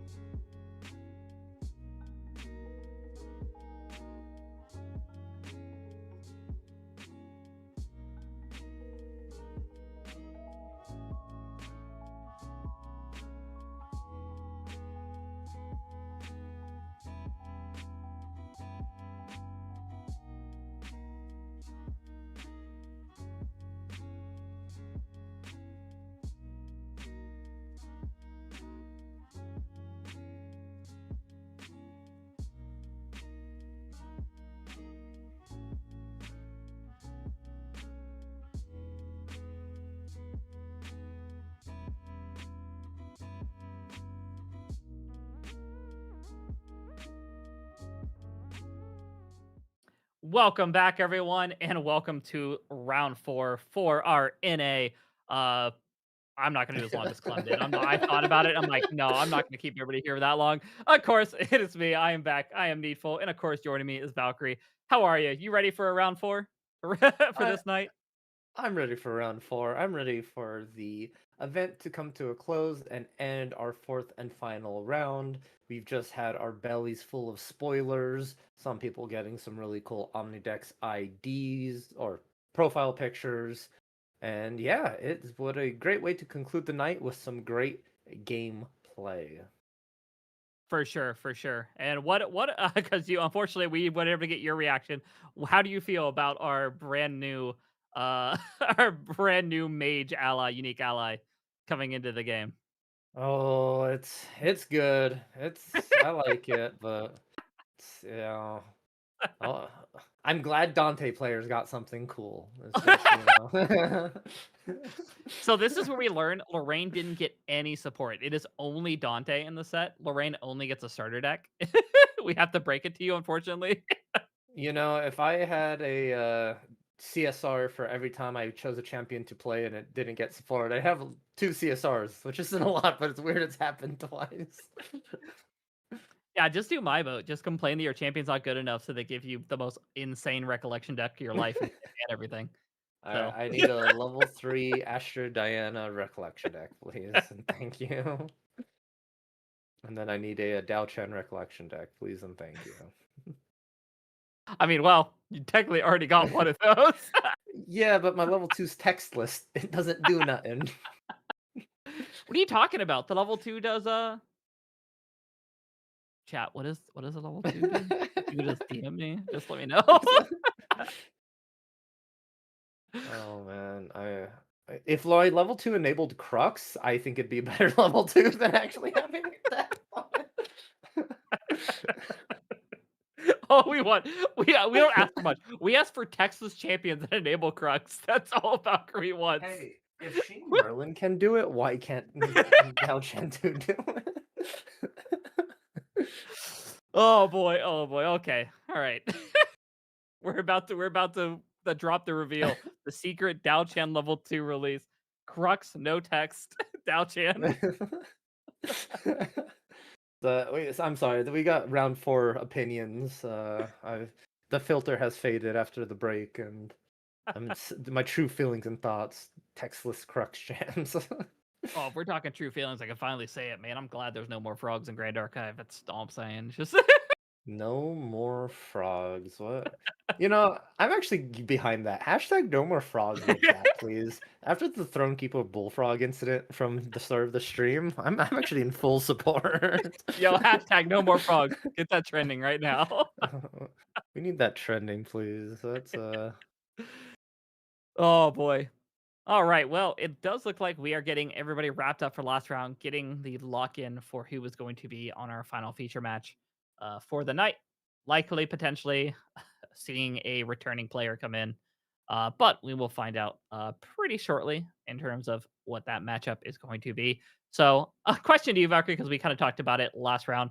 What are your thoughts on fractals in the current state of the meta? Because I know we've kind of seen a lot of people really pick up fractals again. A lot of people also getting hyped for some of that new fractal support. I don't think I've got to hear your thoughts yet. Where are you on the fractal situation going in to this next set? Oh, or maybe not. Maybe we're going straight into it. So I lied. Saved by the Bell. We have, speaking of fractals, Crisp on Fractal Dao Chan against Bonnie, returning from round 1 on the Fire Luxum Xander. Both these players are 3-0, so the winner of this is going to be the 4-0, the only 4-0 in the event tonight, and the only one coming out with a box. What a great privilege to be fighting for here. And the interesting about fractals, sort of we could touch on it, maybe answer your question a little bit here, is it's a deck that still has consistency. It still has kill turns, and if you don't respect the deck, you can still lose to it in a unglorious manner, right? All it takes is a couple of fractals and a burst asunder, and that just seals out the game. Some interesting tech though with an Aquifer Seneschal, a very you see fractal list sort of ebb and flow between their sort of lists. We've seen Gildises, Frostwind Paladins, but the Seneschal, I think, is a really cool addition to the deck. Yeah, and I think this kind of showed exactly why this I think is a great addition for the list because you'll see a lot of decks nowadays, like of course with the return of Luxem, with things like Siriu, Oblation. A lot of these decks cannot deal with early game allies, and so just having a essentially a strong beat stick right off the bat can be very very strong. And I think we're gonna kind of see potentially this being the make or break in this match, especially with Luxem likely forcing a timer on them to not really be able to take a turn off. Not that they were going to do in the first place in this matchup, but putting that little bit extra pressure is something I know Bonnie does not want to deal with. Yeah, it's gonna almost the stark difference against our round one, where Bonnie was against a water deck and Jimmy Lee's Cruxsheen Merlin, where there was no pressure early game. But now Crisp is definitely showing that aggressive pressure. That 3 damage every turn from the Seneschal is gonna add up and just make your burst asunder line so much easier. Not to mention, can also put a lot of our even like the things like the missiles and the shimmering can also start putting those into that lethal range as well. So if we can start landing those for 4 or 5 damage, that can stack up pretty quickly as well, especially if we can't get those Luxem sites online. But unfortunately, looks like they're kind of ready to go. Yeah, they are there, and the Crisp is moving fast. Backup charger for materialization, fracturize that power cell, get yourself another Fantasia, get that float, setting up for that Dalchan next turn. Seneschal coming in, 6 total damage. He has done his weight in worth here. 3, Zheng Zhao, the classic, no cards of memory, draw 2. And I wouldn't be surprised here, Crisp is setting up for a lethal on the next turn. Just got word that is a one of Seneschal. The one of Seneschal is actually putting where I could have been fooled by that.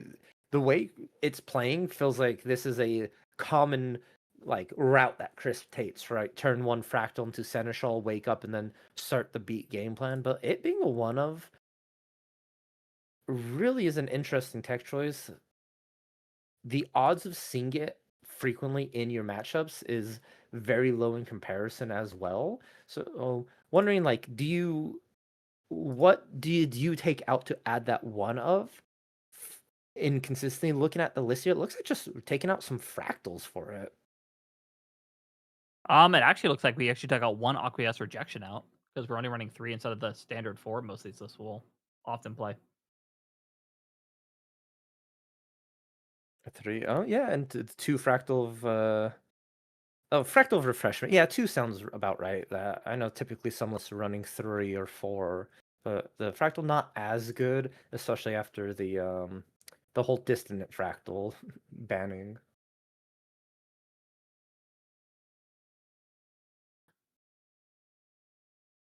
And we can definitely tell here that I think the pressure is starting to add up. Which I'm a little bit shocked that we didn't go to level 2. My thought is potentially we don't have the dungeon guide. And going to 2 doesn't make too much of a difference, especially if we believe that might be online. That Burst Asunder might just be ready to go. That is true. Also, may just be trying to dig for in caps as much as possible right here, because in caps are sort of your one saving grace against the Burst Asunder. It will really allow you to trade 1 for 1. Unfortunately, though, Daochen does have the refracting missiles and shimmering refraction, as you mentioned prior, that can just add up that damage. So it's not needed. You only have 4 in caps, and Fractal Daochan has 16 ways to actually kill you. Oh, this is a very, very strong play here because we're essentially just we know we probably picked up on that as you said. We were probably picked up we're digging for those and saying if you're gonna draw 2, I'm gonna draw 2. And we are Yeah. opting to say 2 to 2. Yeah, you have to, right? At that point, you're the one wanting to dig, and if your opponent's trying to stop you, you just have to continue digging. Aqueous rejection is so powerful in those situations where you stop a play your opponent has to make, and so they just opt into, yeah, draw your 2 cards, because if this gets stopped, my game plan's over anyways. If we got the Dao Chan, we're counting up. That's never a good sign. When the fractal player picks up the fractal, starts counting them, never a good thing. Yeah, it's a sign that they're trying to think of lethal. And there's 4 fractals, so that's 10 damage from the Burst Asunder. Not quite lethal, but if you look at perhaps maybe a Shimmering Refraction, pre-Burst Asunder, that's exactly what you need. Class bonus is unlocked for both of those cards. So the world is the oyster here for Crisp. But start Seneschal attack in, then the Zhang Zhao putting it to 11. So we have 8 damage. Neatful. That seems like a lot, but with a fractal deck, it's 1 card away. I don't know. Can fractals do 8 damage off 1 card? That seems impossible at this point. I've never seen a card do that much damage. And we have not Windmill Slammed down the Burst Asunder, which is usually the classic, especially with how fast we're moving. It's usually the classic of I got it, we're throwing it out. Nope, we're just up in this fractal count. Maybe there is no Burst Asunder here, and instead we are trying to go for the Shimmering Refraction route, which we are. This is going to be for 5. Which all we need is 1 more to wrap this up. 16. 3 more. 3 more deeps to the Xander. There is the Serene Spirit of Fire, though, for Bonnie. A little bit of a saving grace, sitting at a total of 10 damage counters if you count that in. So Crisp is needing to play around 9 more damage, and refracting missiles for 6. This is going to get that spirit released here, or an in-cap at least.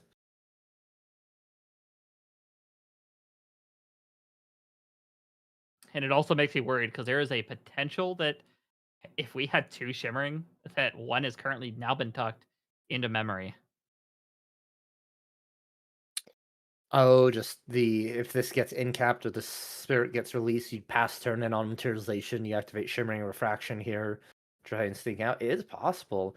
That is the tricky part against Dao Chan, is once she's set up, it's very difficult to play around. We're gonna put 3 down for a Creative Shock. I like this play. Use that fire element card while you have your spirit, because you are needing to release, and hopefully dig into perhaps an in-cap or something to try and stop this refracting. And yep, we're gonna see the release here. Which also tells me, unless we're kind of trying to maybe big brain the play here, this would also tell me we likely don't have the in cap.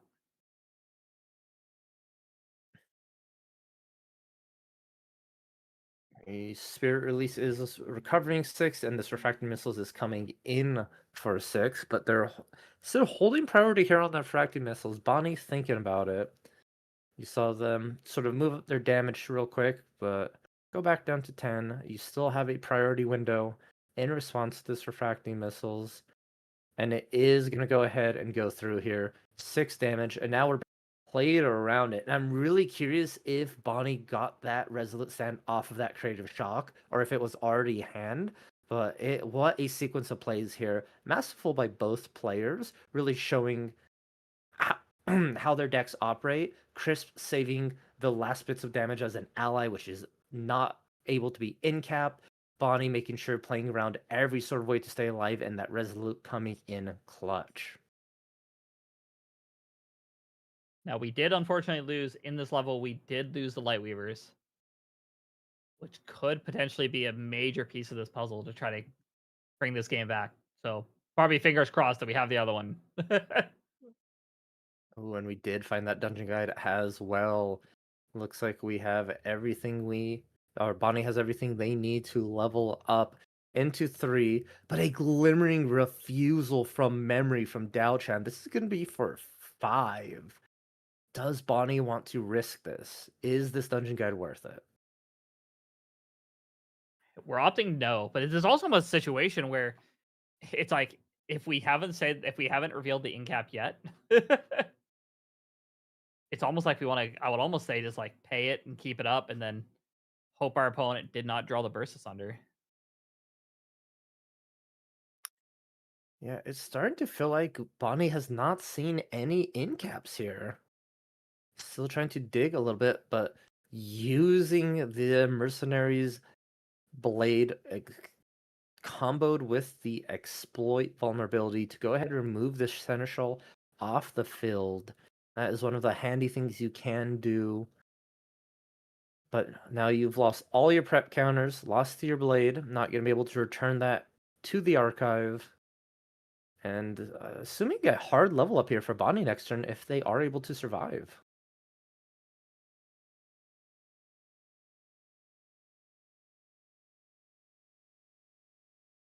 Opting to make the mirror here. Which, now that I think about it, I'm actually a little bit shocked we did not see the orb get made here. But actually, looking at the list, I don't think Crisp is actually playing. The enfeebling orb? Yep. Oh wow, you are correct. No enfeebling orb. Oh, it is a sideboard. So it is. Actually, it is. It's in the deck, just in the sideboard here. That's always the tricky part. What's main, what side? Chris right now, though, turning some allies sideways. 2 damage away from securing the game, but a burst asunder. We are going to do the in-cap check. Does Bonnie have it? There's the end cap. Burst asunder 2. That's what I was thinking. Just do it again. Oh no, a fractals, no. I saw 2 get. I got 2 get rested, and I was like, uh oh. It may just be utility in Crisp's hand at this point.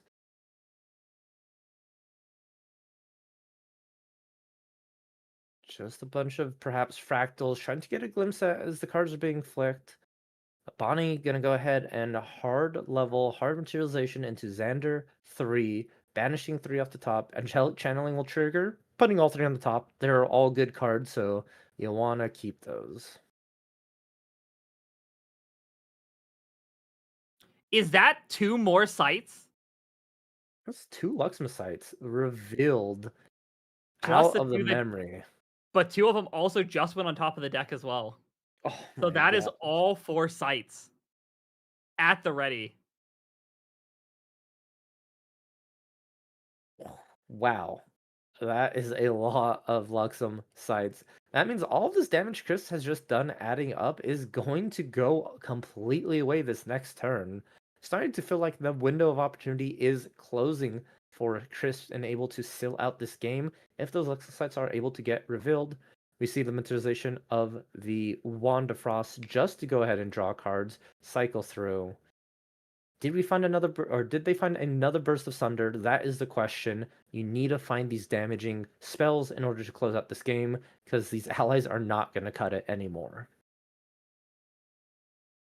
No, this is a point where I think it's, especially with revealing the 2 on top of the deck, this is a situation where I think we have to kill here, or I think the potential of winning is just going to go out the window.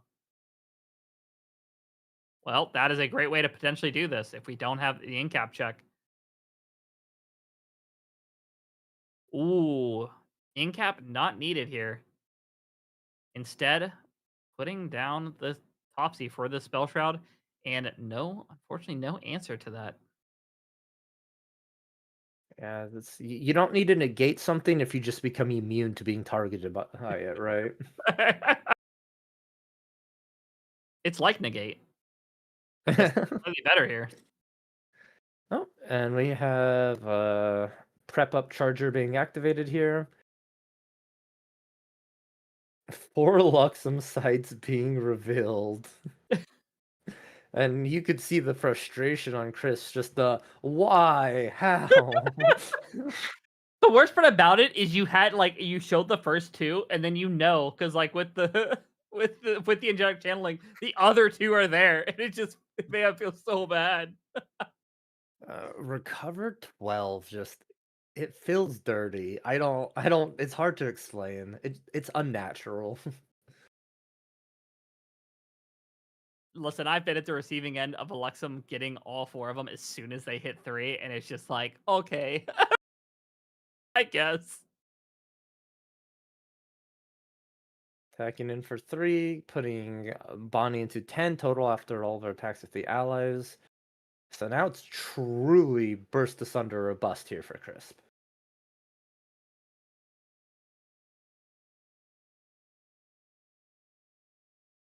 Which even with this many fractals, I don't think Burst Center gets us there, does it?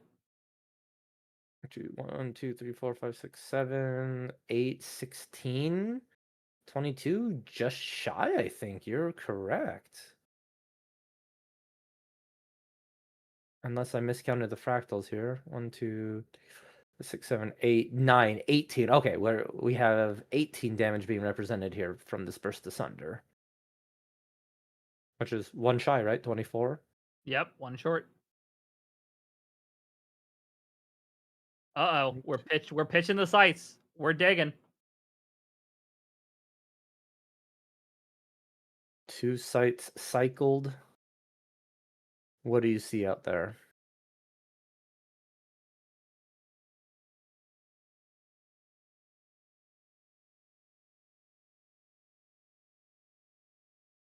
Excalibur, a fractal to reduce the damage.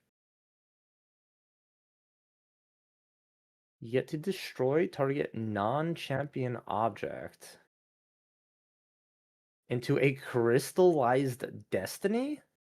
We're gonna go ahead and glimmering refusal that, and looks like Bonnie is scooping it up there, saying you got me on that one. The glimmering refusal was enough to sneak it through. Looks like here we will be going to a. I wonder, did we miscount the fractals maybe? So it was burst for 18, you Excalibur fractal drop to 16, and then Crystallized Destiny to stop 1 of those damages, but since it got Glimmering sitting at 10 damage counters, 16, that's 1 over lethal. Oh, we were at 10. I for some reason thought we Yeah. were still at 6. That's where the math didn't line up for me. Okay, yeah, that makes sense. That makes sense. Wow, what a way after a heal 12. I honestly didn't think it was gonna happen. But I was wrong. You know what's stronger than a heal for a recover for 12? A Burst burst for 18. 18. And wow, that was absolutely back and forth there. I did not know at that point. I thought Bonnie had it in the bag after the heal, but yeah, it turns out does not matter if we just get all the burst asunders we need when top deck hero plays top deck hero. Well, it gets a little bit rough.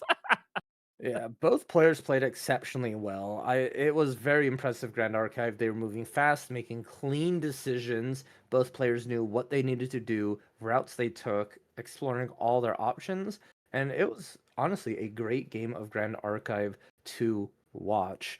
I can't help but think of the meme with the burst asunder at that last moment, where it's like a picture of refracting missiles talking to Luxemsite, and it says like, "Oh, you can't beat me." And refracted missile goes, "I know, but he can," He and it's can. just like burst asunder coming up.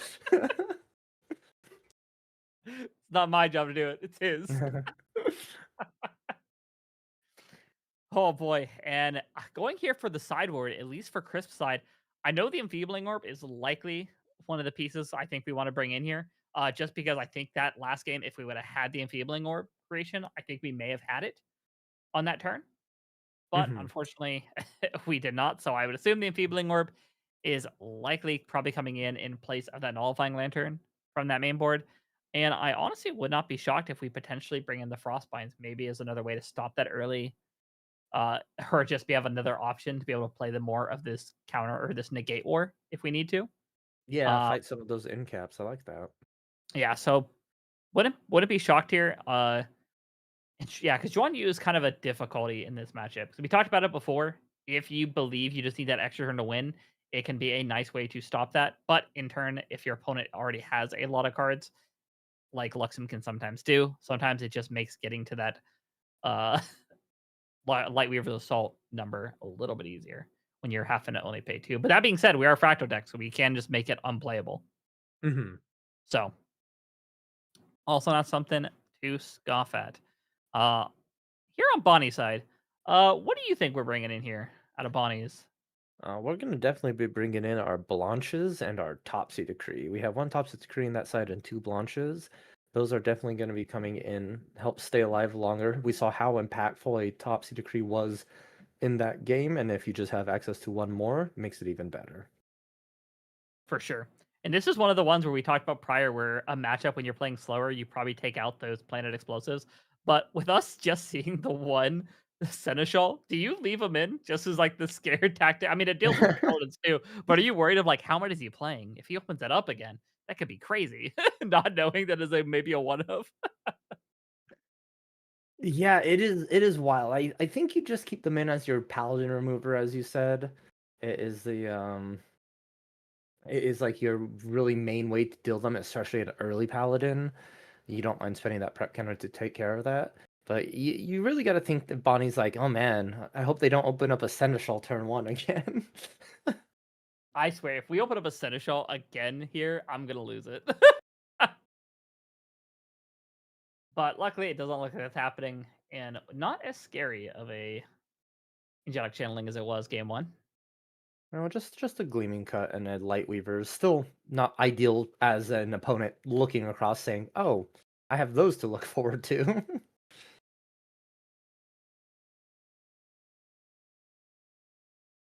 Now, the big question is going to be here for Crisp: are we going to see as explosive of a fractal turn as we saw in game one? Because I think that'll be the make or break to what potentially happens here. Because we saw this very similar start in game one, but it was turn two. Is what we kind of saw was like the kind of Bonnie being like, "Oh no, I'm in danger." Mm-hmm. Honestly, it depends how many fractals are being committed here. We didn't open 3 fractals turn 1, which turns off our Zhang Zhao. I think that was the like oppressive was getting that Zhang Zhao online super early. But was that just a pass turn here? No fractals added to the board, no allies. Yeah, as the fractal player, you really don't want to slow down pressuring this Luxem deck. No, this is because the game gets progressively harder the closer they get to three. And if they hit three and uncontested too, and have a high influence, then you can essentially assume the rest of the game is going to be a uphill battle unless you can get and pray they don't have the negates, which they always have them.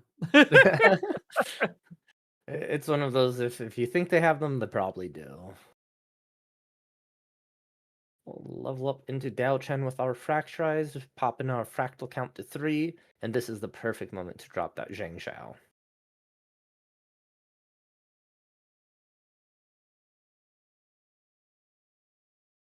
But wow, no Zhang Zhao, just adding another Fractal to the board. Much slower start here for Crisp.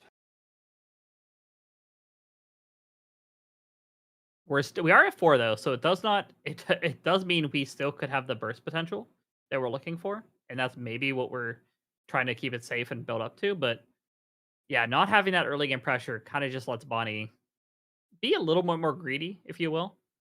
And that's not something you want Luxon to be doing. Yeah, Luxem being able to be greedy is just gonna get them to 3 with so much influence. And here we see that dungeon guide. It's gonna be met with another glimmering, an acquiesce rejection, trade offer. You level up, but I draw 2 cards. This is where it gets really difficult here because not paying drawing the 2 cards means you are going to be another extra turn away from setting up the gleaming. Be able to draw more, and it looks like we kind of did the math and knowing that giving our opponent 2 extra cards is a better option for us to be able to get level 3 and get that start getting those gleaming cuts into our memory, getting things online. Because I think at this point, as we mentioned, if we get to 3, if we stabilize at 3, we feel a little bit better. And this is one of those classic moves. You acquiesce rejection, your opponent lets you draw, and then you just pop a glimmering refusal and force your opponent to pay more into a frostbind. Those frostbinds did come in neatful, you were right, and it came in handy. That dungeon guide costing an additional 6 to stay on the field, and Bonnie ran out of resources. Yeah, now this does mean we did just pay a unfortunately, those 2 cards we just drew did have to be used immediately, so we didn't really get any influence gain here on Chris' side, but that does also mean we could potentially just use everything here and just go for it, because Cards are down. Bonnie has no way to interact with us here. This could be the moment that if we have this perfect hand, we can set up. But the creation of the mirror makes me think we are going to have to see Bonnie go to at least one turn at level 3. Yeah, I think you're right here. Just not enough influence in the hand for Crisp to be able to try and like refracting missiles, burst asunder. Just gonna be a little bit shy on that damage. So opting to Zheng Zhao, drawing some more cards, refilling after those negates. And things are looking pretty good here. The Seneschal again. Back by popular demand, Mr. Seneschal. At this point, Bonnie's like, how many are in the deck? Like, what did he cut? What did he put in? You've at least seen one. That's the worst part too, because you're like, I've seen one, but like, is it the same one? Is it a different one? Like, Is it multi? Like, how many do they have? we did have that hard level into 3, and then in response to the Zender trigger, activate mirror. We have that's 2 sights, a gentle, and a topsy. Which we hard leveled and we didn't really. That means both those sites dodged the hard level. Lucky dodges here. That is sort of undoing Crisp's work. And it is now once again, with the amount of sights Bonnie has, Crisp is needing to do a big explosive turn.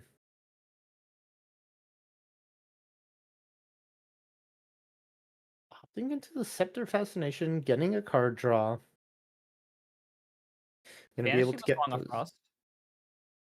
Oh, that's the PTM art, correct? Correct, yes. I actually do really like that art. That and the SP1 or SP2. One of the SPs. Another Zhang Zhao. Neatful. Draw 2 more cards, why don't you? We have a very long running joke here in Dallas where one of the players loves playing fractals. And is one of the notorious was before he even puts out the other Zhang or rests anything to put out the Zhang, he moves the first one into the graveyard. And then we constantly have to be like, why are you moving the Zhang? What's happening, bud? What you doing? That's the she transcends game rules. She just goes straight to the grave and draws 2 cards. Quick fractal count: 1, 2, 3, 4, 5, 6. That means our burst asunder is going to be for 14. Oh man, we're already at that threshold. You combine that with a refracting missiles or shimmering refraction, and that's just enough. Unfortunately, we do have the Serene still under there. So that does mean we're technically looking down a Guardian. The good old Guardian life pool. 31.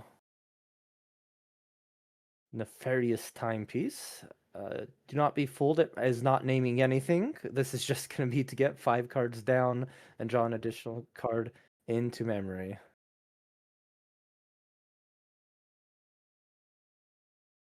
All right, the reveal here. We found 3 Luxem sites? a third Luxem site. Somebody stop him! Oh man, we're gonna vanish and draw 2 here. These Luxem sites are, lifesavers, one would say. I'm curious if that third Luxem site was drawn into memory from the timepiece. If it is, at this point, Bonnie might be one of the luckiest Luxem players I have ever seen. Because we know the Lightweavers and the Gleaming was channeled.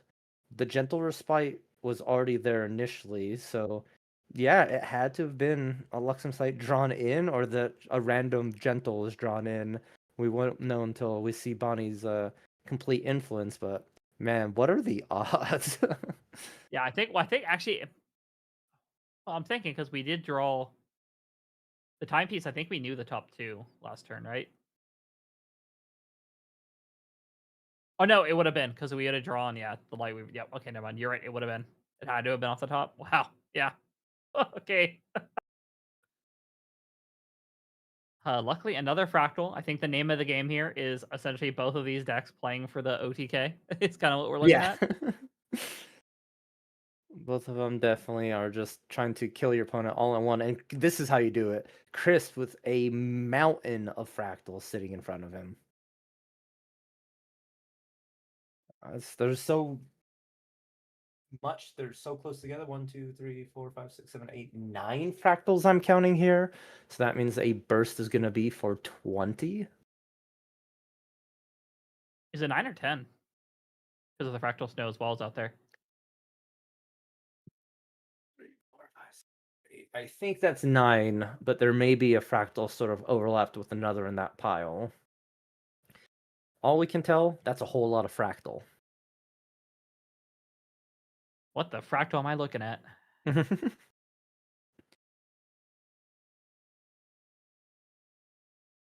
Juggle some knives, activate prep up charger, and go to our Xander reveal trigger, nullifying mirror and activation. Light Weavers. Another gleaming cut. You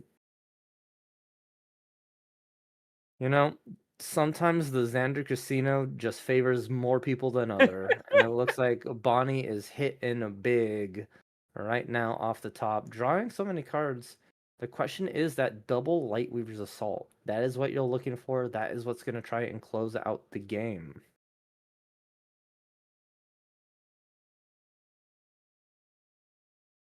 A prepped thieving cut with this mercenary to come Ooh. in. But using the Song of Frost to just say, nope.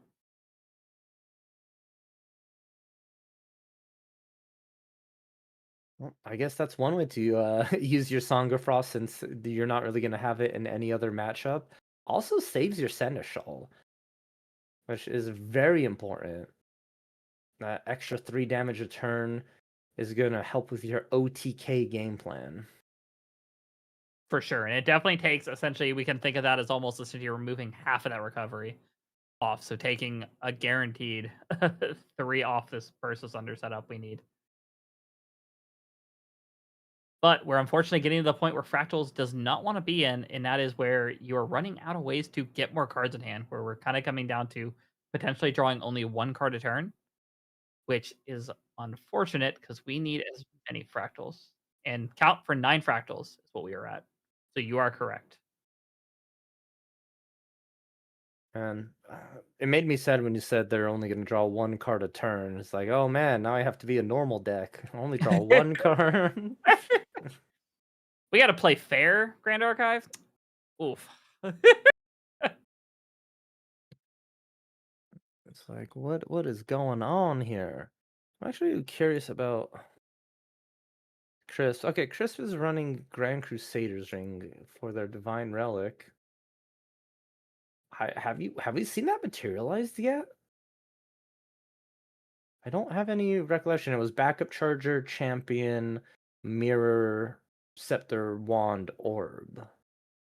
I may have missed it, but I felt like that was the exact order of materialization here for Crisp. I think you might be right, unless we missed it on the first couple turns and we maybe have done a ring and then backup charger, but I feel like we would have noticed the ring.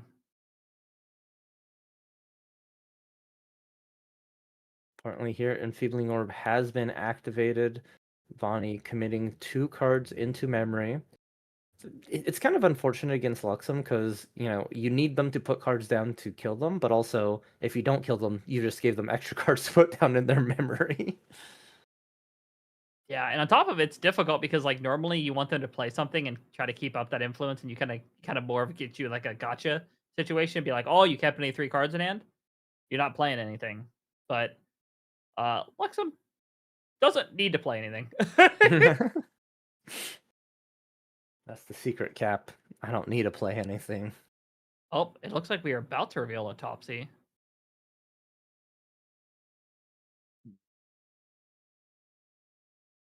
I think we're debating if we're going for the Topsy here. No, just putting 2 down for that and Feeling Orb. Seneschal coming in for 3. And I think Chris, might as well rip the Burst Asunder, see what comes up, right? Oh, well, a clean 9 to start off is a good way to potentially put this in this kill range here. Oh, Uh, not There's the Burst Asunder.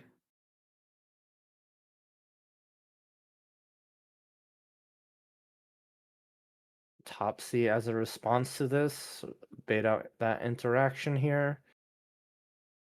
There is Topsy imbued modes of discard and spell shroud, but a Frostbind asking to pay 2, last 2 cards of Bonnie coming in, and then the glimmering refusal to pay 9. And I'm not great at math, but I'm pretty sure we don't have it. We don't have 11 cards to put down. Oh, just the casual 11 influence, and that's gonna be the game. Crisp with the 2-0 on this Water Fractal Daochen, going 4-0 on the TCG NA Online RDO Webcam Weekly, featuring our PRD Spoilers. Beating Bonnie, I wouldn't say single-handedly. They were very close matches, but it was a very commanding position they were in at that very last game interaction. Very much so. And it is crazy that we saw Bonnie be able to get as many Luckham sites that we did, essentially get out of kill range as soon as we hit level 3.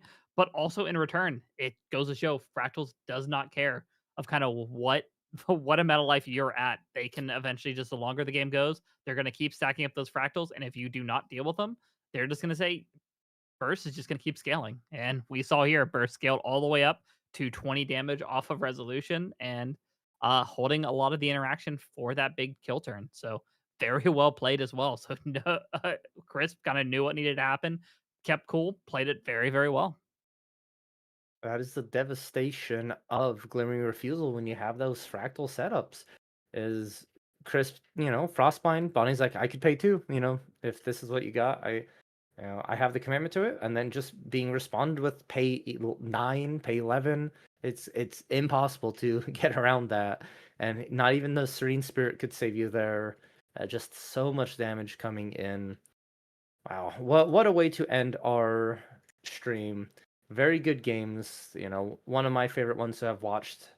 It's both these decks, both these pilots of these decks, knowing exactly what they needed to do in this matchup. Some really good Grand Archive. Oh, for sure.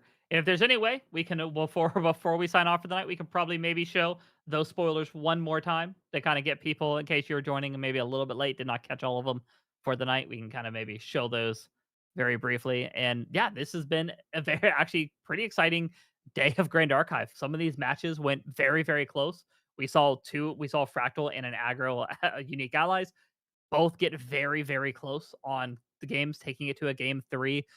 We got to see, of course, game 1 commanding presence from Bonnie, showing kind of why you are the king of long running decks, and then ending the night where we saw Fractals kind of turning that around and say, well, let me show you what it's like to be the aggressive version of the Luxem list, if you will. Yeah, it's wild.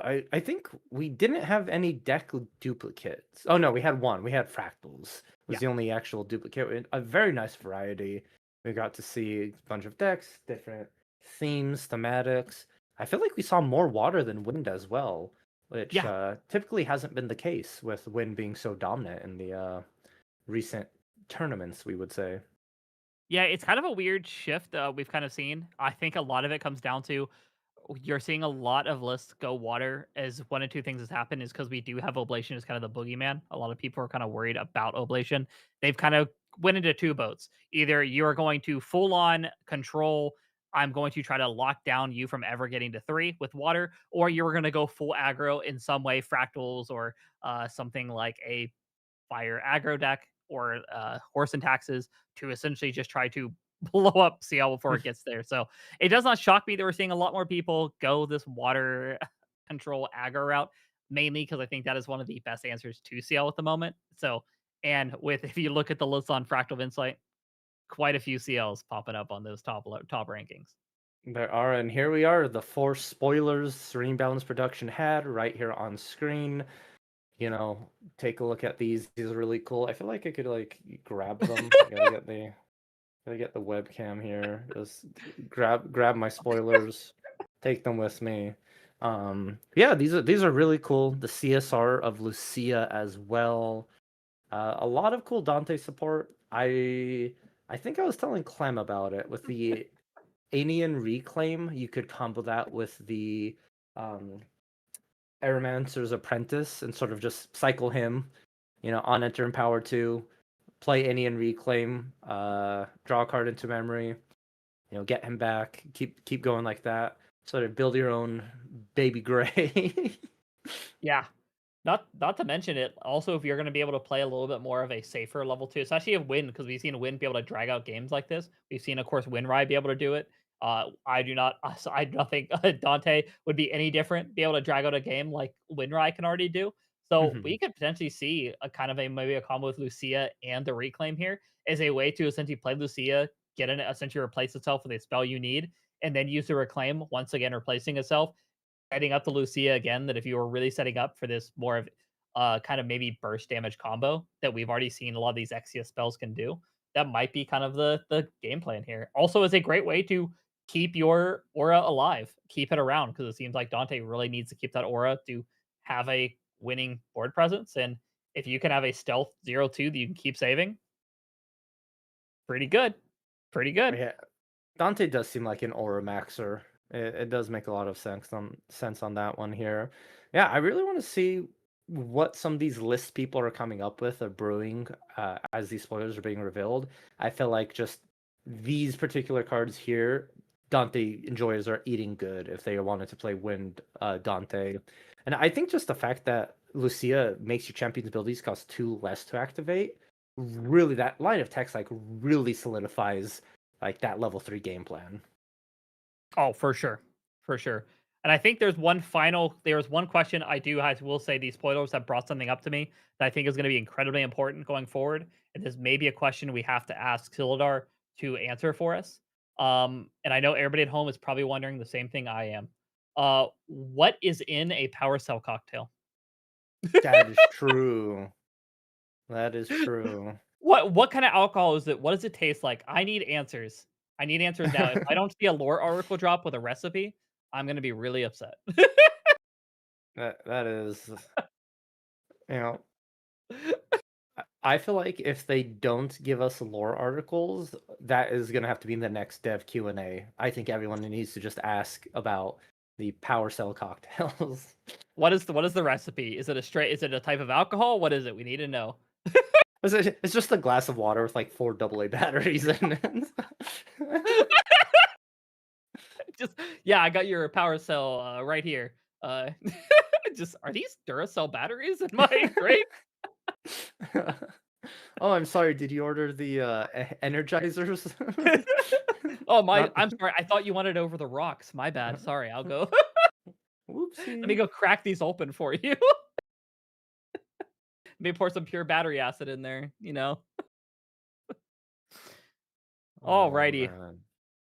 Well, this has been an exciting evening. I am very excited about these reveals. I'm actually a little bit also upset that now our resident Rhymain may have gotten a unique ally to get them to their kill spells faster. So put that out there. But you know what? It has been awesome. We have seen a lot of cool stuff tonight, and I think we are even getting closer to that world championship right around the corner. I think we have just say maybe I think we have maybe a few final events to wrap up this season, and then very quickly going into the world championships to see who will be crowned that world champion. So I'm excited. Next month is going to be an exciting time, both a new set and seeing that championship run. So uh with that, Valkyrie, do you have anything else to close us out tonight, or anything else you want to shout out before we call tonight?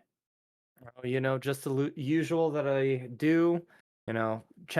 Champions Worlds 3 weeks away. Stay tuned for that. But thank you everyone so much for watching. We appreciate it. We appreciate the support. If you want to show more support, you can by becoming a channel member. And if you do, you get access to the Discord, some chat where you could talk with the casters, production, all sorts of cool people in there. You also gain access to really cool emotes, stickers, badges, things like that. It is super fun. You also get IRL stickers as well, which is really cool. So if you can become a channel member, we appreciate the support.